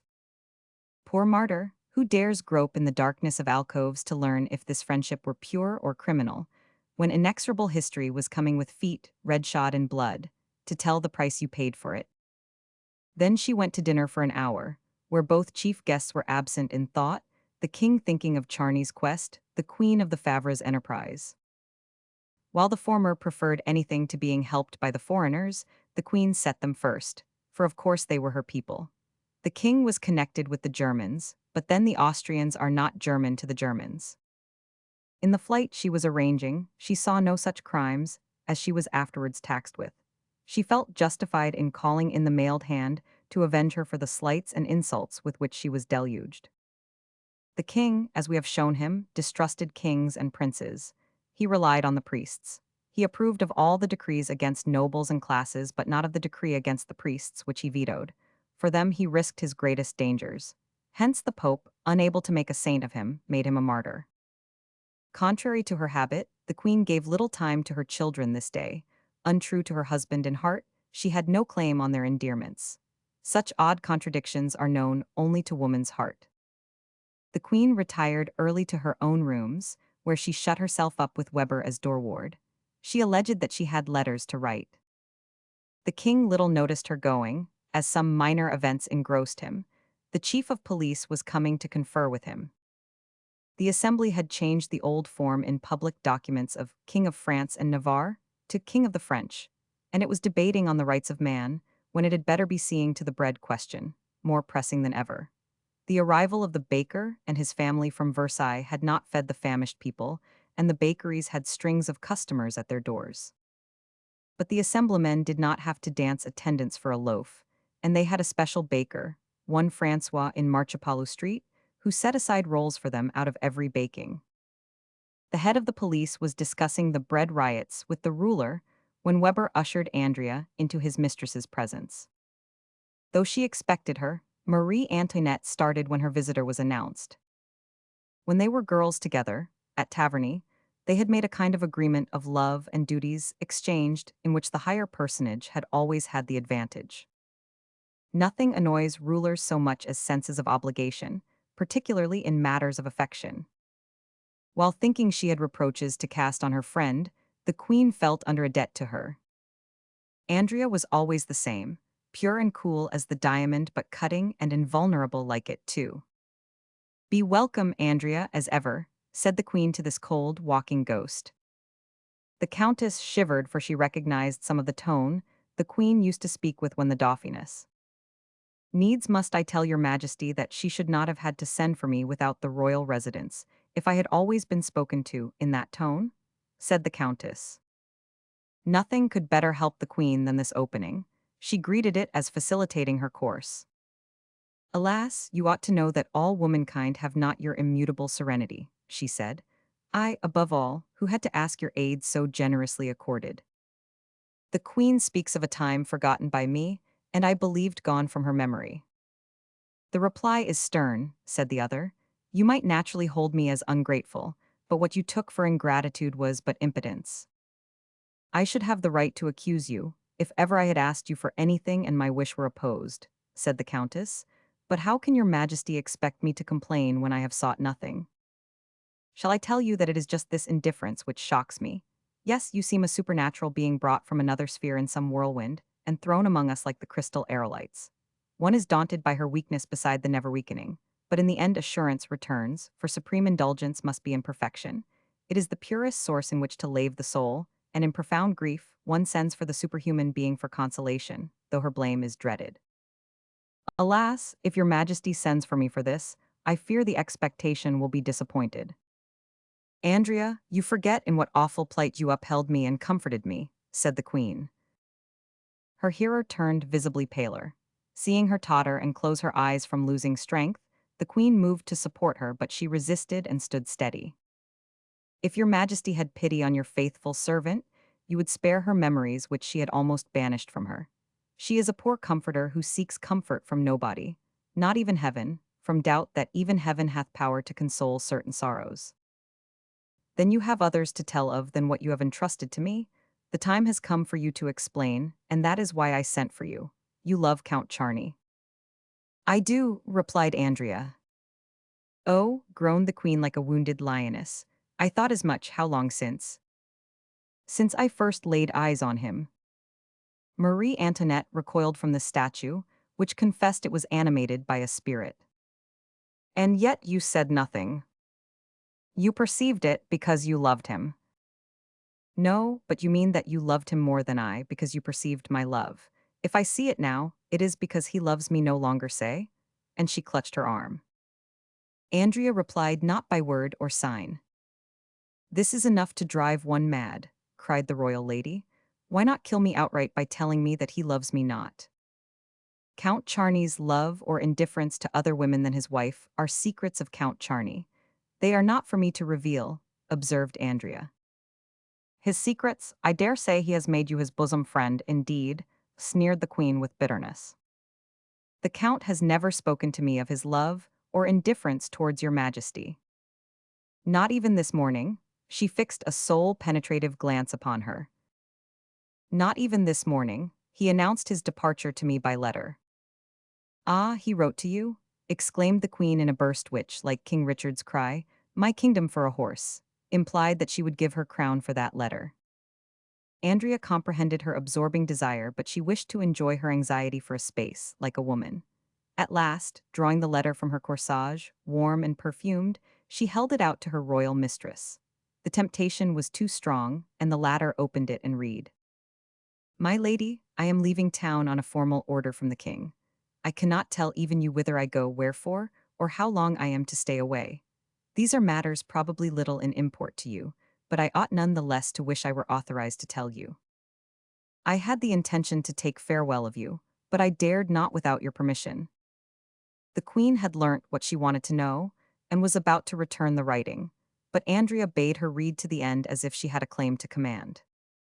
I refused the last mission offered me because, poor madman, I believed that affection retained me in Paris, but I have unfortunately acquired proof to the contrary, and I accept with joy this opportunity to depart from hearts to which I am indifferent. If, during this journey, that happens me which befell poor Valence, all my measures are taken for you, my lady, to be the first to know of the misfortune visiting me, and the liberty restored to you. Then, only, will you learn what profound admiration was born in my heart from your sublime devotion, so poorly recompensed by her to whom you sacrificed youth, beauty, and bliss. All I beseech of heaven, and you as your according me, a remembrance for having too late perceived the treasure he possessed. With all the respect in my heart, George Oliver de Charny. The reader returned the letter to Andrea, and let her hand fall inert by her side with a sigh. Have I betrayed you? Murmured the countess. Have I failed in the faith you put me in, for I made no promises? Forgive me, for I have suffered so much, faltered Marie. You, suffered? Exclaimed the ex-lady of honor. Do you dare to talk to me of suffering? What has happened me then? Oh, I shall not say that I suffered, for I would not use the word another did for painting the same idea. I need a new one to sum up all griefs, pangs, and pains. You suffer? But you have not seen the man you loved indifferent to that love, and paying court on his bended knees to another woman. You have not seen your brother, jealous of this other woman whom he adored in silence as a pagan does his goddess, fight with the man you loved. You have not heard this man, wounded it was thought mortally, call out in his delirium for this other woman, whose confidential friend you were. You have not seen this other prowling in the lobbies, where you were wandering to hear the revelations of fever which prove that if a mad passion does not outlive life, it may follow one to the grave brink. You have not seen this beloved one, returning to life by a miracle of nature and science, rising from his couch to fall at the rival's feet. I say, rival and one, from the standard of love being the measure of greatness of ranks. In your despair you have not gone into the nunnery at the age of 25, trying to quiet at the cold crucifix your scorching love. Then, one day when you hope to have damped with tears if not extinguished the flame consuming you, you have not had this rival, once your friend, come to you in the name of the former friendship to ask you to be the wife of this very man whom you had worshipped for 3 years, for the sake of her salvation as a wife, her royal majesty endangered. She was to be a wife without a husband, a mere veil thrown between the crowd and another's happiness, like the shroud between the corpse and the common eye.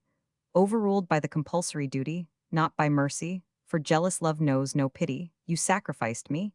You accepted my immense devotion. You did not have to hear the priest ask if you took for helpmate the man who was not to be your husband.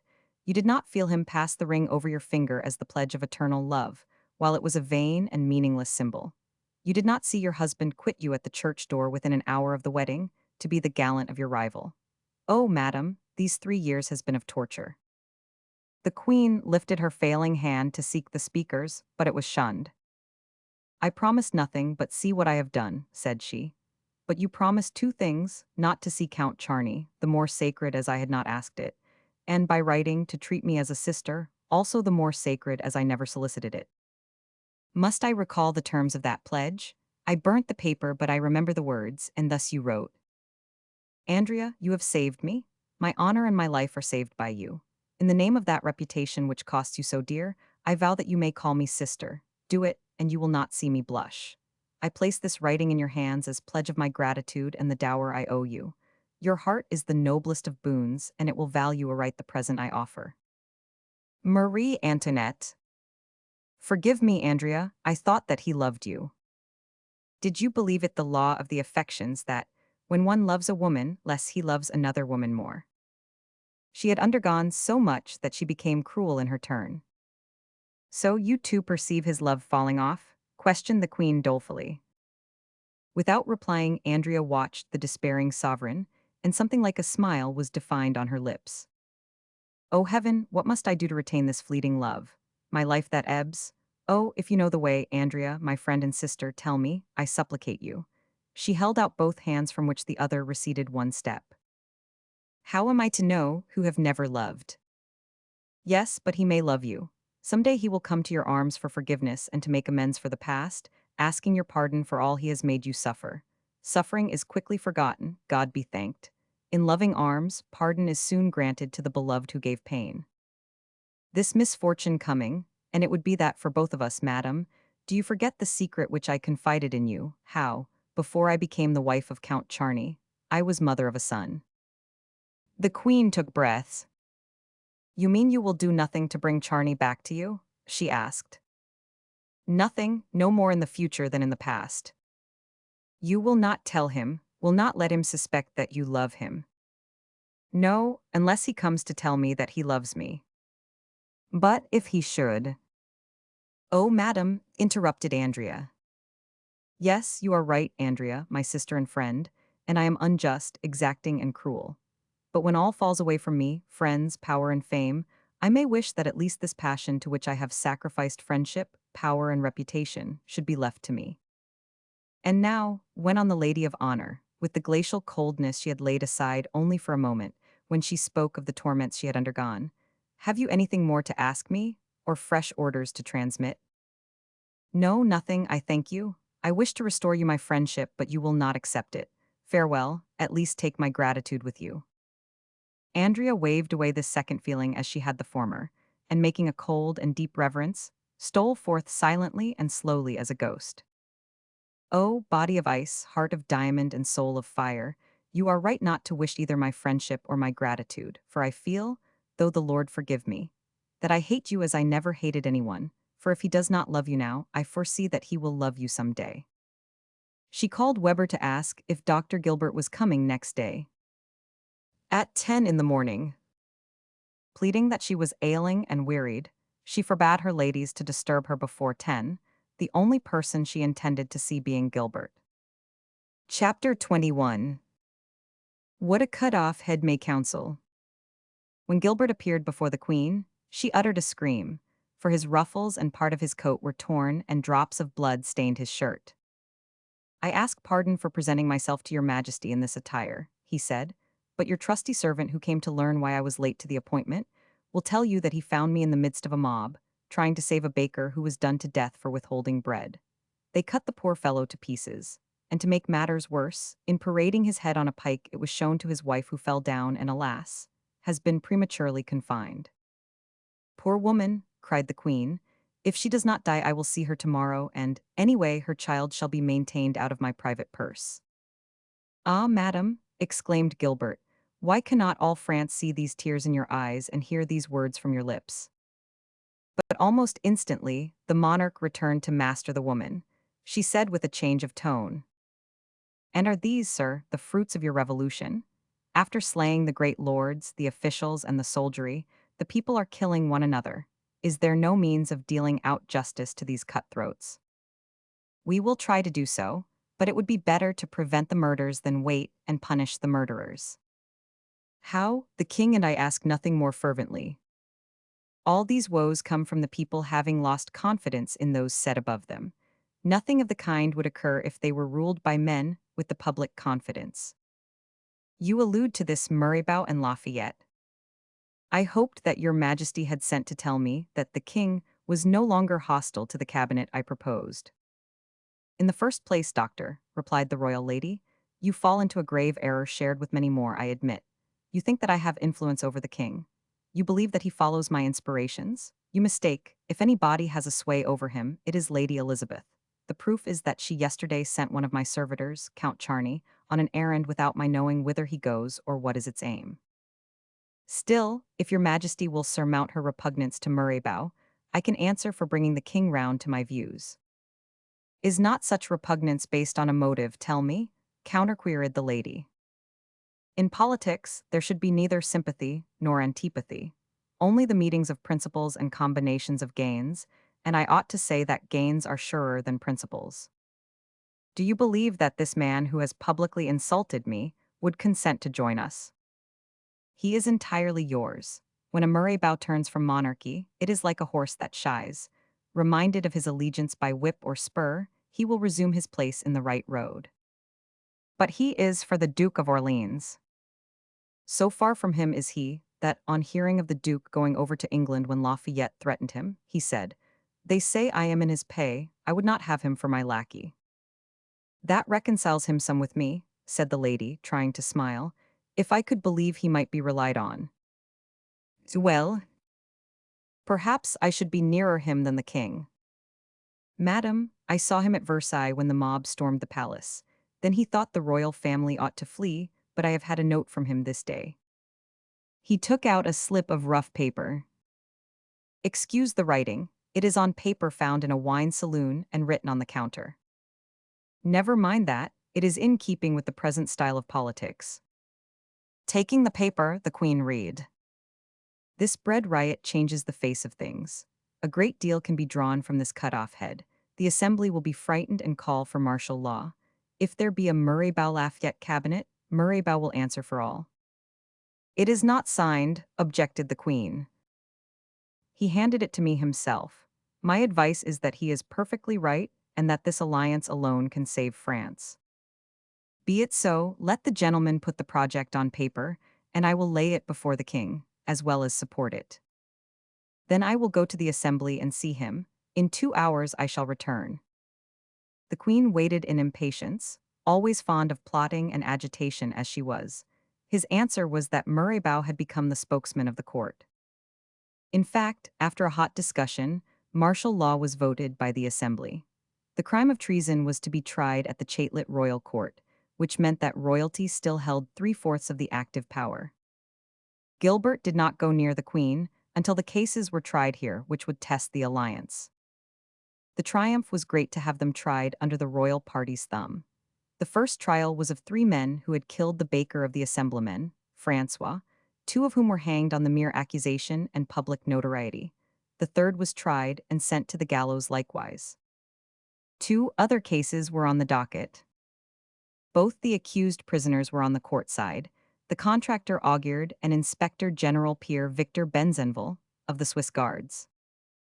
Augured was suspected of supplying the funds for the Queen's Camarilla to pay the troops gathered in July to fight the Parisians. The contractor was not much known, and the people bore him no grudge, so that he was acquitted without protest.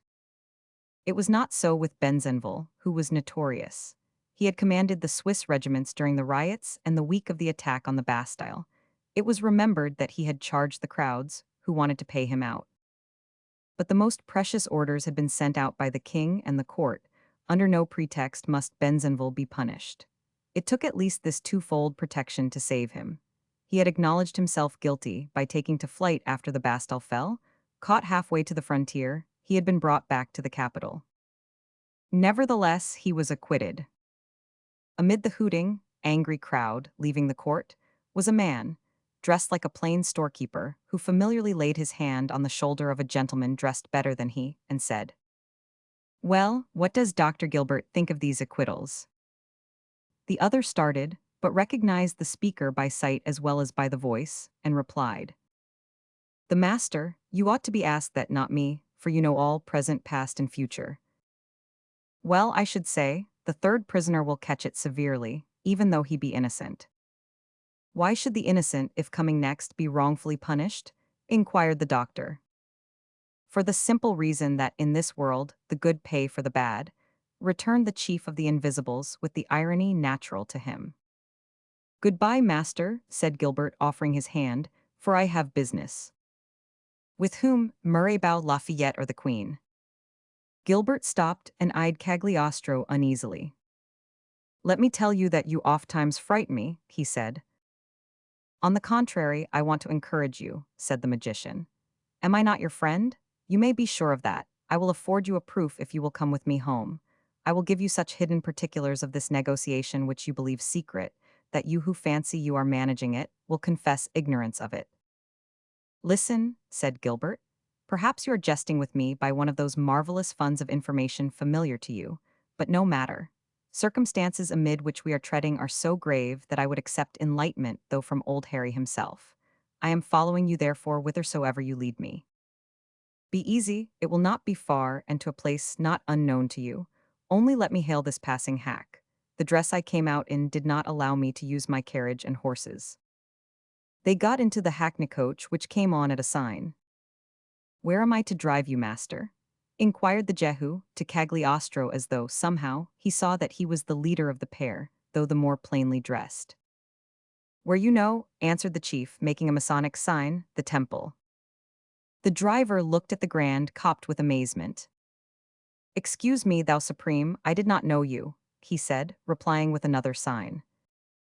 It is not thus with me, replied Cagliostro, with a firm and lofty voice. Innumerable as are those whom the uninitiated eyes see not, I know all from the topmost to the lowest of those who bring the bricks and hew the stones. The coachman shut the door, got upon the box, and took the carriage at a gallop to St. Claude Street. The carriage was stopped, and the door opened with a zeal which testified to the man's respect. Cagliostro motioned for Gilbert to alight first, and as he descended, he said to the jarvey, "Any news?"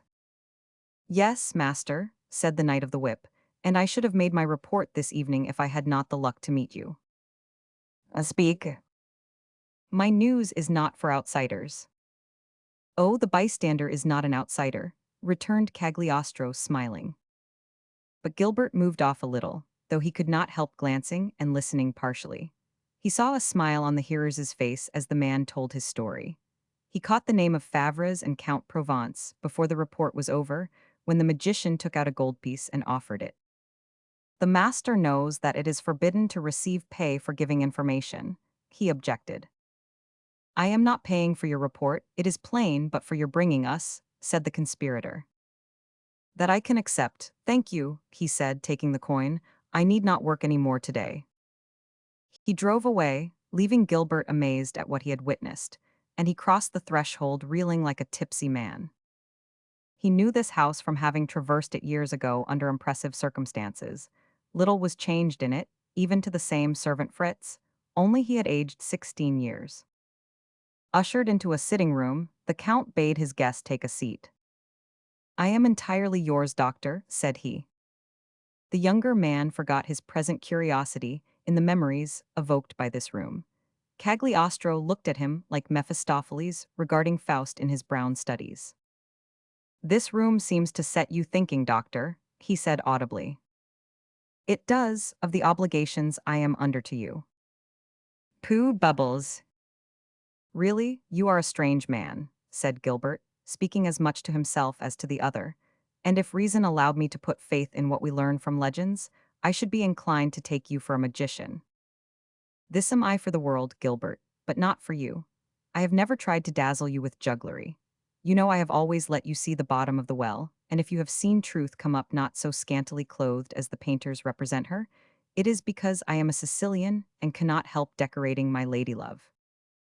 It was here, Count, that you gave me a large sum of money that I might be rich in offering my hand to Andrea de Taverny, with the same ease as I might give a penny to a beggar. You forget the most extraordinary part of it. The beggar brought back the sum, except for a couple of coins which he spent for clothes. He was honest, but you were generous. Who tells you that it was not more easy for him, who handled millions, to give 100,000 crowns, than for him, who was penniless, to bring back so large a sum as that was to him? Besides, all depends on the man's state of mind. I was under the blow of the loss of the only woman I ever loved. My darling wife was murdered, and I believe you might have had my life for the asking. Do you feel grief and experience it like other men?" inquired Gilbert, eyeing him with marked astonishment. "You speak of memories this room gives you," sighed the other. "Were I to tell you, your hair would whiten, but let it pass. Leave those events in their grave. Let us speak of time present and of that to come if you like. Count, you returned to realism just now. Again you turn to pretense, for you speak of the future with the voice of a conjurer, asserting the power to read indecipherable hieroglyphics. You forget that having more means at my beck and call than other men, I see more clearly and farther than they. You shall see that the pretense is but a veil, solid are the facts beneath. Come, doctor, how is your fusion cabinet getting on? The Murray Bow Lafayette Ministry." It is in the skies. You are trying to learn the facts by pretending to know more than the rumors. I see that you are doubt incarnate, or wish not to see what you do not doubt. After telling you of things you do know, I must tell of those beyond your ken. Well, you have recommended Murray-Bow to the king as the only man who can save the monarchy. He will fail, all will fail, for the monarchy is doomed. You know that I will not have it saved. You have achieved your end, the two rulers will welcome your advocate, and you flatter yourself that the royal conversion is due to your irrefutable logic and irresistible arguments. Gilbert could not help biting his lip on hearing this ironical tone. Have you invented a stethoscope by which you can read the heart of kings? Pass the wonderful instrument on to me, Count. Only an enemy of mankind would want to keep it to himself alone. I told you I keep nothing back from you, dear doctor. You shall have my telescope and may look as you please through the small end which diminishes, or the other which magnifies. The queen gave way for two reasons. First, she met a great sorrow the night before and she must have some mental distraction. Next, she is a woman and having heard Murray-Bow spoken of as a tiger, she wants to see him and try to tame him. She thinks, it will be fine revenge to bring him to lick my feet. If some good follows for France and the crown, so much the better. But you understand, this idea is quite secondary. You are building on hypothesis and I want facts. I see you refuse my glass and I must come back to material things, such as can be seen with the naked eye, Murray-Bow's debts for instance. What a chance you have to exhibit your generosity, by paying his debts as you once did Cardinal Rohan's. Do not reproach me with that speculation, it was one of my greatest successes. The Queen's necklace was a pretty affair, I think, and ruined the Queen in the general eye. At the same price I would pay Murray-Bow's debts. But you know that he is not looking to me for that, but to the future Generalissimo, Lafayette, who will make him caper for a beggarly 50,000 francs, which he will not get any more than the dog gets the cake for which he has danced. Poor Murray-Bow, how all these fools and conceited dunces make your genius pay for the follies of your youth. Yet all this is providential, and heaven is obliged to proceed by human methods. All these politicians and wire-pullers blame him for some virtue which is not theirs. And yet, if he dies tomorrow, the masses will award him an apotheosis, and all these pygmies, over whom he stands head and shoulders, will follow as mourners and howl. Woe to France which has lost her greatest orator. Woe to royalty which has lost its supporter. Are you going to foretell the death of Murray-Bow? Cried Gilbert, almost frightened. Frankly, doctor, do you see any length of life for a man whose blood stews him, whose heart swells to suffocate him, and whose genius eats him up? Do you believe that even such powers will not be worn out in stemming the tide of mediocrity? His enterprise is the rock of Sisyphus. For 2 years they have been holding him down with the cry of immorality, as if God molded all men in the same form, and as if the circle enlarged for a great mind should not enclose greater vices. Murray-Bow will not be premier because he owes 100,000 francs debt, which would be settled were he a rich contractor's son, and because he is condemned to death for having run away with an old imbecile's wife, who smothered herself in charcoal fumes for the love of a strapping military captain. What a farce the tragedy of human life is. How I should weep over it if I had not made up my mind to laugh. But your prediction, cried Gilbert. I tell you, said the diviner, in the prophet's tone which was his alone, and allowed no reply, Murray-Bow will wear out his life without becoming prime minister. So great a bar is mediocrity. Go to the assembly tomorrow and see. Meanwhile, come with me to the Jacobins' Club, for these nightbirds will hold their session in an hour. Do you belong? No, Danton and Desmoulins entered me at the Cordeliers. We will go after dinner. 2 hours subsequently, 2 men in gentlemanly black suits were set down from a plain private carriage at the door of St. Roch's Church, where the throng was great. They were Dr. Gilbert and Baron Zanon, as Cagliostro chose to call himself at this epoch. Will you come into the nave or sit in the gallery? Asked the magician. I thought the nave was kept for the members, said the other. Just so, but am I not a member of all societies? Returned the archmaster, laughing. Besides, this club is but the seat of the invisibles, and you can enter as one of the Rosicrucians. We are 60,000 strong in France alone in 3 months since foundation as Jacobins, and will be 400,000 in a year. Though I am a Rose-Croix, I prefer to be in the gallery, where I can see over the crowd, and you can better tell me of the persons whom I descry. The seats were roughly knocked up in tiers, and a wooden staircase led up them. Cagliostro made a sign, and spoke a word to 2 who were sitting in the already filled seats, and they got up to give them their places, as if they had been sent before to keep them. The place was ill lighted in the growing gloom, but it was clear that these were the best sort of the revolutionists, while the uniforms of officers of the army and navy abounded. For the common brothers held their meetings in the crypt. Here the literati and artists were in the majority. Casting a long look around, Gilbert was encouraged by seeing that most were not so very hostile to the royal cause. "Whom do you see here hostile to royalty?" he inquired of his guide. "In my eyes there are but two." "Oh, that is not many among 400 men. It is quite enough when one will be the slayer of Louis Roman XVI, and the other his successor." "A future Brutus and a future Caesar here?" exclaimed the doctor, starting. "Oh, apostle with scales over your eyes," said Cagliostro, "you shall not only see them but touch them. Which shall I commence with?" "By the overthrower, I respect chronology, let us have Brutus first." "You know that men do not use the same means to accomplish a like work," said Cagliostro, animated as by inspiration. "Therefore our Brutus will not resemble the antique one. That makes me the more eager to see ours. There he is." He pointed to a man leaning against the rostrum in such a position that his head alone was in the light. Pale and livid, this head seemed dissevered from the trunk. The eyes seemed to shine with a viper's expression, with almost scornful hatred, knowing his venom was deadly. Gilbert felt a creeping of the flesh. "You were right to warn me," he said. "This is neither Brutus nor Cromwell. No, it is rather Cassius, the pale-faced and lean man whom the emperor dreaded most. Do you not know him?" "No, or rather I have seen him in the assembly. He is one of the longest-winded speechifiers of the left, to whom nobody listens. A pettifogger from Arras." "The very man. His name is Maximilian Robespierre." "Just so, look at him. You are a pupil of Lavater the physiognomist. I see the spite of mediocrity for genius as he watches Barnave. In other words, you judge like the world. I grant that he cannot expect to make a hit among all these proven orators, but at least you cannot accuse him of immorality. He is the honest man. He never steps outside of the law, or only to act within a new law which he legally makes." "But what is this Robespierre?" asked the other. "You ask that as Strafford did of the future Lord Protector. What is this Cromwell? A brewer? But he cut off his head, Mark, you aristocrat of the 17th century. Do you suggest that I run the same risk as Charles I's minister?" said Gilbert, trying to smile, but it was frozen on his lips. "Who can tell?" replied the diviner. "The more reason for me to inquire about him." "Who is Robespierre?" "He was born in Arras, of Irish extraction, in 1758. He was the best pupil in the Jesuits' college, and won a purse on which he came to study at Paris. It was at the same college where your young Sebastian had an experience. Other boys went out sometimes from those somber isles which bleach the pallid, and had holidays with their families and friends.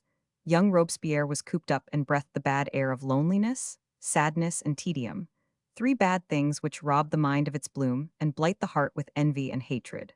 The boy became a wilted young man. His benefactor had him appointed judge, but his tender heart would not let him dispose of the life of a man. He resigned and became a lawyer.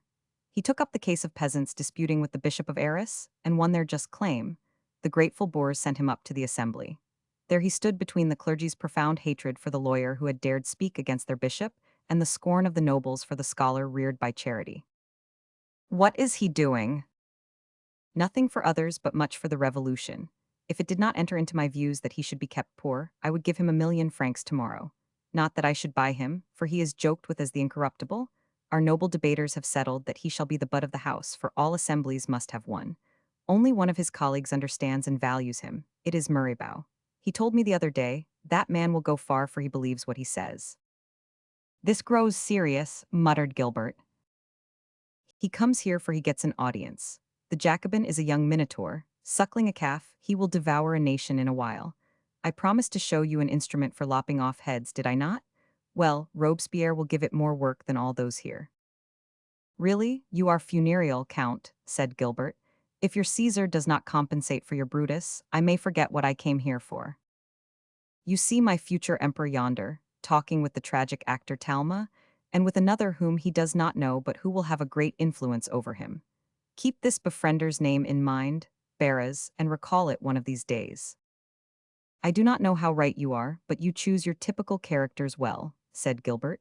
This Caesar of yours has the brow to wear a crown and his eyes, but I cannot catch the expression. Because his sight is diverted inwards, such eyes study the future, doctor.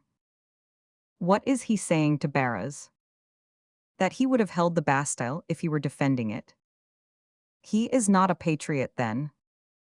Such as he are nothing before they are all in all. You seem to stick to your idea about this petty officer. Gilbert, said the soothsayer, extending his hand towards Robespierre, as truly as that man will re-erect the scaffold of Charles Stuart, so truly will this one, he indicated the lieutenant of the line regiment, will re-erect the throne of Charlemagne. Then our struggle for liberty is useless, said Gilbert discouraged. Who tells you that he may not do as much for us on his throne as the other on his scaffold? Will he be the Titus or Marcus Aurelius, the god of peace consoling us for the age of bronze? He will be Alexander and Hannibal in one. Born amid war, he will thrive in warfare and go down in warring. I defy you to calculate how much blood the clergy and nobles have made Robespierre lose by his fits of spite against them. Take all that these nobles and priests will lose, multiply upon multiplications, and you will not attain the sea of blood this man will shed, with his armies of 500,000 men and his 3 days, battles in which hundreds of cannon shots will be fired. And what will be the outcome of all this turmoil, all this chaos? The outcome of all Genesis, Gilbert, we are charged to bury this old world. Our children will spring up in a new one. This man is but the giant who guards the door. Like Louis Roman XIV, Leo X and Augustus, he will give his name to the era unfolding. What is his name? Inquired Gilbert, subjugated by Cagliostro's convinced manner. His name is Buonaparte, but he will be hailed in history as Napoleon. Others will follow of his name, but they will be shadows. The dynasty of the first Charlemagne lasted 200 years. Of this second one, a tithe? Did I not tell you that in 100 years the Republic will have the Empire of France? Gilbert bowed his head. He did not notice that the debates were opened. An hour passed when he felt a powerful hand grip his shoulder. He turned, Cagliostro had disappeared and Murray-Bow stood in his place. After the eagle, the lion. Murray-Bow's face was convulsed with rage as he roared in a dull voice. We are flouted, deceived, betrayed. The court will not have me, and you have been taken for a dupe as I for a fool. On my moving in the House that the cabinet ministers should be invited to be present at the assembly sessions, 3 friends of the king proposed that no member of the House should be a minister. This laboriously managed combination dissolves at a breath from the king. But, concluded Murray-Bow like Ajax, shaking his mighty fist at the sky, by my name, I will pay them for this, and if their breath can shake a minister, mine shall overthrow the throne. I shall go to the assembly and fight to the uttermost. I am one of those who blow up the fort and perish under the ruins. He rushed away, more terrible and handsomer for the divine streak which lightning had impressed on his brow. Gilbert did not go to the House to witness his companion's defeat, one very like a victory. He was musing at home over Cagliostro's strange predictions. How could this man foresee what would be Robespierre and Napoleon? I ask those who put this question to me how they explain M. Deal. Lenormand's prediction to the Empress Josephine? One often meets inexplicable things. Doubt was invented to comfort those who cannot explain them but will not believe them. Chapter 22. The Smile and the Nod. As Cagliostro had said and Murray-Bow surmised, the king had upset the scheme. Without much regret the queen saw the constitutional platform fall which had wounded her pride. The king's policy was to gain time and profit by circumstances. Besides, he had 2 chances of getting away into some stronghold, which was his favorite plan. These 2 plans, we know, were his brother Provence's, managed by Favre's, the other his own, managed by Charny. The latter reached Metz in a couple of days, where the faithful royalist Bouille did not doubt him, but resolved to send his son Louis to Paris to be more exactly informed on the matter. Charny remained as a kind of hostage. Count Louis Bouille arrived about the middle of November. At this period, the king was guarded closely by Lafayette, whose cousin the young count was. To keep him in ignorance of Charny's negotiations, the latter worked to be presented to the king by his kinsman. Providence answered the envoy's prayer for Lafayette, who had been informed of his coming, but swallowed his excuse that it was on a visit to a sweetheart in Paris, offered to take him with him on his morning call on the monarch. All the palace doors opened to the general. The sentinels presented arms and the footmen bowed, so that Count Louis could see that his relative was the real king of Paris. The king was in his forge, so that the visitors had to see the queen first. Bouil had not seen her for 3 years. The sight of her at 34, a prisoner, slandered, threatened, and hated, made a deep impression on the chivalric heart of the young noble. She remembered him at a glance, and with the same was sure this was a friendly face. Without busying about General Lafayette, she gave her hand for the young man to kiss, which was a fault such as she plentifully committed. Without this favor, she had won Louis Bouil, and by doing him it before the general, she slighted the latter who had never been so gratified. She wounded the very man she most wanted as a friend. Hence, with a faltering in the voice, but with the courtesy never leaving him, Lafayette said, "Faith, my dear cousin, you want me to present you to the queen, but it seems to me that you were better fitted to present me." The queen was so enraptured at meeting a friend on whom she could rely, and as a woman so proud of the effect produced on the young nobleman, that she turned round on the general with one of the beams of youth which she had feared forever extinct. "General," she said with one of the smiles of her sunnier days, "Count Bouil is not a severe republican like you. He comes from Metz, not from America. He does not come to bother about constitutions, but to present his homage. Do not be astonished at the favor shown him by a nearly dethroned queen, which this country squire may esteem a boon." She completed her sentence by a playful smile as much as to say, "You are a Scipio, and think nothing of such nonsense." "It is a pity for me, and a great misfortune for your majesty," returned Lafayette, "that I pass without my respect and devotion being noticed." The queen looked at him with her clear, searching eye. This was not the first time that he had spoken in this strain and set her thinking, but unfortunately, as he had said, she entertained an instinctive repugnance for him. "Come, General, be generous and pardon me, my outburst of kindness towards this excellent Bouil family, which loves me with a whole heart and of which this youth is the chain of contact. I see his whole family in him, coming to kiss my hand. Let us shake hands, as the American and English do, and be good friends." The Marquis touched the hand coldly. "I regret that you do not bear in mind that I am French. The night of the attack on the royal family at Versailles ought to remind you." "You are right, General," responded the lady, making an effort and shaking his hand. "I am ungrateful. Any news?" Lafayette had a little revenge to take. "No, merely an incident in the house. An old man of 120 was brought to the bar by 5 generations of descendants to thank the representatives for having made him free. Think of one who was born a serf under Louis Roman XIV, and 80 years after." "Very touching," retorted the queen, "but I could not well be there, as I was succoring the widow and child of the baker, murdered for supplying bread to the assembly." "Madam, we could not foresee that atrocity, but we have punished the offenders." "That will do her no good, as she is maddened and may give birth to a stillborn babe. If it should live, do you see any inconvenience to standing godmother to it at the Cathedral of Notre Dame?" "None, and I take this opportunity of meeting your allusion, before my kinsman, to your pretended captivity. Nothing prevents your going to church or elsewhere, and the king may go hunting and out riding as much as he likes." The queen smiled, for this permission might be useful as far as it went. "Goodbye, Count," she said to Bouil. "The Princess of Lamballe receives for me, and you will be welcome any evening with your illustrious kinsman." "I shall profit by the invitation," said Lafayette, "sure that I should be oftener seen there and elsewhere by your majesty, if the request had not been heretofore omitted." The queen dismissed them with a smile and a nod, and they went out, the one with more bitterness because of the nod, the other with more adherence because of the smile. Chapter 23. The Royal Locksmith. As the king had undertaken a very important piece of locksmith work, he sent his valet Hugh to beg General Lafayette to come into his smithy. It was on the second floor above his bedroom, with inner and outer stairs. Since morning, he had been hammering away at the work, for which Master Gaming gave him praise, and so much regret that the politicians should take him away from it to trouble about foreign countries. Perhaps he wanted to show the commander of the National Guard that, however weak as a monarch, he was mighty as a Tubal-Cain. On the road, Count Louis had time to meditate, and he concluded that the queen knew nothing of his errand.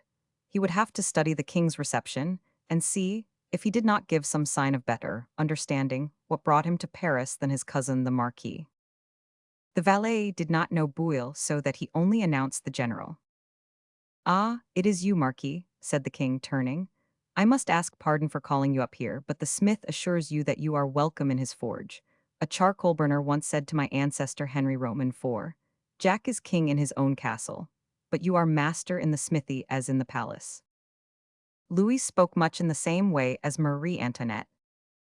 "Sire, under whatever circumstances I present myself to your majesty," said Lafayette, "and whatever costume your majesty is in, the king will be ever the sovereign, and I the faithful subject and devoted servant." "I do not doubt that, my lord, but you are not alone. Have you changed your aide-de-camp?" "This young officer, sire, whom I ask leave to introduce, is my cousin, Count Louis Bouille, captain in the Provence dragoons." "Oh, son of Marquis Bouille, commander of Metz?" said the king, with a slight start not escaping the young man. "The same, sire," he spoke up quickly. "Excuse me not knowing you, but I have short sight. Have you been long in town?" "I left Metz 5 days ago, and being here without official furlough but under special permission from my father, I solicited my kinsman the Marquis for the honor of presentation to your majesty." "You were very right, my lord, for nobody could so well present you at any hour, and from no one could the introduction come more agreeably." The words, "at any hour," meant that Lafayette had the public and private entry to the king. The few words from the sovereign put the young count on his guard. The question about his coming signified that he wanted to know if Charny had seen his father. Meanwhile, Lafayette was looking round curiously where few penetrated. He admired the regularity with which the tools were laid out. He blew the bellows as the apprentice. "So your majesty has undertaken an important work, eh?" queried Lafayette, embarrassed how to talk to a king who was in a smutty apron, with tucked-up sleeves and had a file in his hand. "Yes, general, I have set to making our magnus opus a lock. I tell you just what I am doing, or we shall have Surgeon Marat saying that I am forging the fetters of France. Tell him it is not so, if you lay hold of him. I suppose you are not a smith, Bouille." "At least I was bound apprentice, and to a locksmith too. I remember, your nurse's husband was a smith and your father, although not much of a student of Rousseau, acted on his advice in Emile, that everybody should learn a craft, and bound you to the workbench." "Exactly, so that if your majesty wanted a boy, an apprentice would not be so useful to me as a master," returned the king. "I am afraid I have ventured on too hard a job. Oh, that I had my teacher Gamin, who used to say he was a craftsmaster above the masters." "Is he dead, my lord?" "No," replied the king, giving the young gentleman a glance for him to be heedful. "He lives in Versailles, but the dear fellow does not dare come and see me at the Tuileries for fear he will get an ill name. All my friends have gone away, to London, Turin, or Coblentz. Still, my dear general, if you do not see any inconvenience in the old fellow coming with one of his boys to lend me a hand, I might ask him to drop in some day. Your majesty ought to know perfectly that he can see and send for anybody." "Yes, on condition that you sentries search them, as the revenue officers do those suspected of smuggling. Poor Gamin will believe he is to be hanged, drawn, and quartered if they found his bag of tools on him, and took his three-cornered file for a stiletto." "Sire, I do not know how to excuse myself to your majesty, but I am answerable for your person to the powers of Europe, and I cannot take too many precautions for that precious life to be protected. As for the honest fellow of whom we are speaking, the king can give what orders he pleases." "Very well, thank you, Marquis. I might want him in a week or 10 days, him and his prentice," he added with a glance at Bouille. "I could notify him by my valet Dury, who is a friend of his. He has only to call to be shown up to the king. His name will suffice. Lord preserve me from getting the title of your jailer, sire. Never was the monarch more free, and I have even desired your majesty to resume hunting and riding out." "Thank you, but no more hunts for me. Besides, you see I have something to keep me indoors in my head. As for traveling, that is another matter. The last trip from Versailles to Paris cured me of the desire to travel, in such a large party at all events." He threw a glance to Bouille, who ventured to blink to show that he understood. "Are you soon going back to your father?" inquired the king of the latter. Sire, I am leaving Paris in a couple of days to pay a visit to my grandmother, living in Versailles. I am bound to pay my respects. Then I am charged by my father to attend to a rather important family matter, for which I expect to see the person who will give me the directions in about a week. So I shall hardly be with my father before the first week in December, unless the king has particular reasons for me to see him sooner. No, my lord, take your time. Go to Versailles and transact your business, and when done, go and tell the Marquis that I do not forget him as one of my faithful lieges, and that I will speak of him one of these days to General Lafayette for him to advance him. Lafayette smiled faintly at this allusion to his omnipotence. Sire, he said, I should have long ago recommended Marquis Boyle to your majesty had he not been my kinsman. The fear of raising the cry that I am looking after my family alone prevented me doing him this justice. This chimes in nicely, then, we will speak of this matter again. The king will kindly allow me to say that my father would consider any change of a post a disgrace that robbed him of the chance to serve your majesty particularly. Oh, that is fully understood, Count, responded Louis the king, and Marquis Boyle shall not be moved without it being according to his desires and mine. Let General Lafayette and I manage this, and you run to your pleasure-making without altogether forgetting business. Goodbye, gentlemen. He dismissed them with a majestic manner in singular contrast with the vulgar attire. Come, come, he said to himself when the door was shut. I believe the young blade has comprehended me, and that in a week or so we shall have Master Gammon coming to aid me with his prentice. Chapter 24. Happy Family.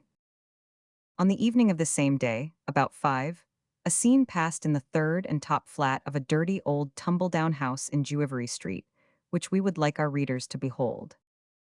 The interior of the sitting room denoted poverty, and it was inhabited by 3 persons, a man, a woman, and a boy.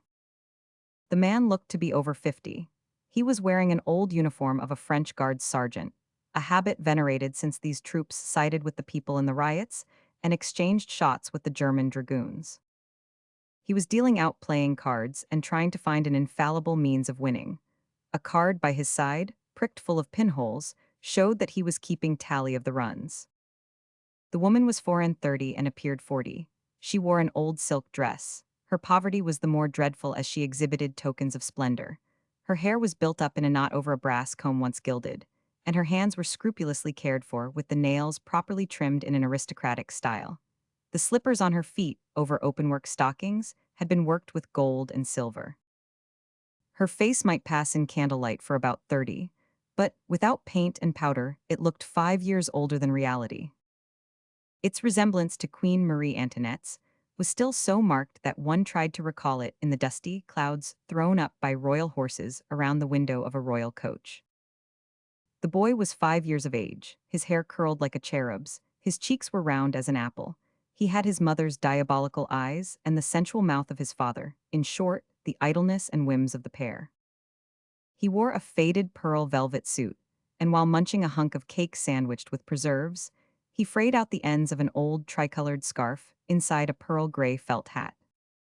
The family was illuminated by a candle with a large thief in the gutter, stuck in a bottle for holder, which light fell on the man and left most of the room in darkness.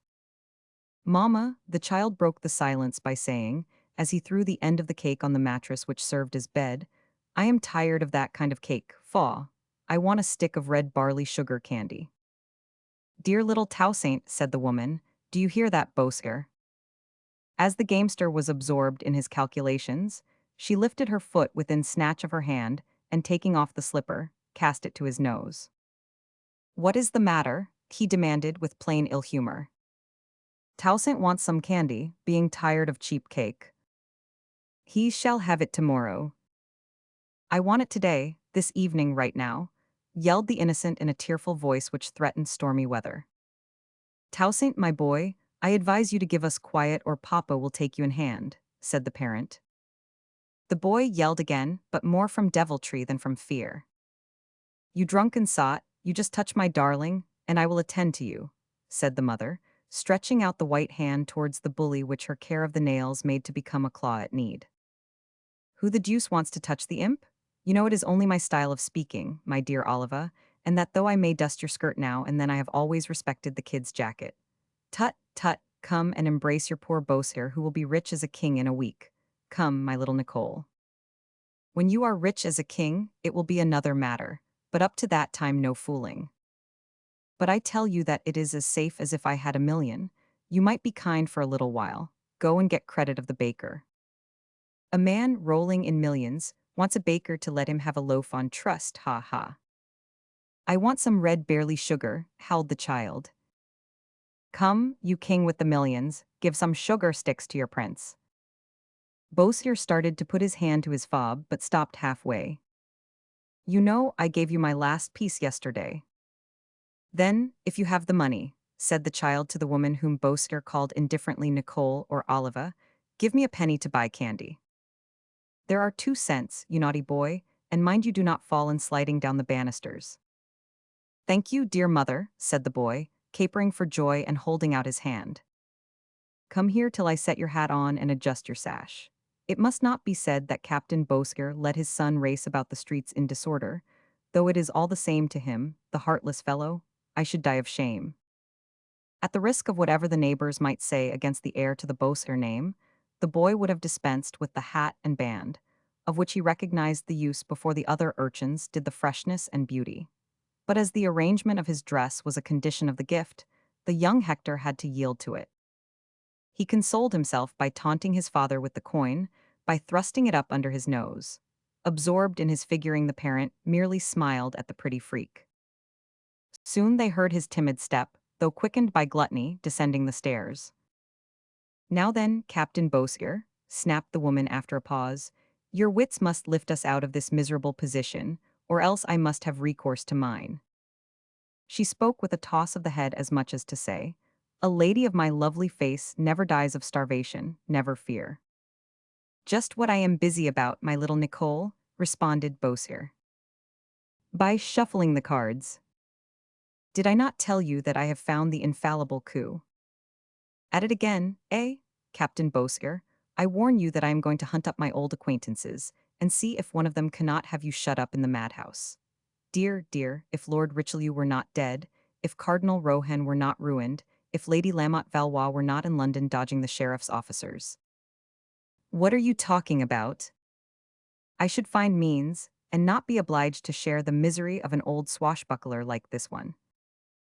With a queenly flirt of the hand, Oliva alias Nicole Legge disdainfully indicated the gambler. But I keep telling you that I shall be rich tomorrow, he repeated, himself at any rate convinced. Show me the first gold piece of your 1,000,000, and I shall believe the rest. You will see 10 gold pieces this evening, the very sum promised me. You can have 5 to buy a silk dress and a velvet suit for the youngster. With the balance I will bring you the 1,000,000 I promised. You unhappy fellow, you mean to gamble again. But I tell you again that I have lit on an infallible sequence. Own brother to the one with which you threw away the 60,000 livres from the amount you stole at the Portuguese ambassador, S. Money got over the devil's back goes under his belly, replied Beausire sententiously.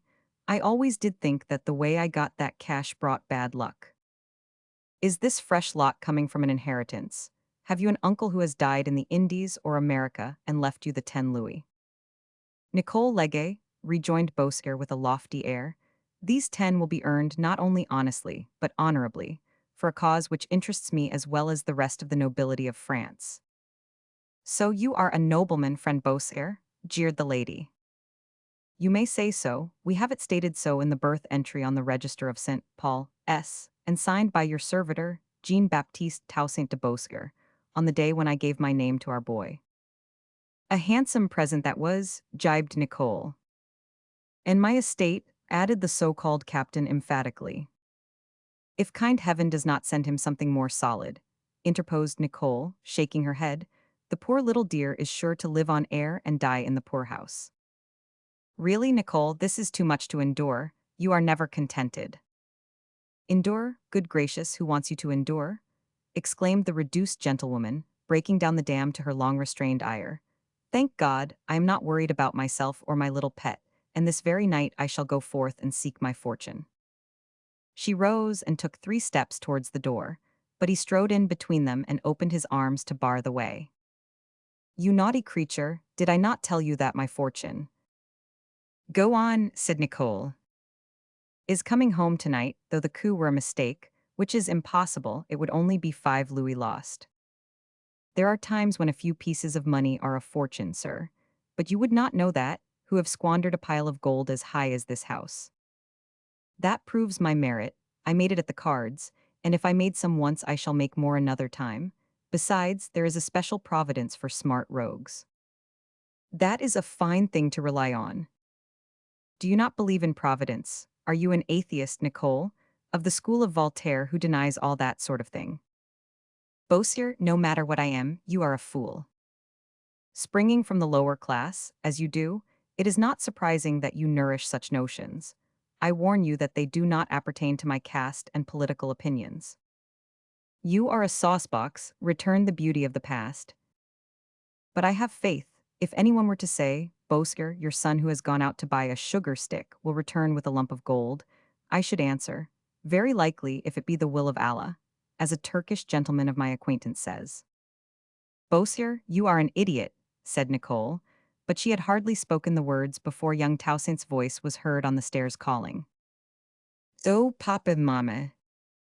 "What is the matter?" cried Nicole, opening the door with true maternal solicitude. "Come, my darling, come."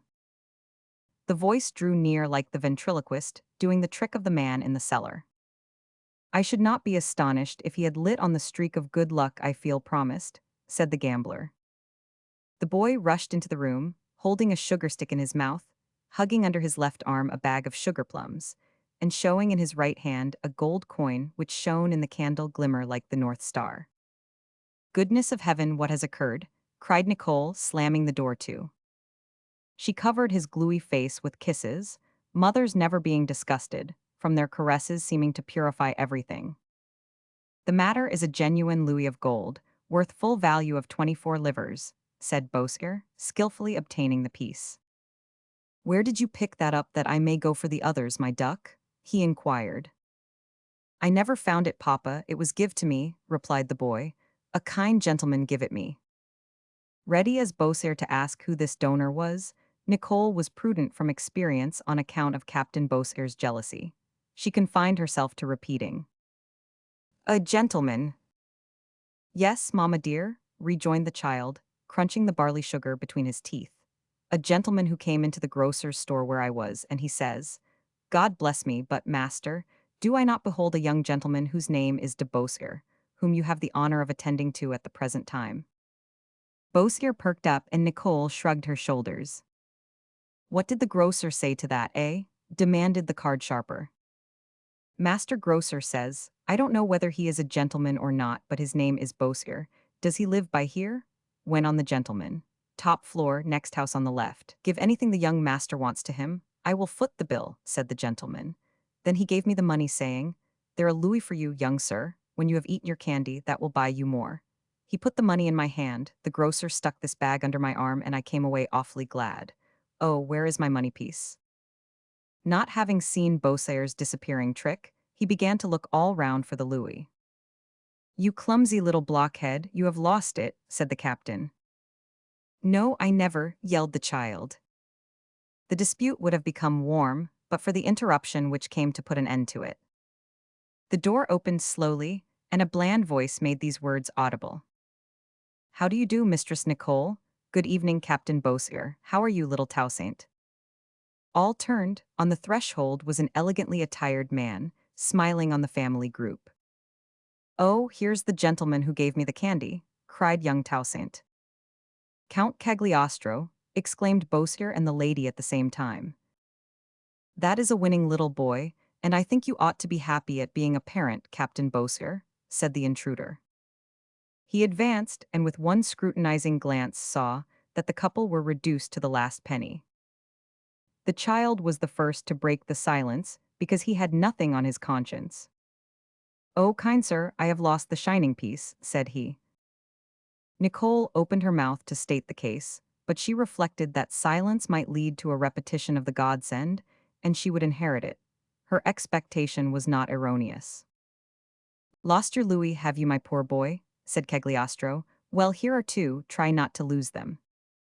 Pulling out a purse of which the plumpness kindled Beausir's greedy glances, he dropped 2 coins into Toussaint's little sticky paw. Look, Mama, said he, running to Nicole, here's one for you and one for me. While the child shared his windfall with his mother, the newcomer remarked the tenacity with which the former soldier watched his purse and tried to estimate the contents before it was pocketed again. On seeing it disappear, he sighed. Still glum, Captain, said the visitor. And you, Count, always rich. Pooh, you are one of the finest philosophers I have ever known, as well at the present as in antiquity, and you are bound to know the axiom to which man does honor in all ages. Riches are not contentment. I have known you to be rich, relatively. That's so, I have owned as much as 100,000 francs. It is possible.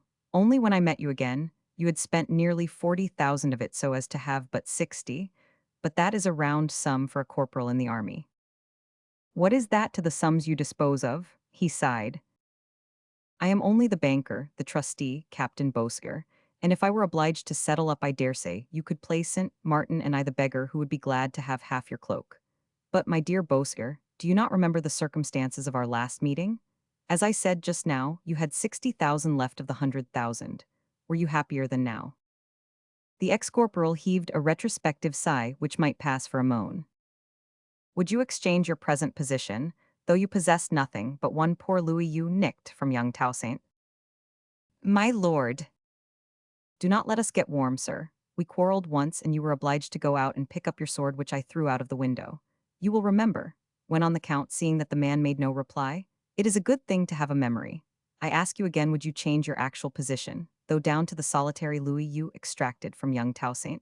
This time the allegation passed without protest, for the precarious scrape from which I relieved you. No, my lord, you are right, I should not change. At that epoch, alas, I was parted from my darling Nicole. To say nothing of being hunted by the police, on account of your robbing the Portuguese embassy. What the mischief has become of that case? A villainous one, as I remember it, Captain B. It has been dropped, my lord, was the reply. So much the better, though I would not reckon on its not being picked up again. The police are awful for raking up past grievances, and the ruling powers might want to be on good terms with Portugal. However, that apart, in spite of the hard lines to which you are reduced, you are happy. If you had 1,000 louis, your felicity would be complete, eh? Nicole's eyes glittered and her partner's flashed flames. Lord be good to us, cried the latter. With half I would buy a lot in the country and live a rural life on the rest like a country squire. Like Cincinnatus. While Nicole would educate the boy. Like Cornelia, death of my life, Captain Beausire. Not only would this be exemplary but touching. Do you hope to earn as much as that in the piece of business you have in hand? What business? Queried the other, starting. That you are carrying on as Sergeant of the Guards, for which you are to meet a man this evening under the Palais Royal arcades. Oh, my lord, moaned Beausire, turning pale as a corpse and wringing his hands. Do not destroy me. Why, you are going distracted now. Am I the chief of police to ruin you? There, I told you, you are getting into a pretty pickle, exclaimed Nicole. I know nothing about it, my lord, but whenever he hides any game from me, I know it is a bad one. But you are wrong, my dear lady, for this is an excellent speculation. Is it not? Cried the gambler. The Count, as a nobleman, understands that all the nobility are in this scheme. For it to succeed, it must be allowed, though, that the people are interested in its failure. If you will believe me, Captain, you understand that a friend is giving advice, you will take no part in it for the peers or the people. Better act for yourself. Certainly for yourself, said Nicole. Blessed if you have not toiled long enough for others, so that it is high time you looked after number one. You hear the lady who speaks like a born orator. Bear this in mind, friend Beausire. All specs have a good and a bad side, one for the winners, one for the losers. No affair, however good, can benefit everybody. The whole trouble is to hit on the right side. And you do not think I am there, eh? Not at all, I would even add, if you are willful, for you know I dabble in telling fortunes, that you will not only risk your honor and the fortune you seek, but your life. You will most likely be hanged. They do not hang noblemen, objected Beausire, wiping the perspiration streaming from his brow. That is so, but to avoid the gallows tree and have your head cut off, you would have to prove your family tree. It would take so long that the court would lose patience and string you up for the time being, leaving your widow to demand compensation if you turned out to have deserved decapitation. Still, you may say that it does not matter, as it is the crime that casts shame and not the scaffold, to quote a poet. Still again, I dare say you are not so attached to your opinions that you would lay down your life for them. I understand this. Deuce take us, but we have only one life, as another poet says, not so great as the other, but as truthful. My lord, faltered the ex-guardsman, I have remarked in my too brief acquaintance with your lordship that you have a way of speaking of some things which would make the hair of a more timid man than me bristle on his head. Hang me if that is my intention, responded Cagliostro. Besides, you are not a timid man. No, yet there are circumstances, began Beausire. I understand, such as when one has the jail for theft behind one, and the gallows for high treason before one, for I suppose they give that name to the crime of kidnapping the king. My lord, cried Beausire, terrified. Wretch, is it on kidnapping that you build your fortune? Demanded Oliva. Oh, he was not wrong to dwell in golden dreams, my dear lady. Only, as I have already said, each affair has a dark side and a bright one, and Beausire has the misfortune to take the dark one. All he has to do is to shift. If there is time, what must I do? Asked the bully. Suppose one thing, said the gentleman, that your conspiracy fails. Suppose that the accomplices of the masked man and the one in the brown cloak are arrested. We may suppose anything in these times. Suppose they're doomed to death. Suppose, for Augurd and Besenval have been acquitted, so that anything unlikely may come round nowadays. Suppose that you are one of these accomplices. You have the halter round your neck when, say what they like, a man always shows a little of the white feather about then. Do have done, my lord, I entreat you, for I seem to feel the rope throttling me.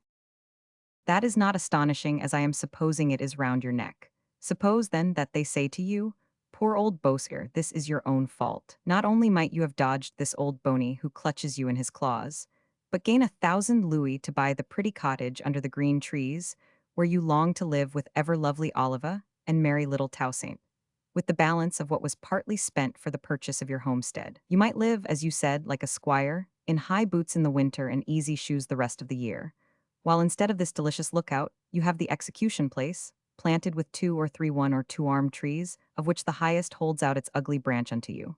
Faugh, my poor Captain Beausire, what a hideous prospect. But how am I to elude it? How make the 1,000 to ensure my peace, and that of dear Nicole and little Toussaint? Your good angel would say, why not apply to the Count of Cagliostro, a rich nobleman who is in town for his pleasure and who is weary of nothing to do? Go to him and tell him.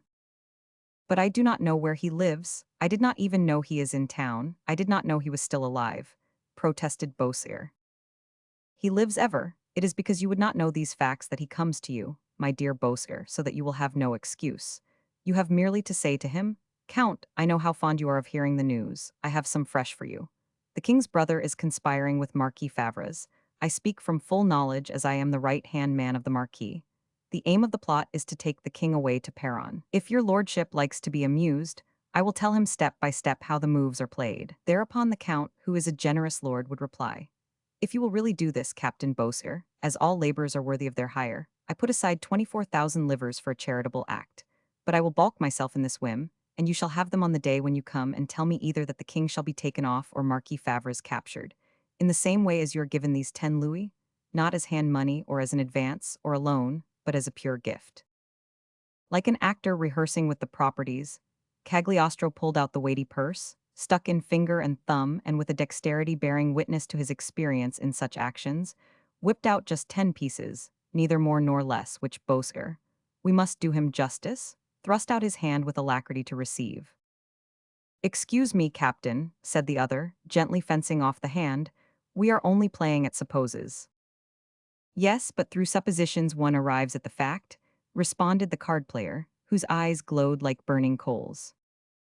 Have we reached this point?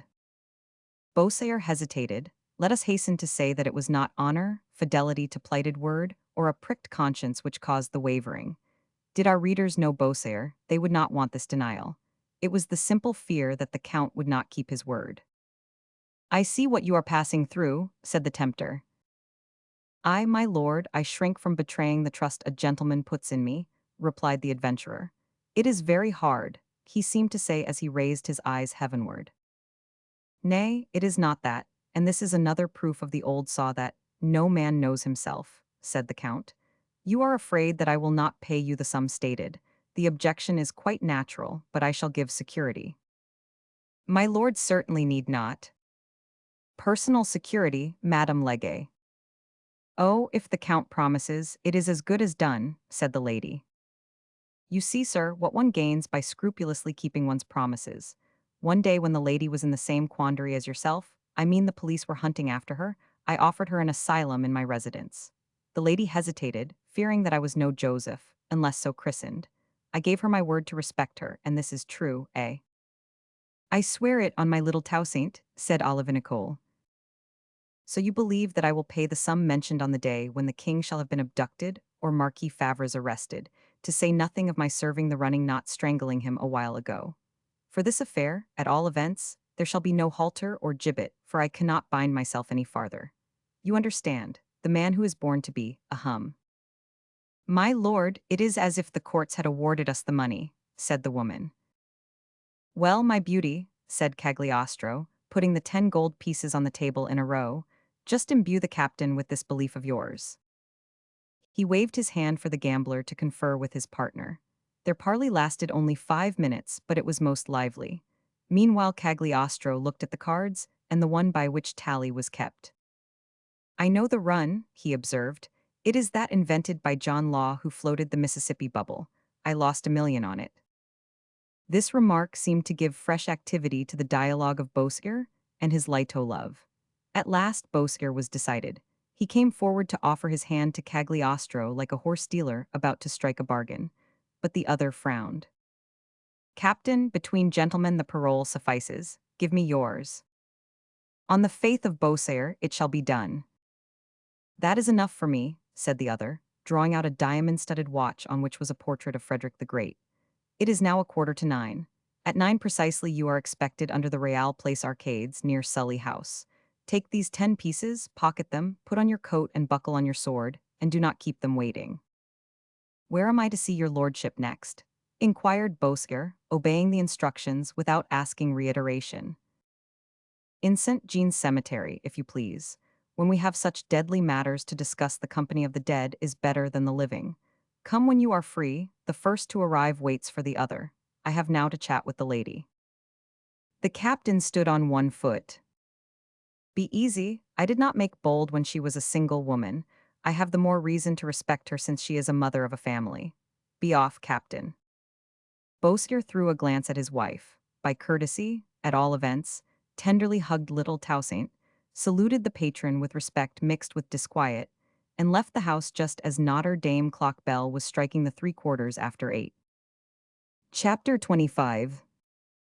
Down among the dead. It was nearly midnight when a man hesitatingly walked up to the iron gateway of St. Jean's burying ground, in Croix Blanche Street. As midnight boomed, he saw a spectre cross the grounds under the yews and cypresses, and, approaching the grating, turn a key harshly in the gate lock to show that, if he were a ghost and had the leave to quit his grave, he also had that to go beyond the cemetery altogether. "Do you not recognize me, Captain B?" queried the jesting voice of Cagliostro, "or did you forget our appointment?" "I am glad it is you," said the man in the French Guard's sergeant dress, breathing as if his heart were relieved of great weight. "These devilish streets are so dark and deserted that I do not know, but it is better to run up against any body than not to meet a soul." "Pshaw," returned the magician, "the idea of your fearing anything at any hour of the day or night. You will never make me believe that of a man like you who would go anywhere with a sword by his side. However, step on this side of the railings, and you will be tranquil, my dear Captain Bosger, for you will meet no one but me." Bosger acted on the invitation, and the key grated again in the lock, to fasten the gate behind him. "Keep to this little path," continued Cagliostro, "and at 20 paces you will come upon a little broken altar, on the steps of which we can nicely manage our little business." "Where the mischief do you see any path?" he grumbled, after starting with a good will. "I meet nothing but nettles tearing my ankles and grass up to my knees. I own that this cemetery is as badly kept as any I know of. But it is not astonishing, for here are buried only the condemned prisoners executed in the city, and no one plants flowers for such poor fellows. Still, we have some undeniable celebrities here, my dear Beausire. If it were daylight, I would show you where lies Bouteville Montmorency, decapitated for having fought a duel, the Knight of Rohan who suffered the same fate for conspiring against the government, Count Horn broken on the wheel for murdering a Jew, Damiens who tried to kill Louis Roman 16, and lots more. Oh, you are wrong to defame St. Jean S. It is badly kept, but it well keeps its famous ones. Beausire followed the guide so closely that he locked steps with him like a soldier in the second rank with the predecessor, so that when the latter stopped suddenly, he ran up against him. Ah, this is a fresh one. The grave of your comrade Fleur de Pine, one of the murderers of Francois the Semblemens baker, who was hanged a week ago by sentence at the Chatelet. This ought to interest you, as he was, like you, a corporal, a sergeant by his own promotion, and a crimp, I mean a recruiter. The hearer's teeth chattered. The thistles he walked among seemed so many skeleton fingers stretched up to trip him, and make him understand that this is the place where he would have his everlasting sleep. Well, we have arrived, said the cicerone, stopping at a mound of ruins. Sitting down on a stone, he pointed out another to his companion, as if placed for a conversation. It was time, for the ex-soldier's knees were knocking together so that he fell rather than sat on the elevation. Now that we are comfortable for a chat, went on the magician, let us know what went on under the Real Place arches. The meeting must have been interesting. To tell the truth, Count, I am so upset that I really believe you will get a clearer account by questioning me. Be it so, I am easygoing, and the shape of news little matters provided I get it. How many of you met at the arches? 6, including myself. I wonder if they were the persons I conjecture to be there. Primo, you, no doubt. Beausire groaned, as though he wished there could be doubt on that head. You do me much honor in commencing by me, for there were very great grandees compared with me. My dear boy, I follow the gospel. The first shall be last. If the first are to be last, why, the last will naturally lead. So I begin with you, according to Scripture. Then there would be your comrade Torquedy, an old recruiting officer who is charged to raise the Brabant Legion. Yes, we had Torquedy. Then there would be that sound royalist Marquis, once sergeant in the French Guards, now sub-lieutenant in a regiment of the center line. Favre's, of course. The masked man, any particulars to furnish about the masked man? The traitor looked at the inquirer so fixedly that his eyes seemed to kindle in the dark. Why, is it not?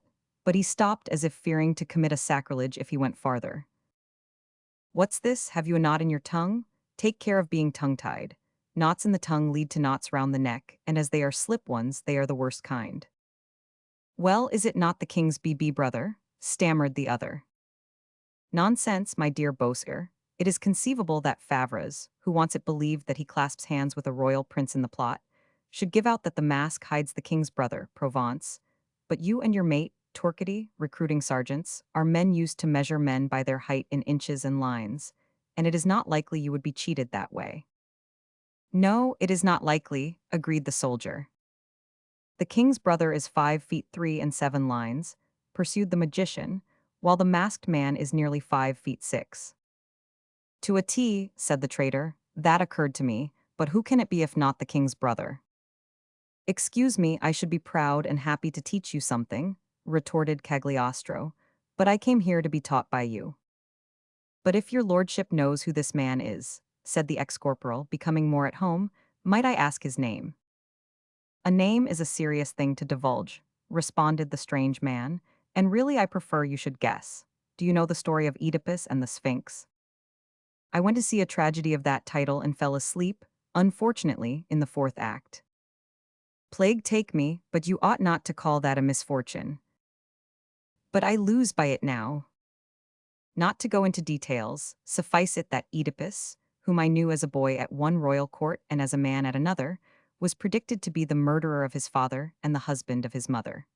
Believing King Polybius this father, he departed from his realm, but would not take a hint from me about the road. The result was that he met his own sire on the road where, as neither would turn out, a fight ensued in which he slew his father. Some time after he met the Sphinx. It was a monster with a woman's head on a lion's body which I regret never to have seen, as it was 1,000 years after her death that I traveled that road. She had the habit of putting riddles to the wayfarers and eating those who could not read them aright. To my friend Oedipus she put the following. What animal goes upon 4 legs at morning, 2 at noon and 3 at night?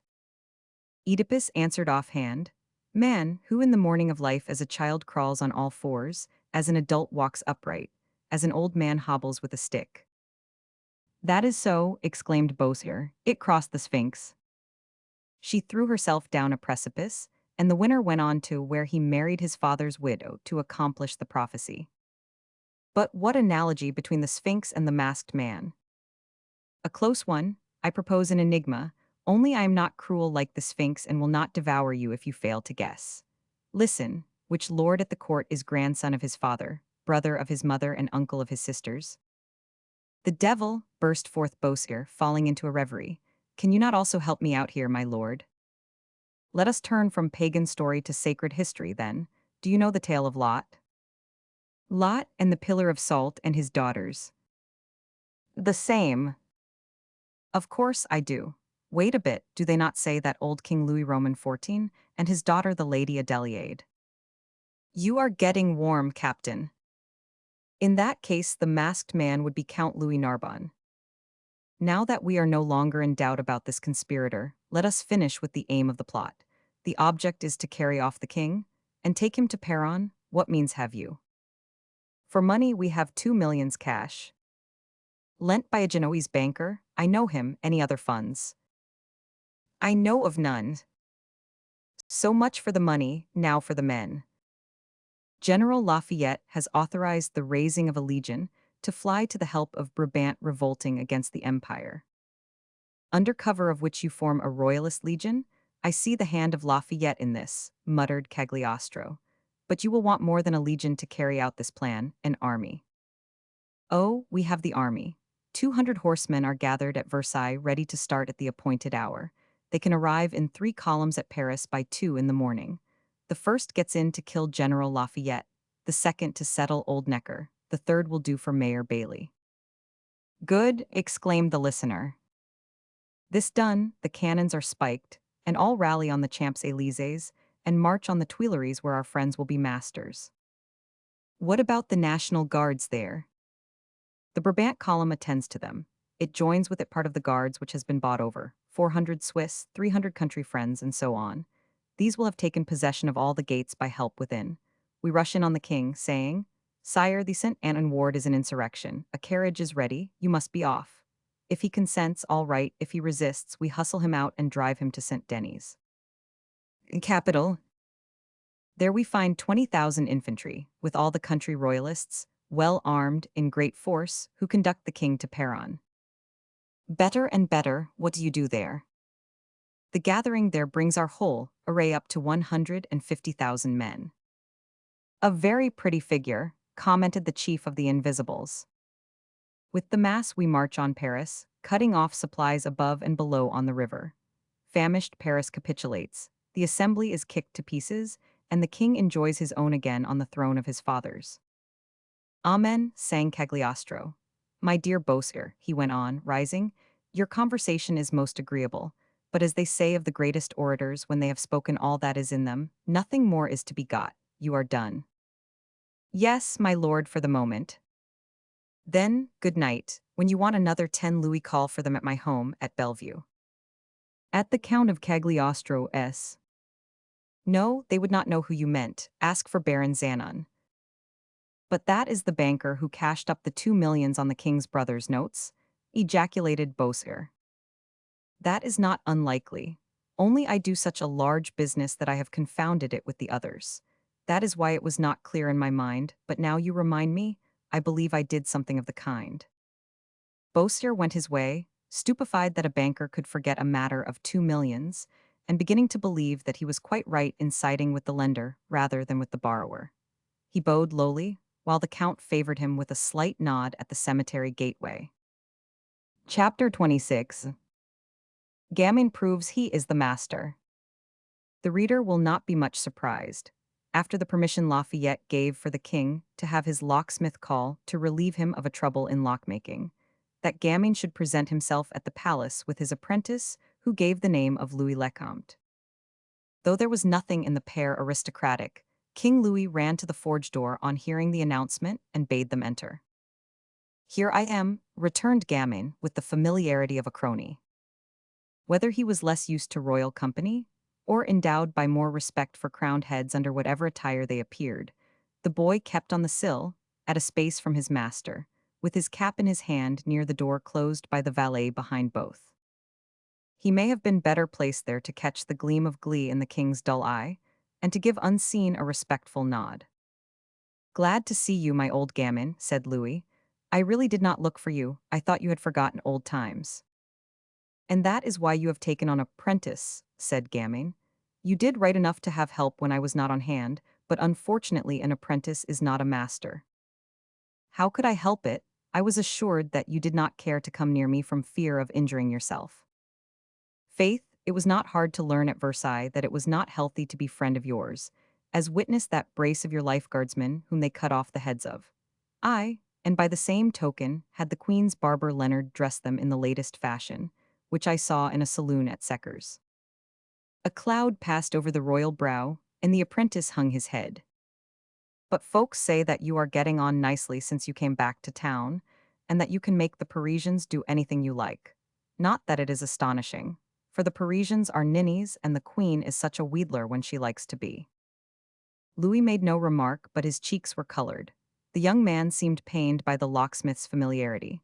After wiping his forehead with a handkerchief, rather fine for a locksmith's help, he approached the king, to whom he said, "Does your majesty allow me to tell how we have Master Gamin here, and how I am in your employment?"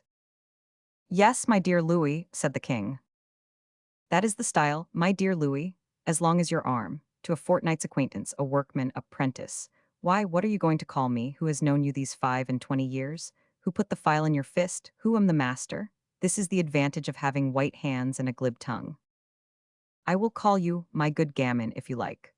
I speak to the lad affectionately because I owe to him the joy of seeing my old master again, not because he speaks prettily or keeps his hands smooth, for you know I think nothing of these fine ways, but I like him for proving it was false what they said about my never seeing you any more. Well, it was not me that held back, but that wife of mine. She was always saying, 'Gammon, you have bad acquaintances, those who fly too high for you. It is not good to hobnob with aristocrats nowadays. We have a little property, look after it. Let us rear our young ones, and let the Dauphin learn locksmithing from others than you, if he wants to, like his father before him. There are plenty of smiths in France.'" Louis glanced at the apprentice, and stifling a sigh, partly sad and partly rallying, said, "No doubt, but there are few like you." "Just what I said to the master when I called on him," said the young man. "I told him the king was making a hidden bolt lock, and that he had got along very well till he came to the sliding bolt itself." "I should think so," interrupted Gammon. "Bless you, the bolt is the backbone of a lock. It is not given to everybody to get over that difficulty." "No, nor mine in passing the examination you put me through to be convinced I came from the king," replied the young man, laughing. "You said it was a trap laid by your enemies, but the 25 yellow boys sent by his majesty convinced you. So off we started, and here we are." "And welcome," said the royal smith, thanking the speaker with a glance. "And now, Master Gamming, as you appear in a hurry, let us tackle the job." "You have hit it. I promised the mistress that I should be home by evening. Let us see this puzzler of a lock." The king put in his hands a lock 3 parts finished. "Lord help us," said the man, grinning. "This is not a secret bolt but a trunk lock. You have 3 wards on it and the second ought to catch while the first is released by the key." He was using the key as he spoke, and the others contemplated his demonstration with awe for his learning. "But the second ward catches, like the assembly when you want it to do something your way and says, 'I won't budge.'" "But there must be some way of getting over the fix," said the king. "Of course, it would be a day's work to an ordinary workman, but I will knock it off in a couple of hours. Only," said he, with the suspicious air of an artisan jealous of the secrets of the craft, "I want no fussing round me." What Gaming desired was the yearning of the king. His loneliness would allow him a dialogue apart with the apprentice. "But you may need something." "I will set the footman trotting." The king went himself to the door to acquaint Francois with the arrangement, and then led away the apprentice, Louis Lecomte, in whom the reader will have recognized Louis Boyle. They went by a secret stairway into the royal study, where a table was covered by a large map of France, showing the king had been studying the route of the flight. "Now that we are alone, Count," said he, "let me compliment you on your skill and thank you for your dedication of services to me. And I ask to be excused for my apparel and the language I have had to use before you. You speak like a brave gentleman, and your apparel covers a loyal heart in any case. But we have no time to lose. Even the Queen is ignorant of your presence here. Nobody is listening, so to the point. Did not your Majesty send us a naval officer, the Count of Charny, who brought a letter?" "Insignificant," interrupted the monarch, "a mere introduction to a verbal communication. He fulfilled it, and it was to make its performance cert that my father sent me to town to try to have an interview alone with your Majesty. The king can have the certainty of leaving France. My father is proud and happy of the honor done him. Now for the principal point, what says he of the project? That it is hazardous and requires great precautions, but is not impossible. Firstly, will not your father want the command over the adjoining districts? It is his advice, but he would not like it to be thought personal ambition. Pooh, do I not know his disinterestedness? Did he explain about the best road to take? In the first place, he fears one thing, that many projects of flight have been proposed, and that all these getting entangled, this one will meet some block which will be ascribed to fatality, when it will be the spite or the rashness of the other parties. I promise, my dear Louis, to let the parties intrigue around me. It is their want and a necessity of my position. While they are following these threads which will end in nothing, but leading them astray, we will follow our own route with no other confidence, with more security from our greater secrecy. But I do not want to leave the kingdom altogether. It is hard for a sovereign to get back if he does so. I have decided on Montmedy as the place of retirement, which is in the center of your father's command, and at a suitable distance. Has your Majesty planned out the flight, or is this but a sketch? Queried the Count. Nothing is settled, replied Louis, and all depends on circumstances. If I see the Queen and the family running fresh dangers from the ruffians, I will take an irrevocable decision. My father thinks the dangers of the journey will be diminished by dividing the passengers. Yes, but it is useless to discuss this point. In a solemn hour, the Queen and I resolved to go together or not at all. The envoy bowed. At the meet moment the king has but to issue the orders to have them executed, he said. Now, for the route, there are 3 ways to Montmedy. I have marked them on the map. The best is through Reims, but I was consecrated there and would be recognized by many. I choose the Chalons road via Vaisons and going round Verdun. Let the regiments be posted in the petty towns between Chalons and Montmedy. I see no inconvenience in the first detachment awaiting me in the former place. Sire, the location of the regiments will have to be settled. By the way, the king should know that there is no posting house at Varennes. I am glad you are so well informed, observed the king, merrily. It shows you have deeply studied the plans, but do not worry about such matters. Charny is my engineer, who has drawn up the maps, and he will see to the supply of horses.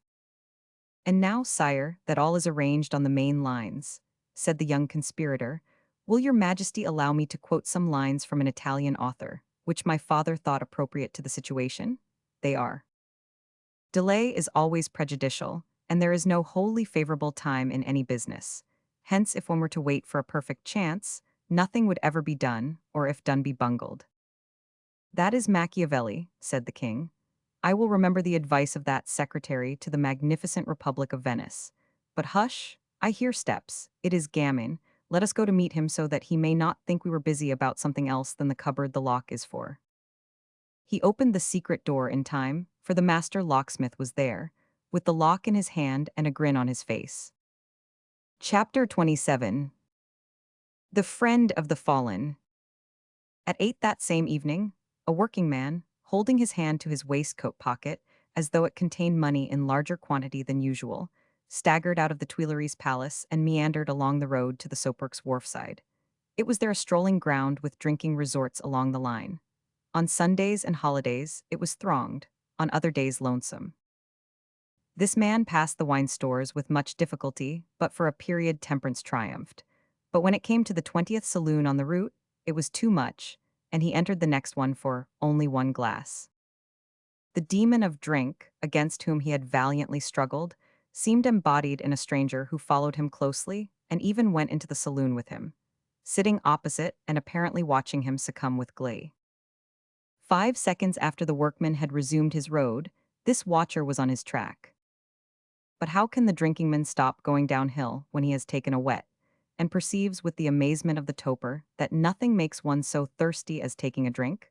Scarcely had he tottered 100 paces before his thirst was so sharp that he had to slack it once more. The result of these lapses from the path he had previously trod was that he reached deviously the highway beyond the passy bars, where he felicitated himself on the road being tolerably free from temples of the god of wine. In his gladness he set up singing. Unfortunately, the delight was ephemeral and the song of short duration. He fell to muttering and then talking to himself, and the soliloquy was in the form of imprecations on unknown persecutors of whom the unsteady sot complained. Oh, the scoundrel, to give an old friend, a master, doctored wine. Ah, so just let him send again for me to fix his locks, let him send his traitor of a workmate who gives me the go-by, and I will tell him. It won't work this trip. Let your majesty fix up your own locks. We shall see then if a lock is to be turned out as sleek as a decree. Oh, I'll give you all you want of locks, with 3 wards, confound the villain. The wine was salted, peppered. By heaven, it was poisoned. Hope I may be saved, but the wine was poisoned. So howling, overcome by the force of the poison, of course, the unfortunate victim laid himself at full length, not for the first time, on the road, mercifully carpeted thickly with mud. On other occasions, the drunkard had scrambled up alone. Difficult to do, but he had got through the difficulty with honor. But this third time, after desperate efforts, he had to confess that the task was beyond him. With a sigh, much resembling a groan, he seemed decided to sleep for this night on the bosom of our common Mother Earth. No doubt the follower had waited for this period of doubt, disheartenment, and weakness, for he approached him warily, went all round fallen greatness, and calling a hack, said to the driver, "Old man, here's my friend who has shipped too heavy a cargo. Take this piece for yourself, help me to put the poor fellow in the straw of your coach where he will not soil the elegant cushions, and take him to your wine saloon at Severs Bridge. I will get up beside you." There was nothing surprising that the customer should sit up with the driver, as he appeared to be one of his sort. So, with the touching confidence men of the lower classes have for one another, the Jarvey said, "All right, but let us have a look at the silver, see." "Here you are, old brother," ventured the man without being in the least offended and handing over a 6 liver crown piece. "But will there be a little bit beyond the fare for myself, my master?" inquired the coachman, mollified by the money. "That depends how we get along. Let us get the poor chap in, shut the blinds, try to keep your pair of skeletons on their hoofs, and we will see when we get to Severs how you conducted us." "Now I call this speaking to the purpose," returned the knight of the whip. "Take it easy, master. A nod is as good as a wink. Get upon the box and keep my Arabian steeds from bolting up the road. No jokes, they feel the want of a supper and are chafing to race home to the stables. I will manage the rest." The generous stranger did as he was bid. The driver, with all the delicacy of which he was susceptible, dragged the sot up by the arms, jabbed him down between the seats, slammed the door, drew down the blinds, mounted the box again, and whipped up the barbs. With the funeral gait of night hack horses, they stumbled through the village of Point du Jour and reached the Severs saloon in an hour. The house was shut up for the night, but the newcomer jumped down and applied such blows of the fist to the door that the inhabitants, however fond of slumber, could not enjoy it long under so much racket. The host, who was alone, finally got up in his night dress to see the rioter and promised to pack him off smartly if the game were not worth the candle. Apparently, though, the value of the game was clear, for, at the first whisper by the irreverent arouser to the landlord, he plucked off his cotton nightcap and made bows which his scanty costume rendered singularly grotesque. He hastened to pilot the coachman, lugging Gammon, into the little tap room where he had once filled himself with his favorite burgundy. As the driver and his steeds had done their best, the stranger gave the former a piece of money as extra. Then, seeing that Master Gammon was stuck up in a chair, with his head on the table before him, he hastened to have the host bring him 2 bottles of wine and a decanter of water, and opened the windows and blinds to change the mephitic air which the common people like to breathe in such resorts. After bringing the wine with alacrity and the water with reluctance, the host respectfully retired and left the stranger with the drunkard. Having renewed the air, as stated, the former clapped smelling salts to Gammon's nose, which ceased to snore and gave a sneeze. This awakened him a little from that disgusting sleep of drunkards, the sight of which would cure them, if by a miracle they could see what they look like at such periods. Gammon opened his eyes widely and muttered some words, unintelligible for anybody but the philologist, who distinguished by his profound attention these words. The scoundrel, he poisoned wine. The Good Samaritan seemed to see with satisfaction that his ward was under the same impression. He gave him another sniff of the hartshorn, which permitted the son of Noah to complete the sense of his phrase in an accusation pointing to an abuse of trust and wanton heartlessness. To poison a friend, an old friend. That's so, it is horrible, observed the other. Infamous, faltered Gammon. What a good thing I was handy to give you an antidote, suggested the hearer. It was lucky, said the locksmith. But as one dose is not enough, have another, said the stranger, putting a few drops from the smelling bottle in a glass of water. It was ammonia, and the man had hardly swallowed the compound than he opened his eyes immeasurably and gurgled between two sneezes. Ah, monster, what are you giving us there? My dear fellow, I am giving you stuff that will save your life, returned the kind friend. If it is physic, that is all right, said Gammon, but it is a beastly failure if you call it a drink. The stranger profited by his sneezing again and twitching his features, shut the blinds though not the windows. Looking round him, the master locksmith recognized with the profound gratitude of drinking men for old haunts, the saloon where he had feasted before. In his frequent trip to town from Versailles, he had not seldom halted here. It might be thought necessary, as the house was halfway. This gratitude produced its effect. It gave him a great confidence to find himself on friendly ground. Hurrah, it looks as though I were halfway home anyway, he exclaimed. Yes, thanks to me, said the stranger. Thanks to you? Why, who are you? Stammered Gammon, looking from still life to animated things. My dear Gammon, your question shows that you have a poor memory. Hold on, said the smith, giving him more attention. It strikes me that I have seen you before. You don't say so, that is a blessed thing. Aye, but where, that is the rub. Look around you then, something may remind you, or had you better have some more of the counterbane to refresh you? No, thank'ee, I have had enough of that remedy, said Gammon, stretching his arms out. I am so nearly brought round that I will do without it. Where did I see you? Why, in this very spot, of course. And when?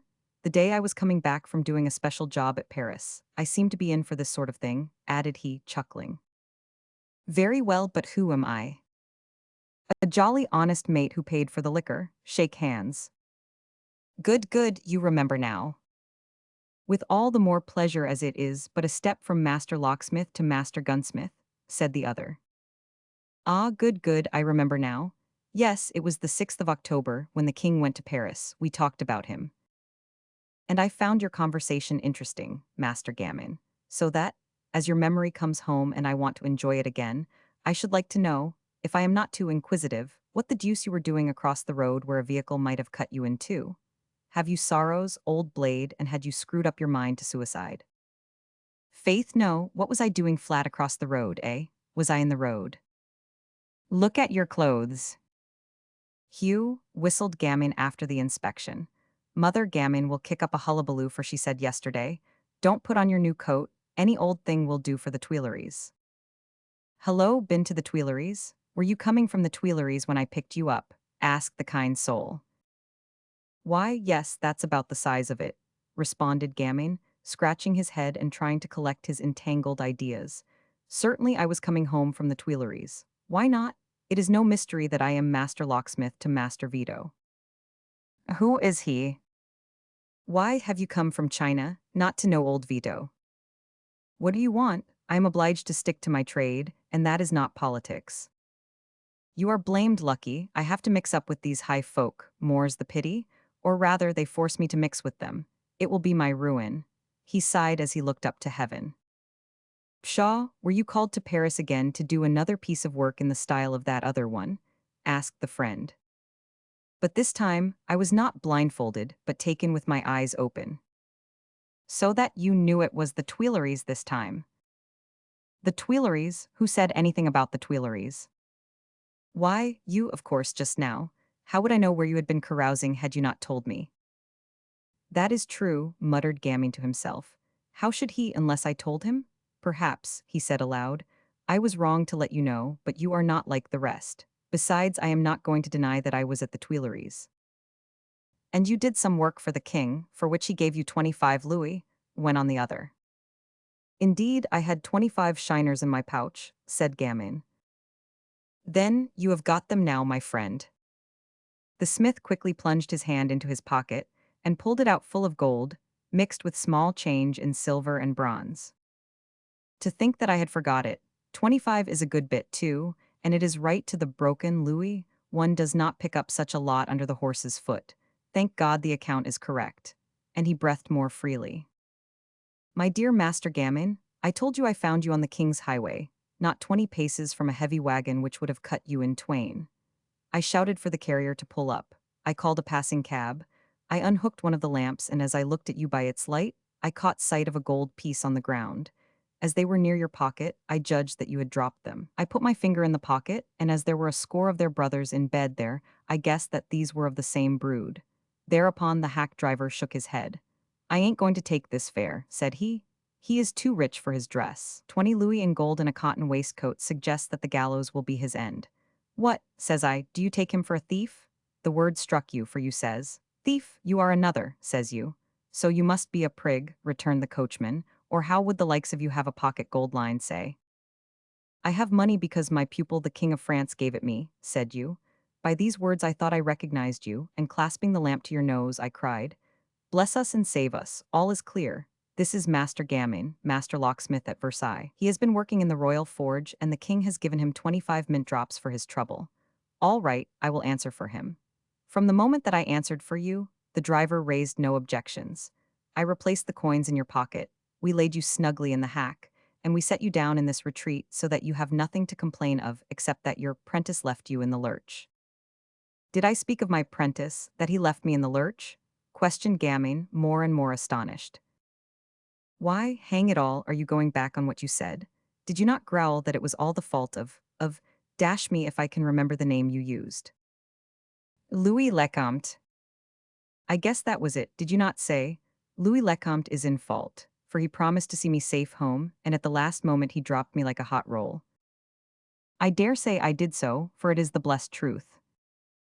Then, why do you deny the truth? Let me tell you that with another than me, such chatter would be dangerous. But with you, one is safe, eh? With a regular friend, said the smith coaxingly. Lord, you have lots of trust in your friend. You say yes and you say no. You wiggle and waver so that none knows how to have you. It is like your fable t'other day about the secret door that a nobleman had you fit on the strict quiet.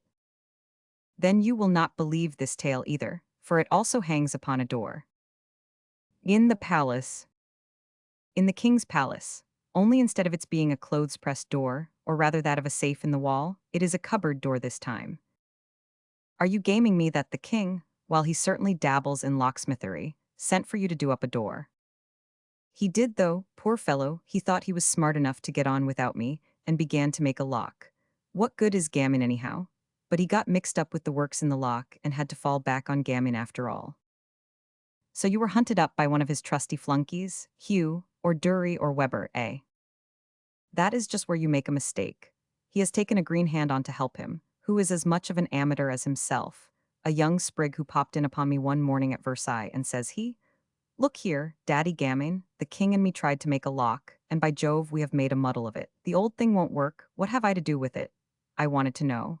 You are wanted to set it right, says he, and as I said that it was a plant and he did not come from the king, he slaps some gold on the bench and says, is not this earnest enough? Here are 25 louis which the king sends you to remove any doubts. He gave me them too. So these are what you are sporting round with you. No, these are another lot. These were for traveling expenses and a sort of a payment on account. 50 louis for filing up an old lock? There is a snake in the grass, friend Gammon. Just what I said to myself, particularly as the prentice does not seem a regular craftsman, but dodged my question about work, and where you stop when you are on tramp in France, as well as who is Mother Marian. But you are not the man to be taken in when you see a boy at work. I do not say so much as that. The lad plied the file and the chisel handily. I have seen him cut a rod of iron through velion at a blow, and put a hole in a band with a rattle file as if using a gimlet on a lath. But there is more theory than practice about his style. He no sooner finishes the job than he washed his hands, and what hands? So white that never did a locksmith boast the like. You don't see me scrubbing my hands till they are white. With pride he showed his grubby, black and callous hands, which indeed seemed to defy all the cosmetics and skin bleaches in the world. But in short, what did you do when you got to the king? Asked the other, bringing the man to the point most interesting to him. It looked as though we were expected. In the forge the king showed me a lock commenced not badly, but he had got in a corner. It was one with 3 wards, d'ye see, which few locksmiths can grapple with and royal ones least of all. I looked at it and saw where the key caught. All right, I says. Let me alone with it for an hour and it will work as if greased. Go ahead, said the king. Consider yourself at home. Call for anything you like while we get the cupboard ready on which the lock goes. On which he went out with the imp of a prentice. By the main stairs, queried the gunsmith carelessly. No, by a secret one leading to his study. When I got through, I had done something too, I said to myself. It is all bosh about this here cupboard, they are laying their heads together for some mischief. So I crept down softly and opening the study door, I got a glimpse of what they were up to. And what were they up to? Inquired the gunsmith. Well, I did not catch them in the act, for they must have heard me coming, for I have not the light step of a dancer. They pretended to be up and coming to me, and the king said, "Oh, this is you, and you have finished? Come along, for I have something else for you to do." So he hurried me through the study, but not so fast that I did not spy spread out on a table a big map, which I believed to be France on account of a lily flower, printed in one corner. From the midst 3 rows of pins ran out to the edges like files of soldiers, for they were stuck in at regular spaces. Really, you are wonderfully sharp, said the stranger in affected admiration. So you believe that instead of bothering about their cupboard, they were busy with this map. I am sure of it. The pins had wax heads of different colors, black, blue, and red, and the king was using a red one to pick his teeth with, without thinking what he was about. Gammon, if I discovered some new kind of gun, hang me if I would let you come into my workshop, even to pass through it, or I would bandage your eyes as on the day you were taken to the great nobleman's house, though you did perceive that the house had 10 steps to the stoop, and that it fronted on the main avenue. Wait a bit, said the smith, enchanted at the eulogies. You have not heard all, there is really a safe in the wall. What wall? Of the inner corridor, running from the royal alcove to the young prince's room. What you say is very queer, and was this safe open? Is it likely? I squinted round in all ways, but it was no use my asking myself, where on earth is this secret press? Then the king gave me a look and says he, Gammon, I have always had trust in you, so I would not let anybody but you know the secret. While speaking, the king lifted a panel, while the boy held a light, for the corridor has no windows, and showed me a 2-foot round hole. Seeing my astonishment, he winked to our companion and said, Do you see that hole, my friend? I made it to keep money in. This young fellow helped me during the 4 or 5 days he has been staying in the palace. Now we want the lock put on the panel so that it will be hidden and not interfere with its sliding. Do you want an aid, in which case this young man will help you? Or can you do without? If so, I will set him to work elsewhere. Tut, I said. You know that I like to go alone when I am the job. It is 4 hours' work for a good hand, but I am a master and will be through in 3. Go and attend to your work, young fellow, and your majesty may stick to his, and in 3 hours fetch along anything you want kept in this meat safe. We may believe the young chap had other fish to fry, for I saw nothing more of him, but when the time was up, the king came back. It is all up, said I, and I made him see that the door slid without the lock being in the way as neat as the automatons of Vaucanson.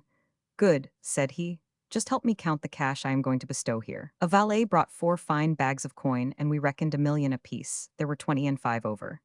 There you are, Gammon, said the king. Take them for your trouble? As though it was not disgraceful to give an old mate a beggarly 25, a man with 5 children, and he has been handling 2 millions. What do you think of that?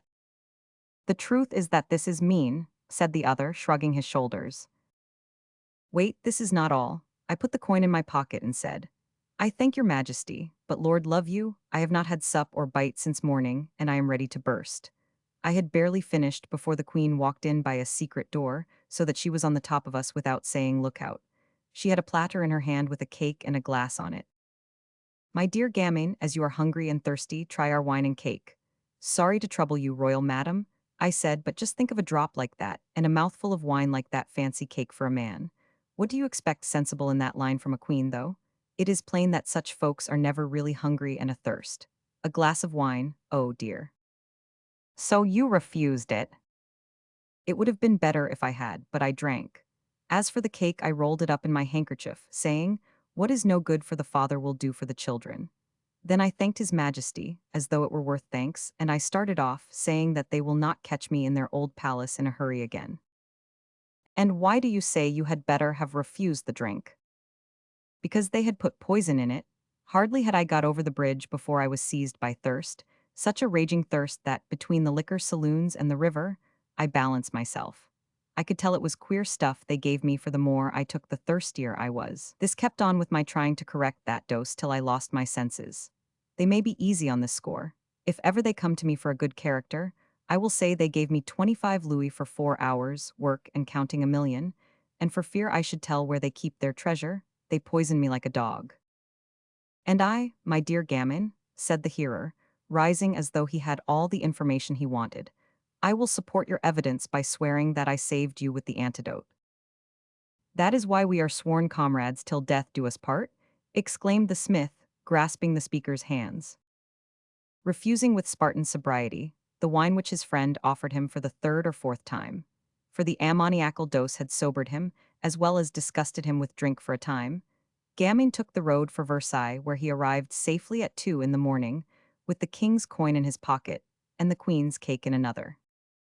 Left behind in the saloon, the pretended gunsmith drew out a set of tablets mounted in diamonds and gold, and wrote with fluid ink pencil these two notes. An iron safe behind the king's alcove, in the unlighted passage leading to the prince's rooms. Make sure whether Louis Lecomte, locksmith's boy, is not really Count Louis, son of Marquis Boyle, arrived 11 days ago from Metz. Chapter 28. The First Guillotine. On Christmas Eve, a party was given at the Princess Lambert's, which the Queen's presiding over made it really her own reception. Isidore Charny had returned from Italy that morning, and he had found King and Queen very kind to him. Two reasons influenced the latter. One, his being the brother of Count Charny, which was a charm in his absence, and his bringing back news from the fugitive princes which suited her wishes. They backed the Favre's scheme and urged her to flee for Turin. He left her only to go and acquaint Favre's with the encouragement. The Queen had said nothing positive about the flight, but he took enough to the conspirator to fill him with joy. For the rest, the cash was in hand, the men notified to stand ready, and the king would only have to nod to have the whole plot set in motion. The silence of the royal couple was the only thing which worried him. The queen broke this by sending Isidore, and vague as were the words he repeated, they acquired weight from coming out of a royal mouth. At 9, the young viscount went to Lady Lambert's. Count Provence was uneasy. Count Louis Narbonne walked about with the ease of a man quite at home among princes. Isidore was not known to any of the circle of the prince's bosom friends, but his well-known name and the partiality accorded him by the princess led to all hands being held out to him. Besides, he brought news from the foreign refuge, where so many had relatives. When he had delivered his budget, the conversation returned to its former channel. The young men were laughing about a machine for executing criminals, which Dr. Guillotin had shown in a full-size working model and had proposed to the National Assembly. When an usher announced the king, and another the queen, of course all the merriment and chatter ceased. The more the revolutionary spirit stripped majesty of its eternals, the more the true royalists vied with each other to pour evidences of respect upon the august chiefs. 1789 saw great ingratitude, but 1793 great devotion. To talk over the Favre's scheme in secret, a whist party was made up of the two rulers, Provence and Charny for the fourth hand. Respect isolated the table. Brother, said the queen, Lord Charny, who comes from Turin, says that our kinsfolk there are begging us to join them. The king gave a stamp with impatience. I entreat you to listen, whispered Lady Elizabeth, who sat on a stool. Listen to what? That Lord Charney has also seen the Marquis Favre since he came home, a gentleman whose loyalty we know, and he says that the king has but to say a word, when on the queen, or make a sign, and this very night you will be at Peron. The king kept still, his brother twisted a jack of hearts all to rags. Repeat this as the Marquis put it, said he to Isidore. Your Majesty, thanks to measures taken by Marquis Favres, he declares that the king has but the cue to give to be in safety in Peron this blessed night. Turning sharply on his brother, the king said as he fixed his eyes on him, Are you coming if I go? I said the other, turning pale and trembling. I have not been notified, and I have made no preparations. You know nothing about it, and yet you found the money for Favres? Exclaimed the monarch. You not notified, and the moves in the game have been reported to you hour by hour. The game, faltered the prince. The plot, for it is one of those plots for which, if discovered, Favres will be tried and doomed to death, unless by money and other means we save him as we did Besenval. Then you will save Favres. No, for I might not be able to do as much for him. Besides, Besenval was my liege as Favres is yours. Let each save his own man, and both of us shall have done our duty. He rose, but the queen retained him by the skirt of the coat. Sire, whether you accept or refuse, you owe the Marquis an answer. What is Viscount Charney to answer for the king? That the king does not allow himself to be spirited away like a slave for the Louisiana plantations. He disengaged his coat.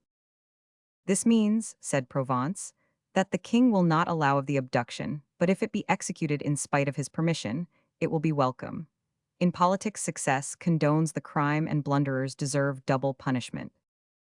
Viscount, said the queen, tell the Marquis what you heard and let him act as he thinks it points. Go. The king had gone over to where the younger men were so hilariously chatting, but the deepest silence fell at his approach. Is the king so unhappy that he casts melancholy around him? He demanded. Sire, muttered the gentleman, you were very merry when the queen and I came in. It is a bad thing for kings when no one dares laugh before them. I may say the converse. Happy are the kings before whom laughter resounds. Sire, returned one, the subject is not one for a comic opera. Of what were you talking? Sire, I yield the guilty one to your majesty, said another, stepping forward. Oh, it is you, Editor Sulo, said the king. I have read the last number of your journal, The Acts of the Apostles. Take care that you do not offend Master Populace. I only said that our revolution is going so slowly that it has to help on that in Brabant. We are lamenting the dullness of the session of the Assembly, where they had to take up the motion of Dr. Guillotin upon, of all things, a new machine for public executions. Are you making fun of Dr. Guillotin, a philanthropist? Remember that I am one myself. There are various kinds. The sort I approve of has a representative at the head of the French nation, the one who abolished torture before trial. We venerate, nay, we love him. The hearers bowed with the same impulse. But, proceeded Sulo, there are others who try to find means to kill the hale while they had 1,000 to send the ailing out of this life. I beg your majesty to let me deal with them. What would you do? Decapitate them painlessly, or at least merely give a slight coolness round the neck? Inquired the king, quoting Dr. Guillotin's recommendation of his invention. Sire, I should like all of these inventors to have the first experiment tried on themselves. I do not complain that Marigny was hanged on the gibbet of Montfaucon which he built. I am not asking, I am not even a judge. The probability is that I shall have to take my revenge on Dr. Guillotin in the columns of my paper. I will give him a whole number and propose that the machine shall bear his name for eternity, the guillotine. Ha ha, the guillotine, exclaimed the men without waiting for express permission to laugh. I shall assert also that life is divided not extinguished by this process, continued Sulo. Why may not the sufferer feel pain in the head and the trunk after being cut in two? This is a question for medical men. Did none of us here witness the experiment this very morning at Bicetre Madhouse? Asked the king. No, no, no, cried many voices. Sire, I was there, said one grave voice. Oh, it is you, Dr. Gilbert, said the sovereign, turning. Yes, sire. And how did the experiment succeed? perfectly in 2 instances, but at the third the instrument, though it severed the spine, did not detach the head. They had to finish with a knife. The young gentleman listened with frightened eyes and parted lips. 3 executions this morning, exclaimed Charles Lameth, who with his brother had not yet turned against the queen. Yes, gentlemen, said the king, but they were 3 corpses furnished by the hospitals. What is your opinion of the instrument? An improvement on such machines, but the accident at the third experiment proves that it stands in need of improvement still. What is it like? Asked the royal locksmith who had a bias for machines. Gilbert helped his explanation out by drawing a sketch on a sheet of paper at a table. The king saw how curious the bystanders were and allowed them to come near.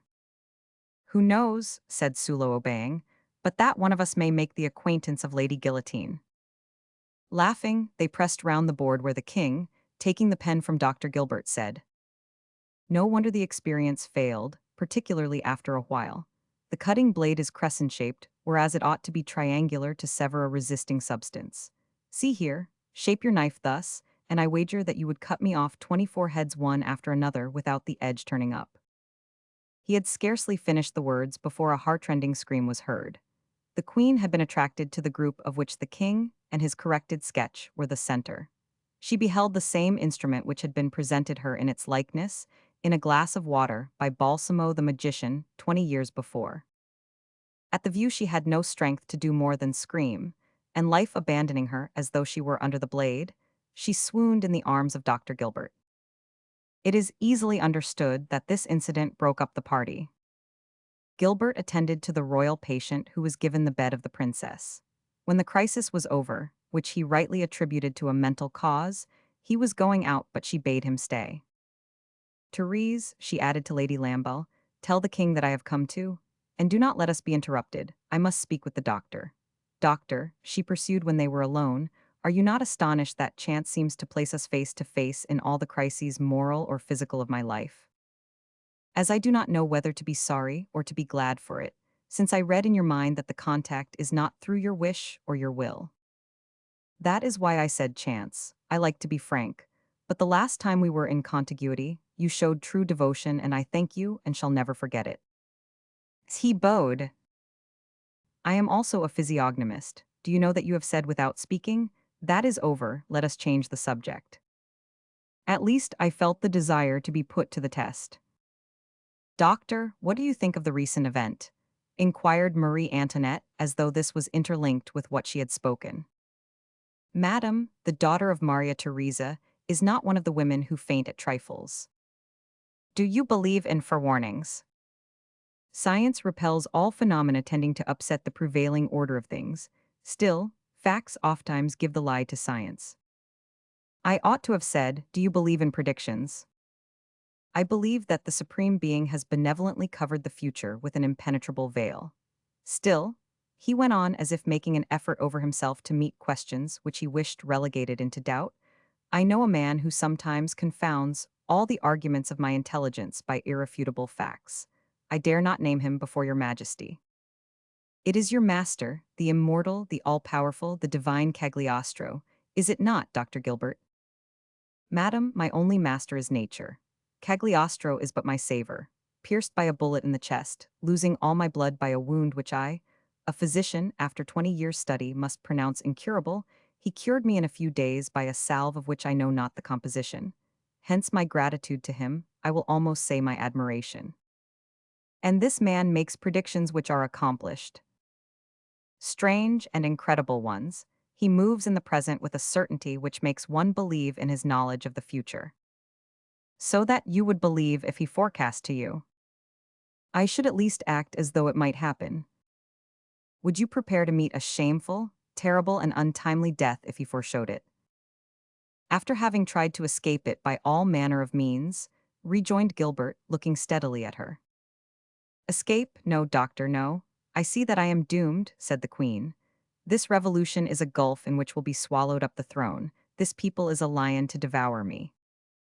Yet it depends on you to have it couch at your feet like a lamb.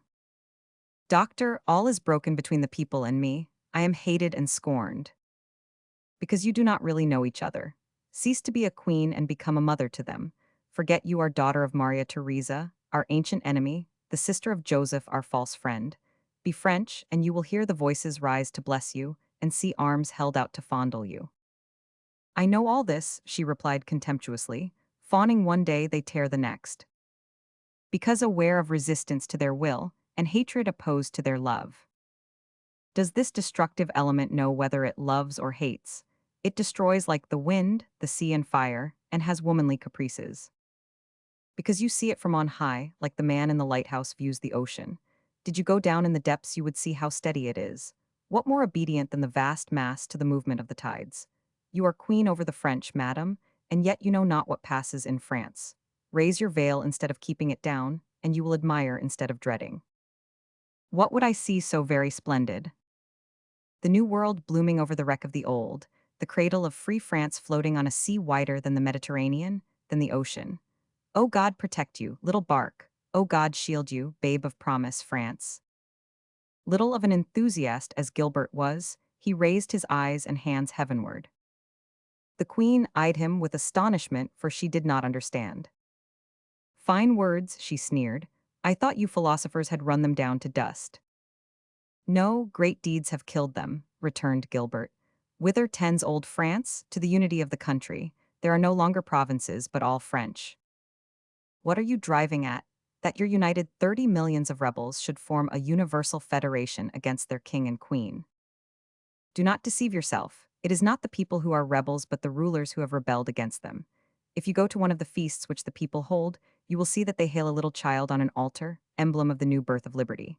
Italy, Spain, Ireland, Poland, all the downtrodden look towards this child and hold out their enchained hands, saying, France, we shall be free because of you. Madam, if it be still time, take this child and make yourself its mother. You forget that I am the mother of others, and I ought not do as you suggest, disinherit them in favor of a stranger. If thus it be, replied Gilbert with profound sorrow, wrap your children up in your royal robe, in the war cloak of Maria Theresa, and carry them with you far from France. For you spoke the truth in saying that the people will devour you and your offspring with you. But there is no time to lose, make haste. You will not oppose. I will further you in the departure. Nothing could fall more timely, said the queen, for we have a nobleman ready to act in this escape. Do you mean Marquis Favre's? Demanded Gilbert with apprehension. Who breathed you his name? Who communicated to you his project? Oh, have a care, for a bloody prediction pursued him also. Of the same prophet, what fate awaits him? Untimely, terrible, and infamous like that you mentioned. Then you speak truly. No time must be lost in giving the lie to this prophet of evil. You were going to tell Favre's that you accepted his aid. He was advised, and I am awaiting his reply. She had not long to wait, for Isidore Charny was ushered in by the Princess Lamballe. I am told that I may speak before Dr. Gilbert, said he. Then, know that Marquis Favre's was arrested an hour ago and imprisoned in the Chatelet. Bright but despairing and full of ire, the queen's glance crossed that of the doctor. All her wrath seemed spent in that flash. Madam, said Gilbert with deep pity, if I can be useful in any way, make use of me. I lay at your feet my mind, my life, my devotion.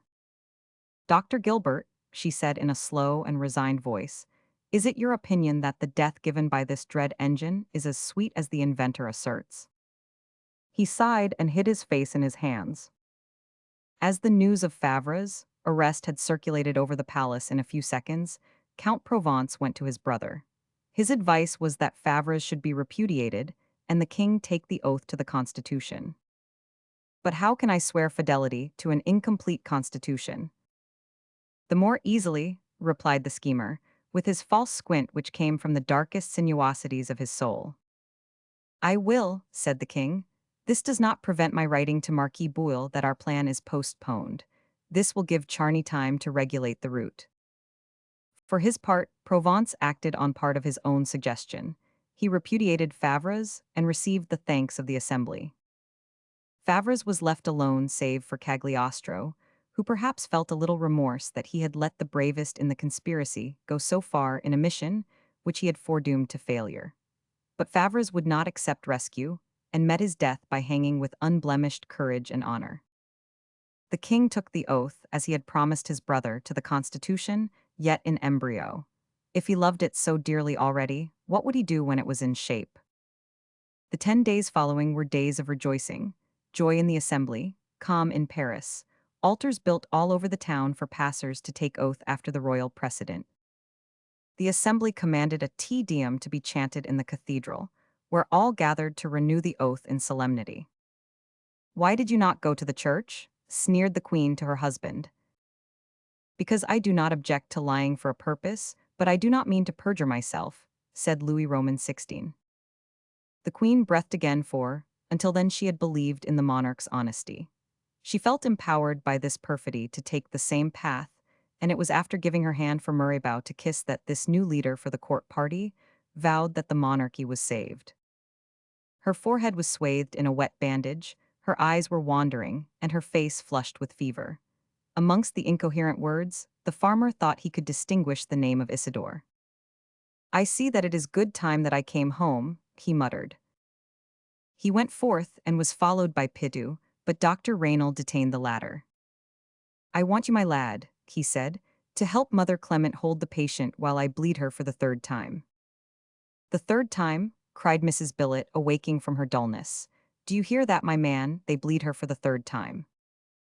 "Woman, this would not have happened had you looked after your daughter closer," said the farmer in a stern voice.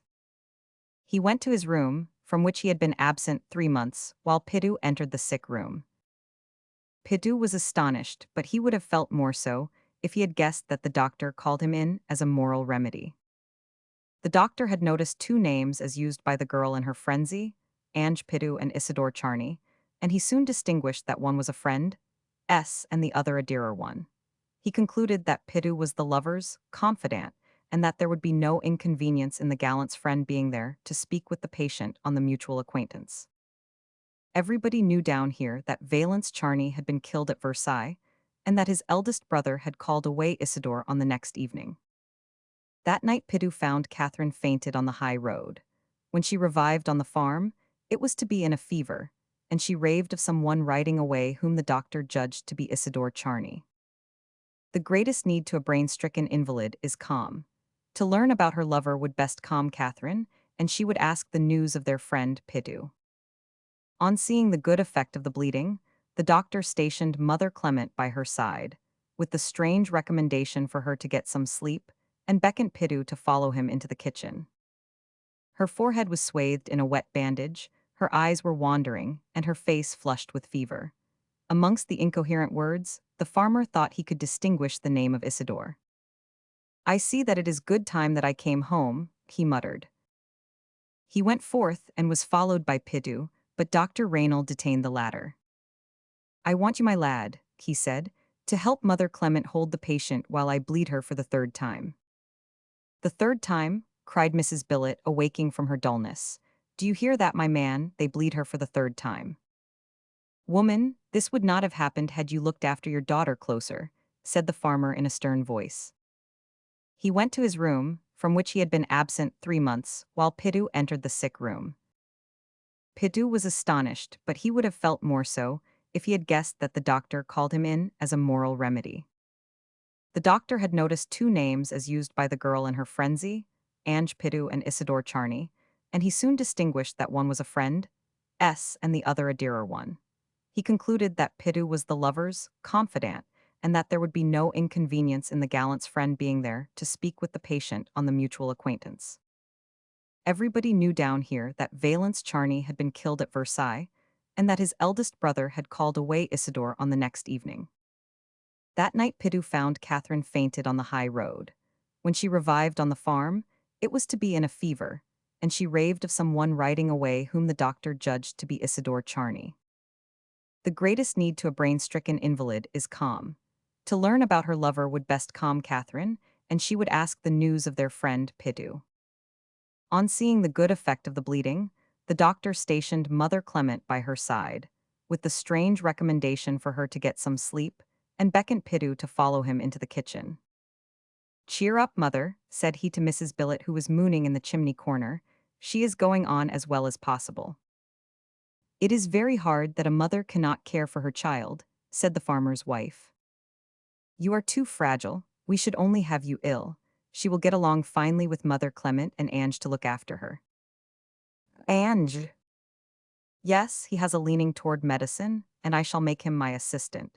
He is coming over to my place now to get a soothing potion made up. He will bring it back and direct the administration of it. He will remain on duty here, to run over to me with the news of any change. You know best, doctor, but give the poor father a word of your hope. Where is he? In the next room. Useless, said a voice on the threshold. I have heard all. As though this was all he wanted, the pale-faced farmer withdrew and offered no opposition to this ruling of the house by the medical adviser. The latter was not a light of science, but he was a keen observer. He had seen that Pidu would be the best confidant to place before his patients' eyes as soon as they opened to life and reason. He was able with the first words to reassure her upon Isidore's health. There was no rioting in Paris, and the young noble had gone off to Italy as a messenger.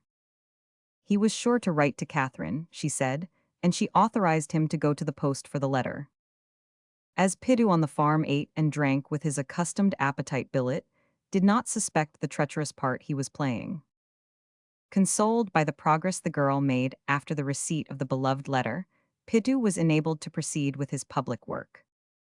With the money Gilbert gave him, he equipped the Haramont National Guards with new suits. This was for the ceremony of the Federation of Villers Cotterets and other villages of the canton, to be held on a following Sunday. At this prospect of uniforms, the guards assembled with their two minstrels and gave their liberal leader a serenade, interspersed with firecrackers and cheers, among which was to be heard a voice or two, slightly tipsy, shouting, "Long live Pidu, the hero of the people." Remembering the impression the Haramont National Guard had created when they had hats alike, you can appreciate the justice in the roar of admiration when they appeared in uniforms, and what a dashing air the captain must have worn, with his little cap cocked over one ear, his gorget shining on his breast, his catspaws, as the epaules were irreverently called, and his sword. Aunt Angelique could hardly identify her nephew, who almost rode her down on his white horse. But he saluted her with a wave of the sword and left her crushed by the honor. Recalling that the tailor had boasted of the order which Pidu had paid, she thought he had come home a millionaire. "I must not quarrel with him," she mumbled. "Aunts inherit from nephews." Alas, he had forgotten her by this time. Among the girls wearing tricolored sashes and carrying green palm boughs, he recognized Catherine. She was pale, her beauty more delicate, but Raynal had fulfilled his word. She was happy, for Pidu had managed to find a hollow tree where he deposited letters for her to take them out in a stroll, and that morning one was there. Pidu came up and saluted her with his sword. He would have only touched his hat for General Lafayette. "How grand you look in your uniform," she said loudly. "I thank you, my dear Pidu," she added in a voice for him alone. "How good you are, I love you." She took his hand and pressed it in hers. Giddiness passed into poor Pidu's head. He dropped his hat from the free hand, and would have fallen at her feet like the hat, only for a great tumult with menacing sounds being heard towards Soissons. Whatever the cause, he profited by it to get out of the awkward situation. He disengaged his hand from Catherine's, picked up his hat and put it on as he ran to the head of his 33 men, shouting, "To arms!" It was an old enemy of his who was causing a block to the festivities. Father Fortier had been designated to perform the office of celebrating the Federation Mass on the altar of the country, for which the holy vessels were to be carried from the church. The mayor, Longper, was to superintend the transfer. Like everybody, he knew the schoolmaster's temper and thought he would not bear him good will for the part he took in the turning over the muskets. So, rather than face him, he had sent him an order in writing to be present for the Mass at 10. At 9:30 he sent his secretary to see how things looked. The gentleman brought bad news. The church was locked up. The church officials were all laid up with various complaints. It had the air of a conspiracy. At 10, the crowd gathered and talked of beating in the church doors and taking out the church plate. As a conciliator, Longper quieted them as well as he could and went to knock at Fortier's house door. In the meantime, he sent for the armed forces. The gendarmes' officers came up. they were attended by additions to the mob. As they had no catapult to force the door, they summoned the locksmith. But when he was going to insert a picklock, the door opened and Ab Fortier appeared, with fiery eye and hair bristling. "Back," he cried with a threatening gesture. "Back, heretics, impious relapsers. Avaunt ye from the sill of the man of God."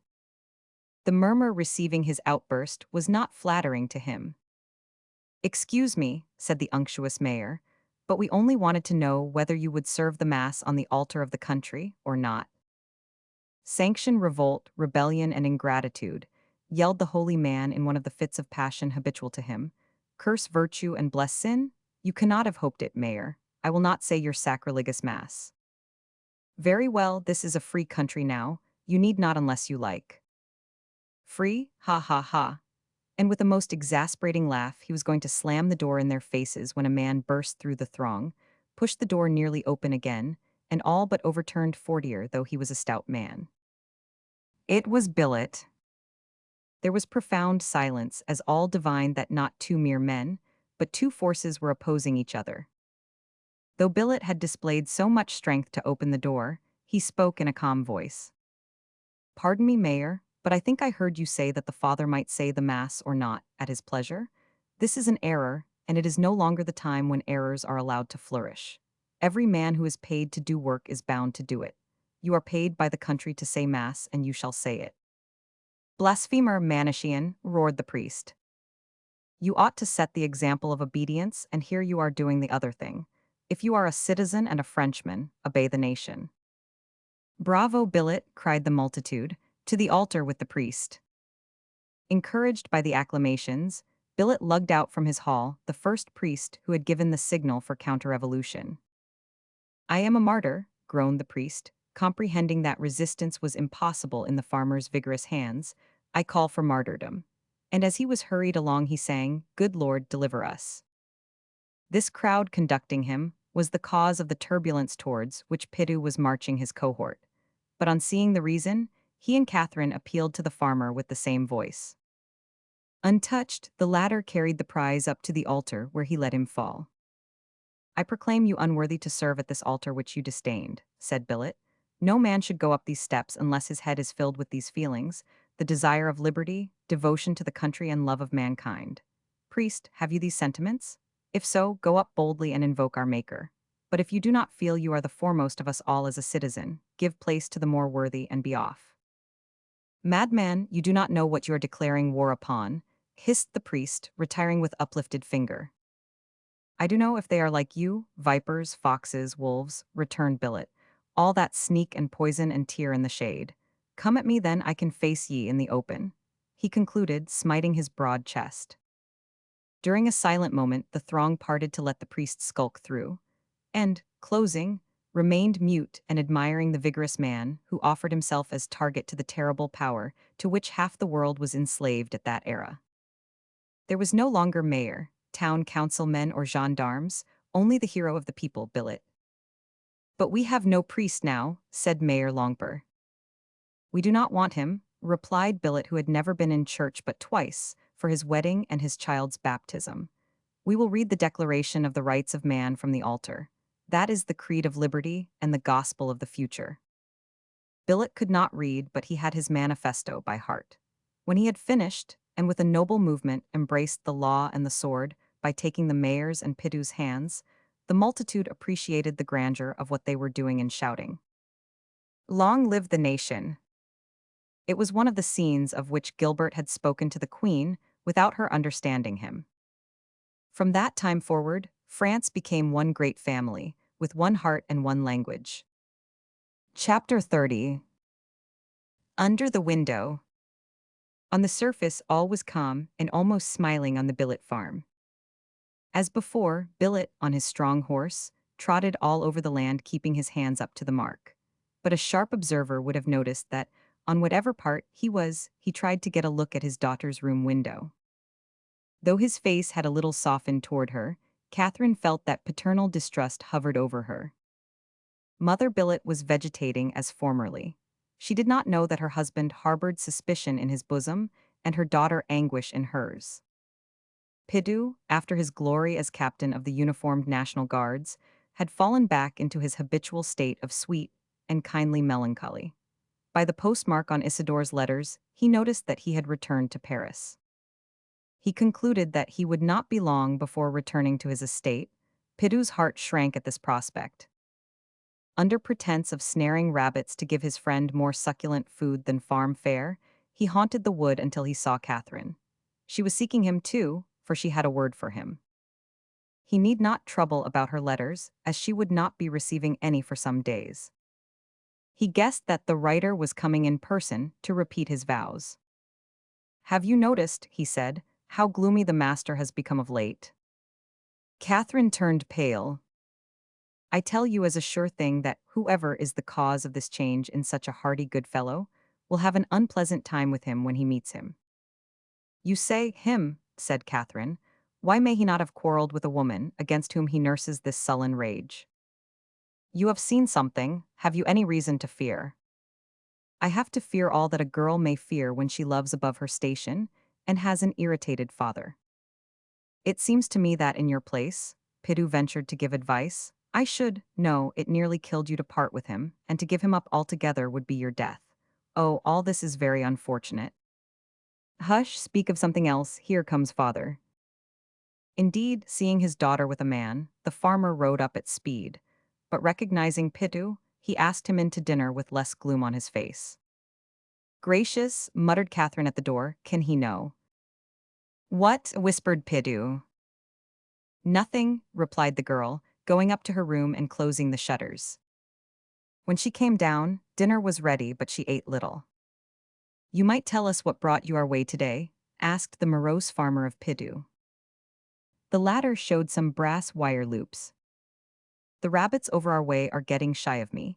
I am going to lay some snares on your farm, if you do not mind. Yours are so tender from the grain they get." "I did not know you had so sweet a tooth." "Oh, not for me but for Miss Catherine." "Yes, she has no appetite lately, that is a fact." At this moment, Pidu felt a touch to his foot. It was Catherine directing his attention to the window past which a man was making for the door where he entered with the farmer's gun on his shoulder. Father Clovis, he was hailed by the master. Clovis was the old soldier who had taught Pidu to drill. "Yes, Papa Billet, a bargain is a bargain. You paid me to pick out a dozen bullets to suit your rifle, and here they are."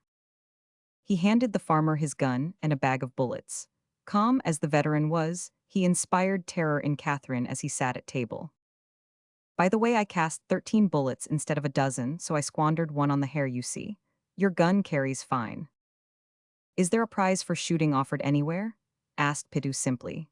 "You will win it, I guess, like you did that silver cup and the bowl you are drinking of, Miss Catherine. Why, what is the matter?" "Nothing," replied the girl, opening her eyes, which she had half closed, and leaning back in her chair.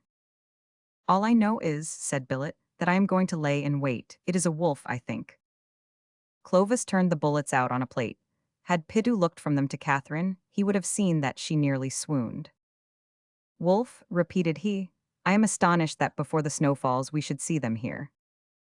"The shepherd says one is prowling round, out Burson way." Pidu looked from the speaker to Catherine. "Yes, he was spied last year, I was told, but he went off and it was thought forever, but he has turned up again. I mean to turn him down." This was all the girl could endure. She uttered a cry and staggered out of the door. Pidu followed her to offer his arm and found her in the kitchen. "What ails you?" "Can you not guess? He knows that Isidore has arrived at Burson this morning, and he is going to shoot him. I will put him on his guard." The voice of Billet interrupted the pair. "If you are going to lay snares, Master Pitu, it seems to me it is time you were jogging. Father Clovis is going your way." "I am off," and he went out by the kitchen door, while Catherine went up to her room, where she bolted the door. The forest was Pitu's kingdom, and when he had left Clovis to go home, he felt easy about what he had undertaken to do. He thought of running to Burson and warning Viscount Isidore, but he might not be believed, and the warning might not be heeded. He considered he had better wait. He had not a doubt that at the windows of Billet's room and of his daughter, they too were on the alert. All the tragedy or its failure depended on him. If he let the Viscount pass within rifle range, he would let him march to his death. In fact, Billet, sure that the nobleman would not marry a farmer's daughter, had resolved to wipe out the insult done him in blood. Suddenly Pitou, lying on the ground in a clump of willow, heard the gallop of a horse. Billet must have heard it also, for he came out of the house. And Ange had not a doubt that the willow copse which he had chosen to spy Catherine's window had for the same reason recommended itself to the farmer. As the latter advanced, he slipped back and slid down into the ditch. The horse crossed the road at 60 paces, and as a shadow was soon detached from it, the rider must have leaped off and turned the steed loose. It went on without stopping. There was 10 minutes of dreadful silence.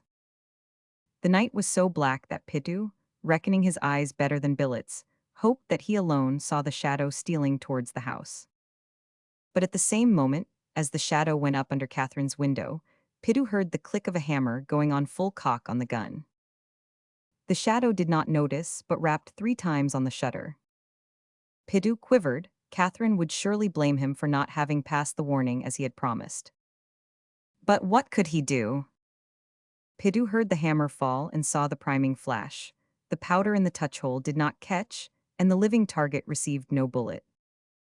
At the same moment Catherine opened her window. She saw all and cried, "Up, it is my father." She almost dragged Charney in at the casement.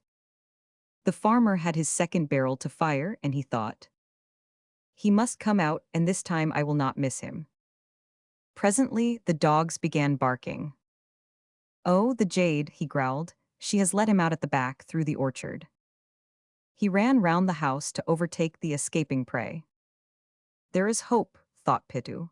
Aim cannot be taken in the night as in the day, and the hand is not so steady in firing on a man as at a wolf in the den. Indeed, Billet had fired on a man whom he saw scaling the orchard wall, but he had got away on a horse which came up at his whistle. While Billet was following the pair in vague hope that he had hurt the rider so that he must fall out of the saddle, Ange reached the orchard, where he saw Catherine leaning up against a tree with her hand on her heart. "Let me take you into the house," he said. "No, I will not live under the roof of the man who shot at my sweetheart." "But then, do you refuse to accompany me?" "No, but—" "Come." No one saw them leave the farm, and both disappeared in the valley. God only knew the refuge of Catherine Billet. All night a dreadful storm raged in the heart of the injured father. Something vital seemed to snap in the mighty frame of the man when he returned empty-handed to see that his daughter had taken to flight. When he came home at 9 as usual to breakfast, his wife said, "Where is our Catherine?" "Catherine," he said with an effort, "the air is bad on the farm, and I sent her over to her aunt's in Salone." "Good, she wanted a change. Will she make a long stay?" "Till she gets better." Drying her tears, the good woman went to sit in the chimney corner, while her husband rode off into the fields. Dr. Raynal had passed a restless night also. He was roused by Viscount Charney's lackey pulling at his night bell, and riding over to Burson, found that he had a couple of bullets in his side. Neither wound was dangerous, though one was serious. In 3 calls he set him up again, but he had to wear a bandage for a time, which did not prevent him riding out. Nobody had an idea of his accident. It was time for him to be healed, time to return to Paris. Murraybow had promised the Queen to save her, and she wrote to her brother on the Austrian throne. "I follow your counsel. I am making use of Murraybow, but there is nothing of weight in my relations with him." On the following day, he saw groups on the way to the assembly, and went up to learn the nature of the outcries. Little newsheats were passing from hand to hand, and newsdealers were calling out, "By the great treason of Murraybow." "It seems this concerns me," he said, taking a piece of money out. "My friend," he said to one of the vendors who had a donkey carrying panniers full of the sheets, "how much is this great treason of Murraybow?" "Nothing to you, my lord," replied the man, looking him in the eye, "and it is struck off in an addition of 100,000. The orator went away thoughtful. A lampoon in such an edition, and given away by a newsman who knew him. Still the sheet might be one of those catchpennies which abounded at that epoch, stupid or spiteful. No, it was the list of his debts, accurate, and the note that their 200,000 francs had been paid by the Queen's almoner on a certain date, Also the statement that the court paid him 6,000 francs per month. Lastly, the account of his reception by the queen. What mysterious enemy pursued him, or rather pursued the monarchy like a hellhound? This is what we shall learn, with many another secret which none but Cagliostro the superhuman might divine, in the sequel to this volume entitled The Royal Lifeguard. The end.